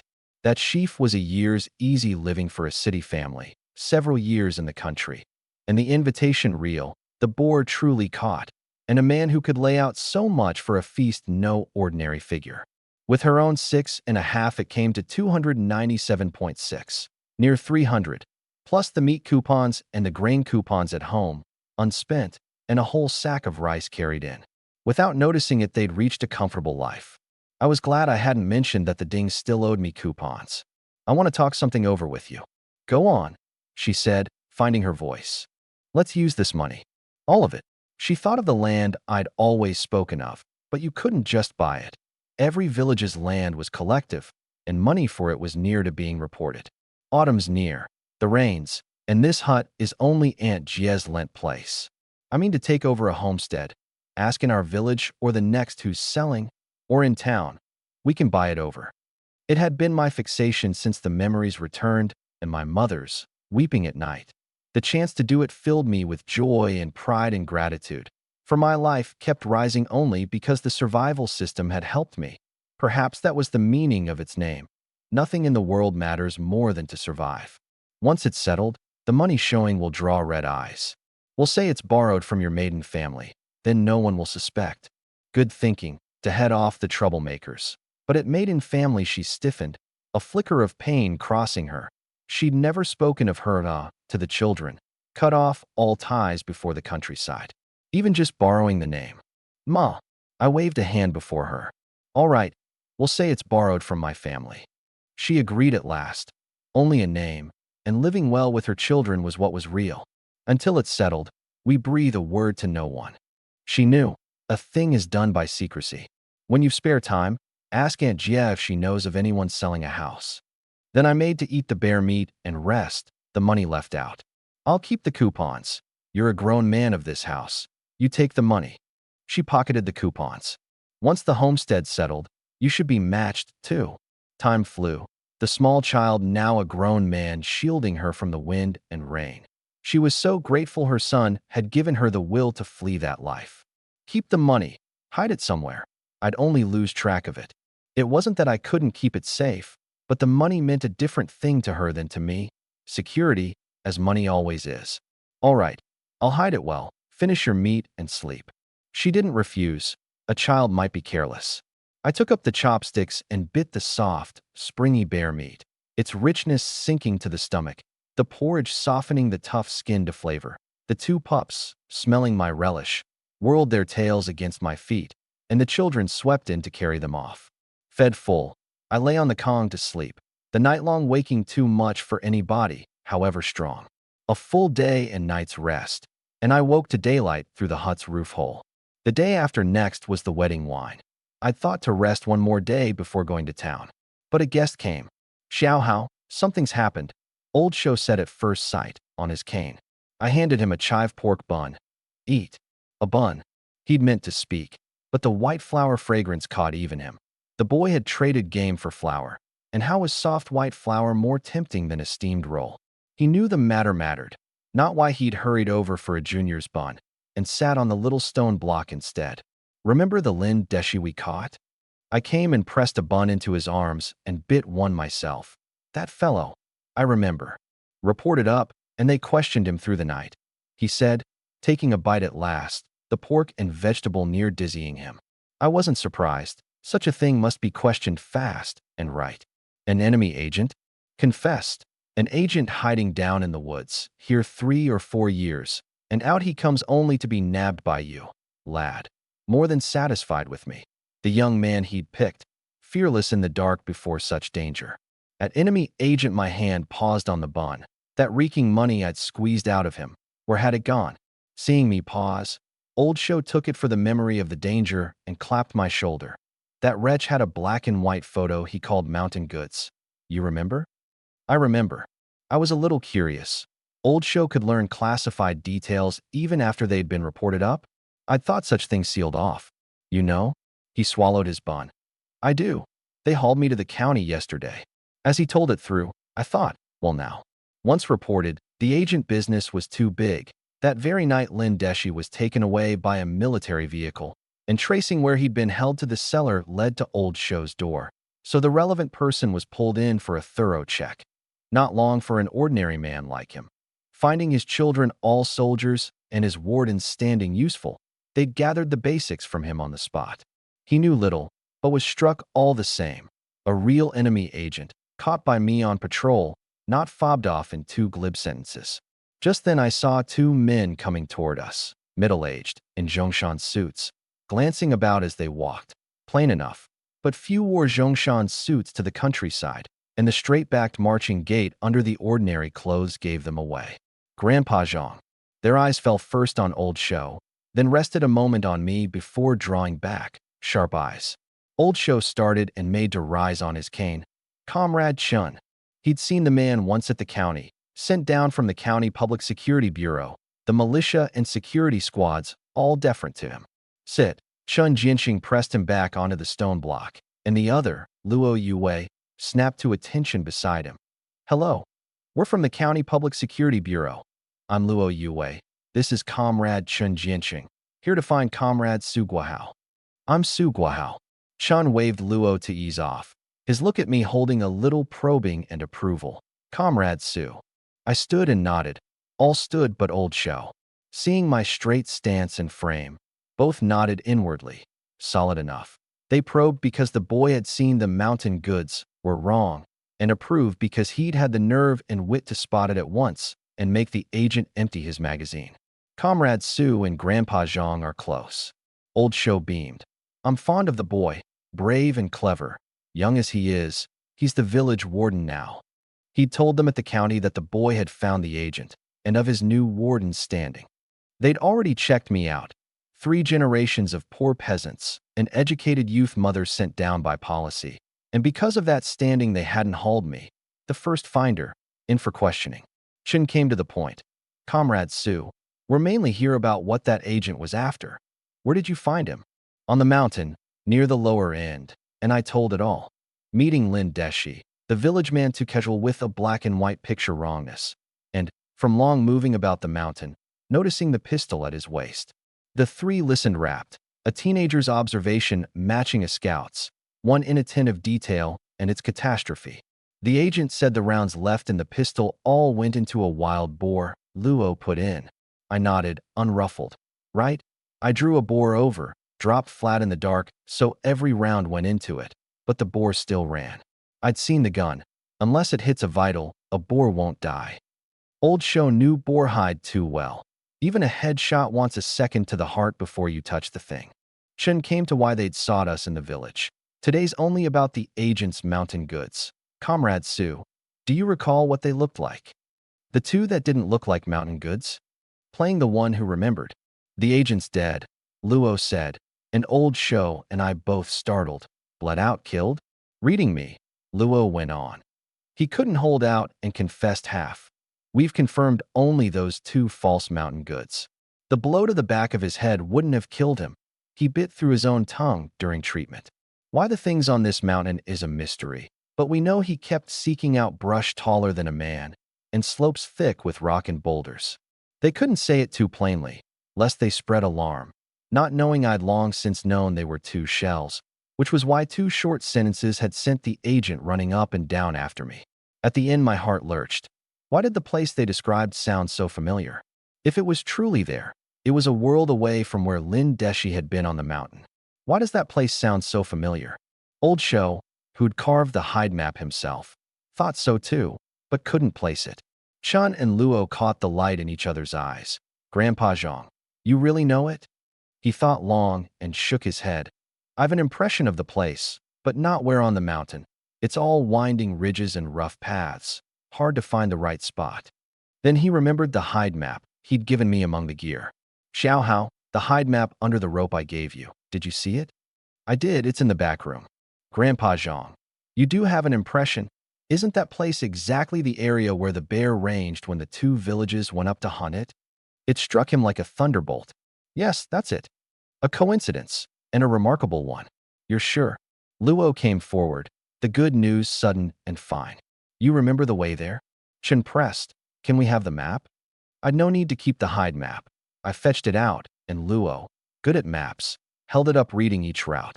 Old Shou circled a point with his cane head. Here, there's a slope they confirmed during the bear hunt. I can guide if needed. Is the false mountain good something precious? Chen's face was grave.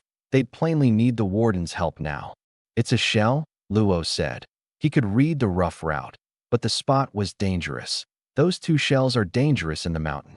A dud's one thing, but if not, the whole forest and the two villages below are doomed. The matter's too grave. Comrade Su, if you would, we may need you to help analyze this map, find the shells, and save more lives. Only now did Old Shou learn it was shells the agent sought. No wonder County Public Security was in it. If not dug out fast, they threatened everyone below.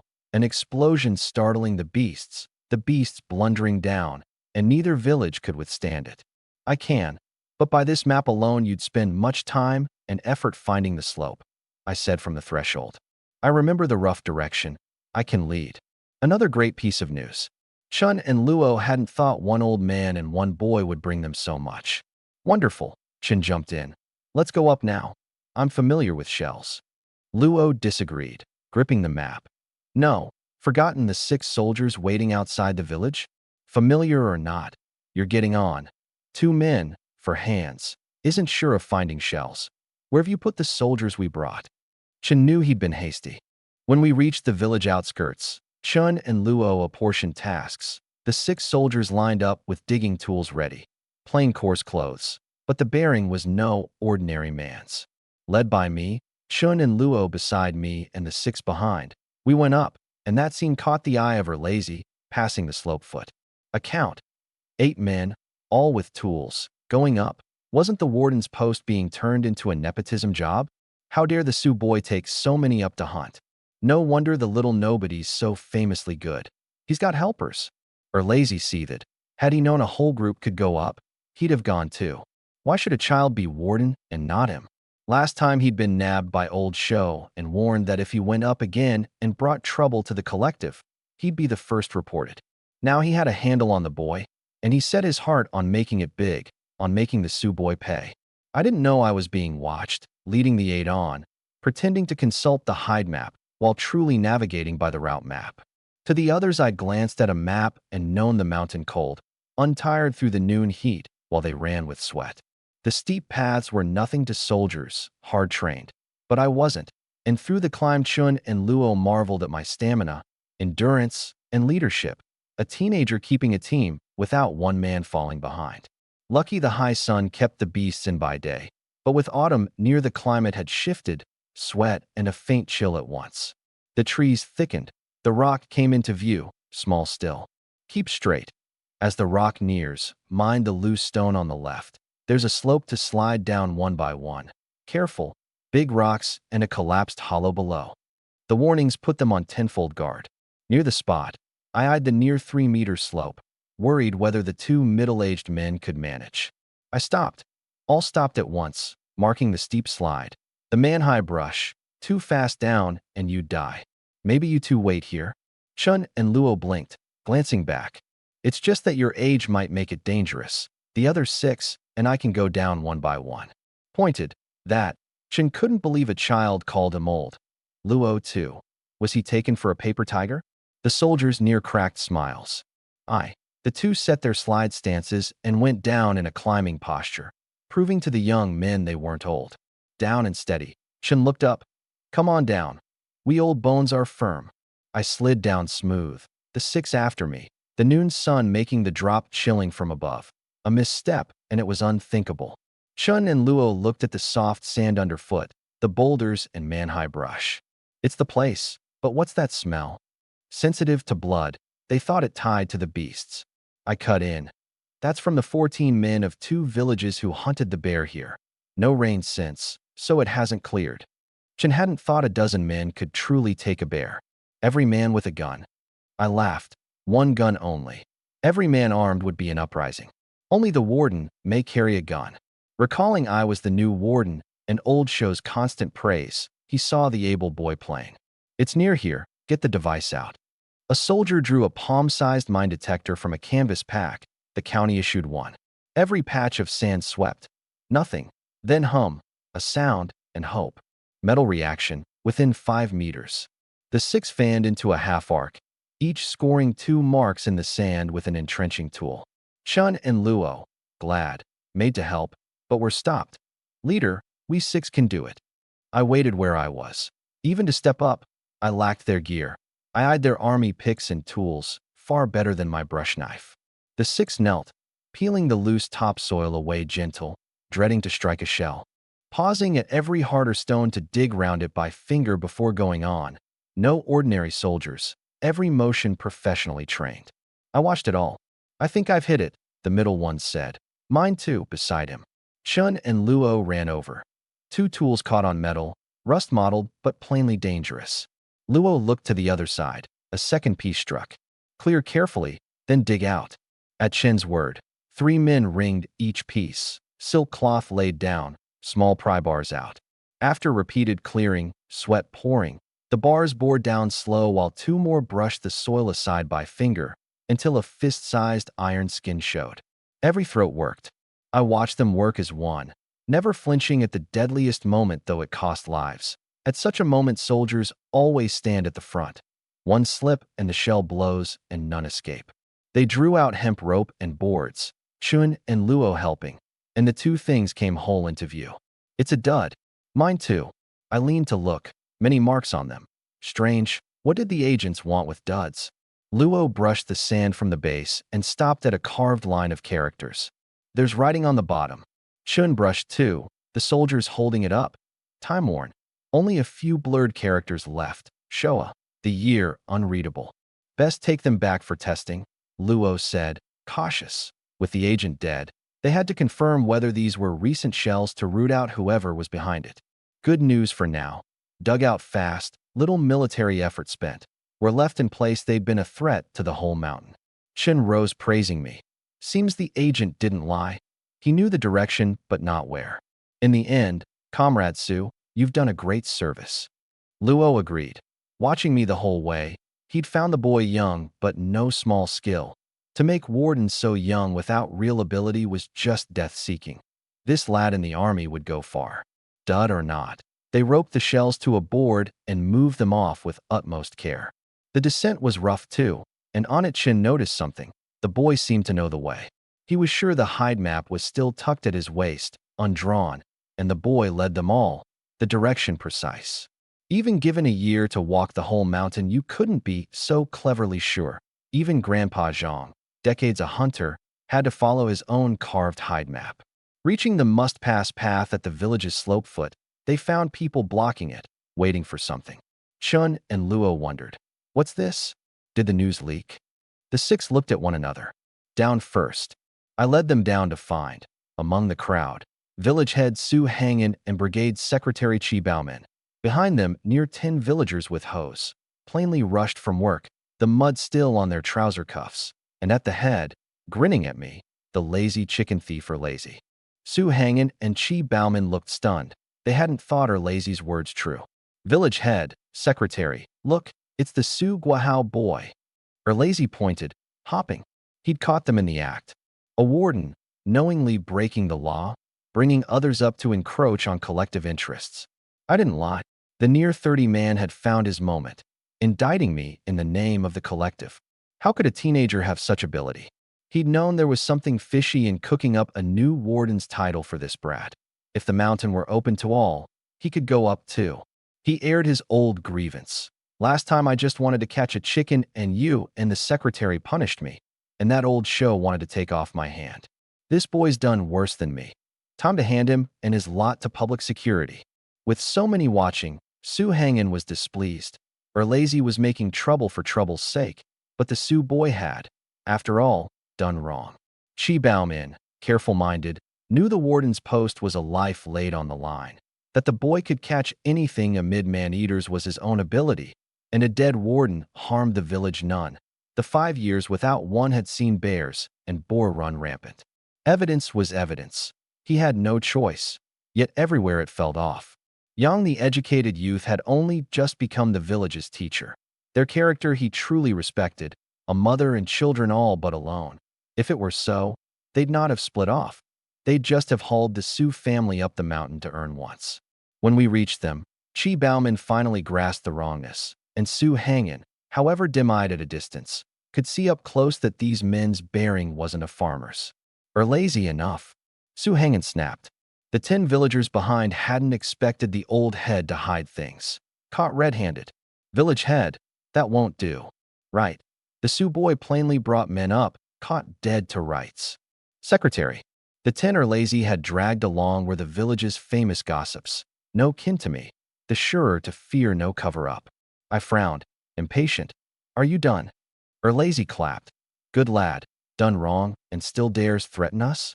Village head, secretary. If you shield him, I'll report it. Not just heavy punishment and public security, but a brigade notice, an accounting to every villager. As they pressed, Chen stepped in front of me. Enough. We're out-of-town purchasers, asking Comrade Su about mountain goods, just up for a look. Luo shook his head, secrecy or not. 6 soldiers carrying 2 shells on boards looked nothing like purchasing. The man couldn't even improvise a cover. Purchasers, then, Su Hangin said, taking the man's hand and the excuse. She gave face. Hello, comrade purchaser. Forgive the mess. Lazy made noise without knowing the facts. Lazy didn't buy it and went straight at the 6 to grab what was on the boards, and the instant he neared, they seized him, no reaction time, and threw and kicked him away. Chun and Luo broke a cold sweat. Was the man mad? Snatched and flung about. Even a dud carried risk. They couldn't gamble. What are you doing? Lazy sprawled wailing. My back. See, everyone. These men carry some mountain treasure, eyeing the mountain openly, and the head and secretary blind to it. So many in our village want to be warden. Why a creature like him? Su Hangin, near apoplectic, veins jumping. Why him? Lazy, can't you tell good from bad? He saved the boys who snuck up from the boar's jaws. You hadn't the nerve to go up and look for them. And that's my fault? He killed the bear, dare you? Have you the ability? 5 years no warden. And how many sneaked up and died or were maimed? And now you indict him. She agreed, only wanting it ended before these men laughed at them. Lazy's antics slapped their faces. Chin's whole party turned their eyes on me. A youth with such explosive force and a sense of responsibility, having saved so many. They'd checked my standing but knew only that I was chosen warden, not why. Truly a waste of talent. Enough, Chen roared, unable to bear the bullying. He tore open his Zhongshan suit and drew a palm-sized brown leather wallet from an inner pocket, worn and aged, and flipped it open. I'm the County Armed Forces Department head, Chen Jianqing. Luo drew his too. Luo Yue, deputy head, County Armed Forces Department. The 6 plainclothes soldiers all produced red-covered credentials from their pockets at once. The credentials bright before them, the undisguised bearing, it stunned everyone. Even I startled. I'd known the 2 were no ordinary men, agile for their middle age, but not armed forces. a standing heavier even than county public security. Su Hangen and Chi Bauman stood dazed. No wonder the bearing wasn't a common man's. In decades, no such figures had come to their village, and the Su boy truly had great ability, known even to the county people. The child was beyond belief. My first time at the scene of a face slapping and the lead player in it. So this was the satisfaction television and novels chased. The live thing did have that God among men flavor. The clamoring villagers stuck dumb. But Lazy wouldn't believe it. Impossible. County leaders come to the countryside and don't seek the head or the secretary, but some boy whose hair's not even grown in. Fact before his eyes, and still he refused it. Guahao was a village man, no better off. How could he just know big figures? All thought it too. How was the Sioux boy so able? But none dared question it. The leader's aura proof enough that I truly was. Enough. Lazy, stop making trouble. Chi tore off his fig leaf. Last year you poached on the mountain and were near eaten by a tiger. Shall we not mention that? With leaders here, you've still the face to make a scene. Chun, disliking that a boy who'd done a great service was bullied on top of it, and thinking he'd come today to find this child, whose family lived at the dangerous slopefoot in a broken hut, decided then to stand up for me. Today we were on a secret task, not wanting to disturb the villagers, and you, comrade, obstruct official business and dare to snatch? Do you know that snatch, gone wrong, would bury the whole village and all of us with you? Luo, Chin's old right hand, knew his mind, and signaled the six to turn the board sideways to show the crowd. Comrade Su recently caught an agent lying in wait on the mountain. The agent had hidden shells there. One trigger, and the mountain and every villager perishes. And now you obstruct us and mean to rob us in the open. Come to county public security. Recalling Lazy's heedless grab terrified everyone. A dud is still a shell, or they'd not have wrapped it so and carried it on a board. Luo signaled 2 soldiers to seize him. Lazy tried to run. No match for them. 2 shot out like leopards, one clamping his neck and twisting his wrist, the other ramming his knee. Ow, pain, pain. He sprawled, knee cracked on the grit. Leader, I was just small-minded, jealous of the boy. I didn't mean to rob anything. Writhing, dreading county public security. A moment's folly. I've no wife, no child. Count me as a fart and let me go. In the village, a few sweet words got him off small thievery. But an obstruction of duty hat meant a hard lesson at least, a bullet at worst. What do you two say? Chen put the pressure on the head and secretary, who'd been dragged into this by an Lazy. He's the village's Lazy, a petty thief. Su hanging back the man's arrest fully. He'd never plead for a small thief. The shell matter's too grave. We'll send him to the county for handling. Luo, hearing petty thief, was disgusted.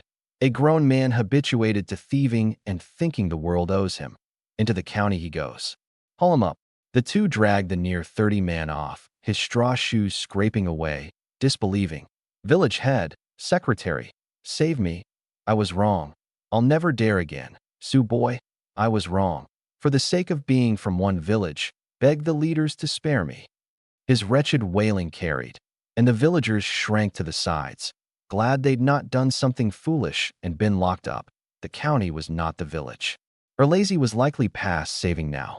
His cries fading, Chen barked at the rest. Don't take wind for wind and rain for rain. Had that man got the dud, every one of us here would be at our own funeral feast. A hiss. They regretted being used as Lazy's guns, most with old and young at home. Eating at a feast and being the feast are not the same. They didn't want to die. Satisfied at their fear, Chen clapped my shoulder before them all.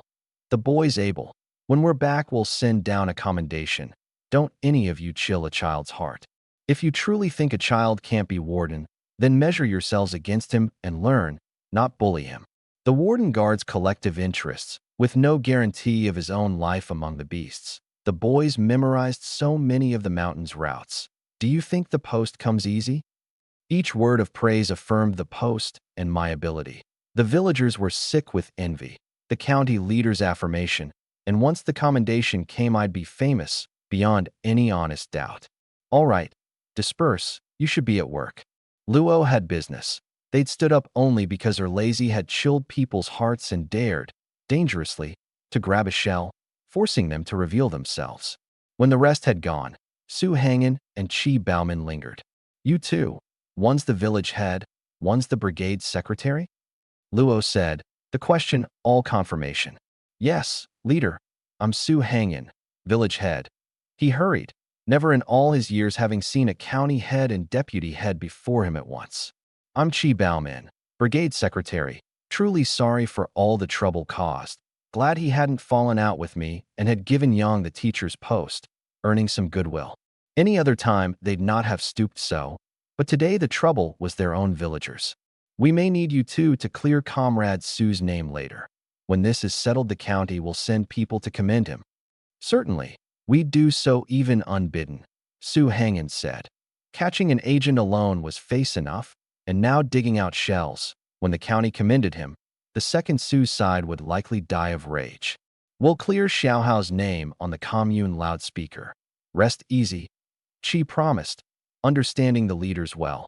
The commune owed at least a basic reward for real contribution, but for Erlazy's interference, they'd only have learned of it when the county came.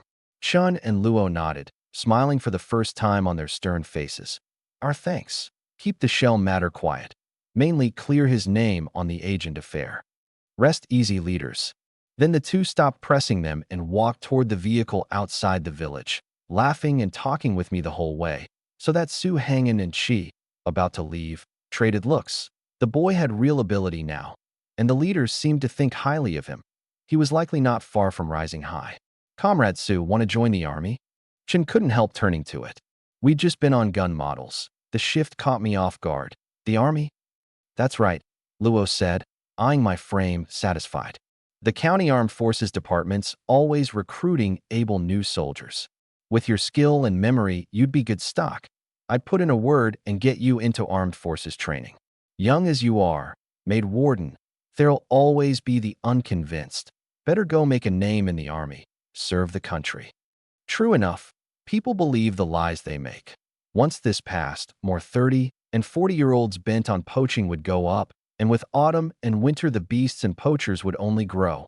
A warden's death brought no compensation, and they hated to lose good stock. Chin chimed in.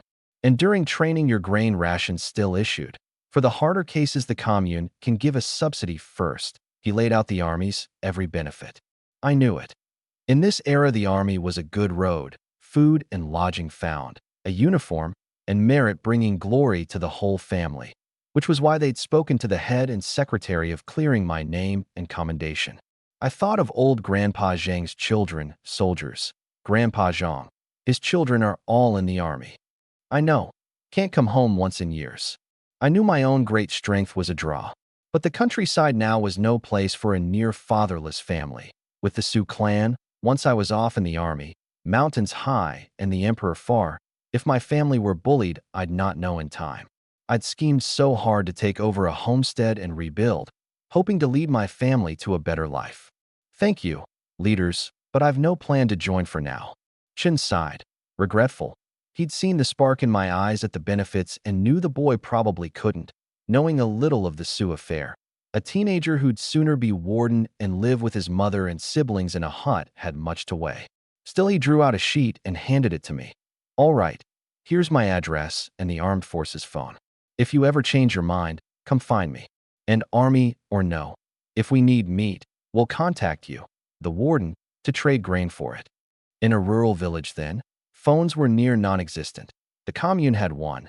The counties installed at the Armed Forces Department for the more dangerous tasks. Trading grain for meat from a warden was above board. Thank you, Leader Chun, Leader Luo. I knew this was their offer of goodwill, and took the sheet sincerely. At the military vehicle, Erlazy was bound tight, no chance to run out and beg me. After I saw them off, the village head and secretary, still behind, were struck by the warm scene. They couldn't hear the talk, but the leader's closeness with me was real. The boy was likely not far from making good. Old Chi, I hear you made Yang the educated youth the literacy teacher? Settled some days now. Su Hangin stroked his beard. Yes. Good, good. Then something struck him. Today we'd best prepare. Clear Xiaohao's name on the commune loudspeaker. Before the county's commendation comes, the commune must give face too. She agreed. Right, let's go. What they didn't know was that, before they could even do it, The 10 big mouse or lazy had dragged over were already spreading word of Su Guahao all through the day's work.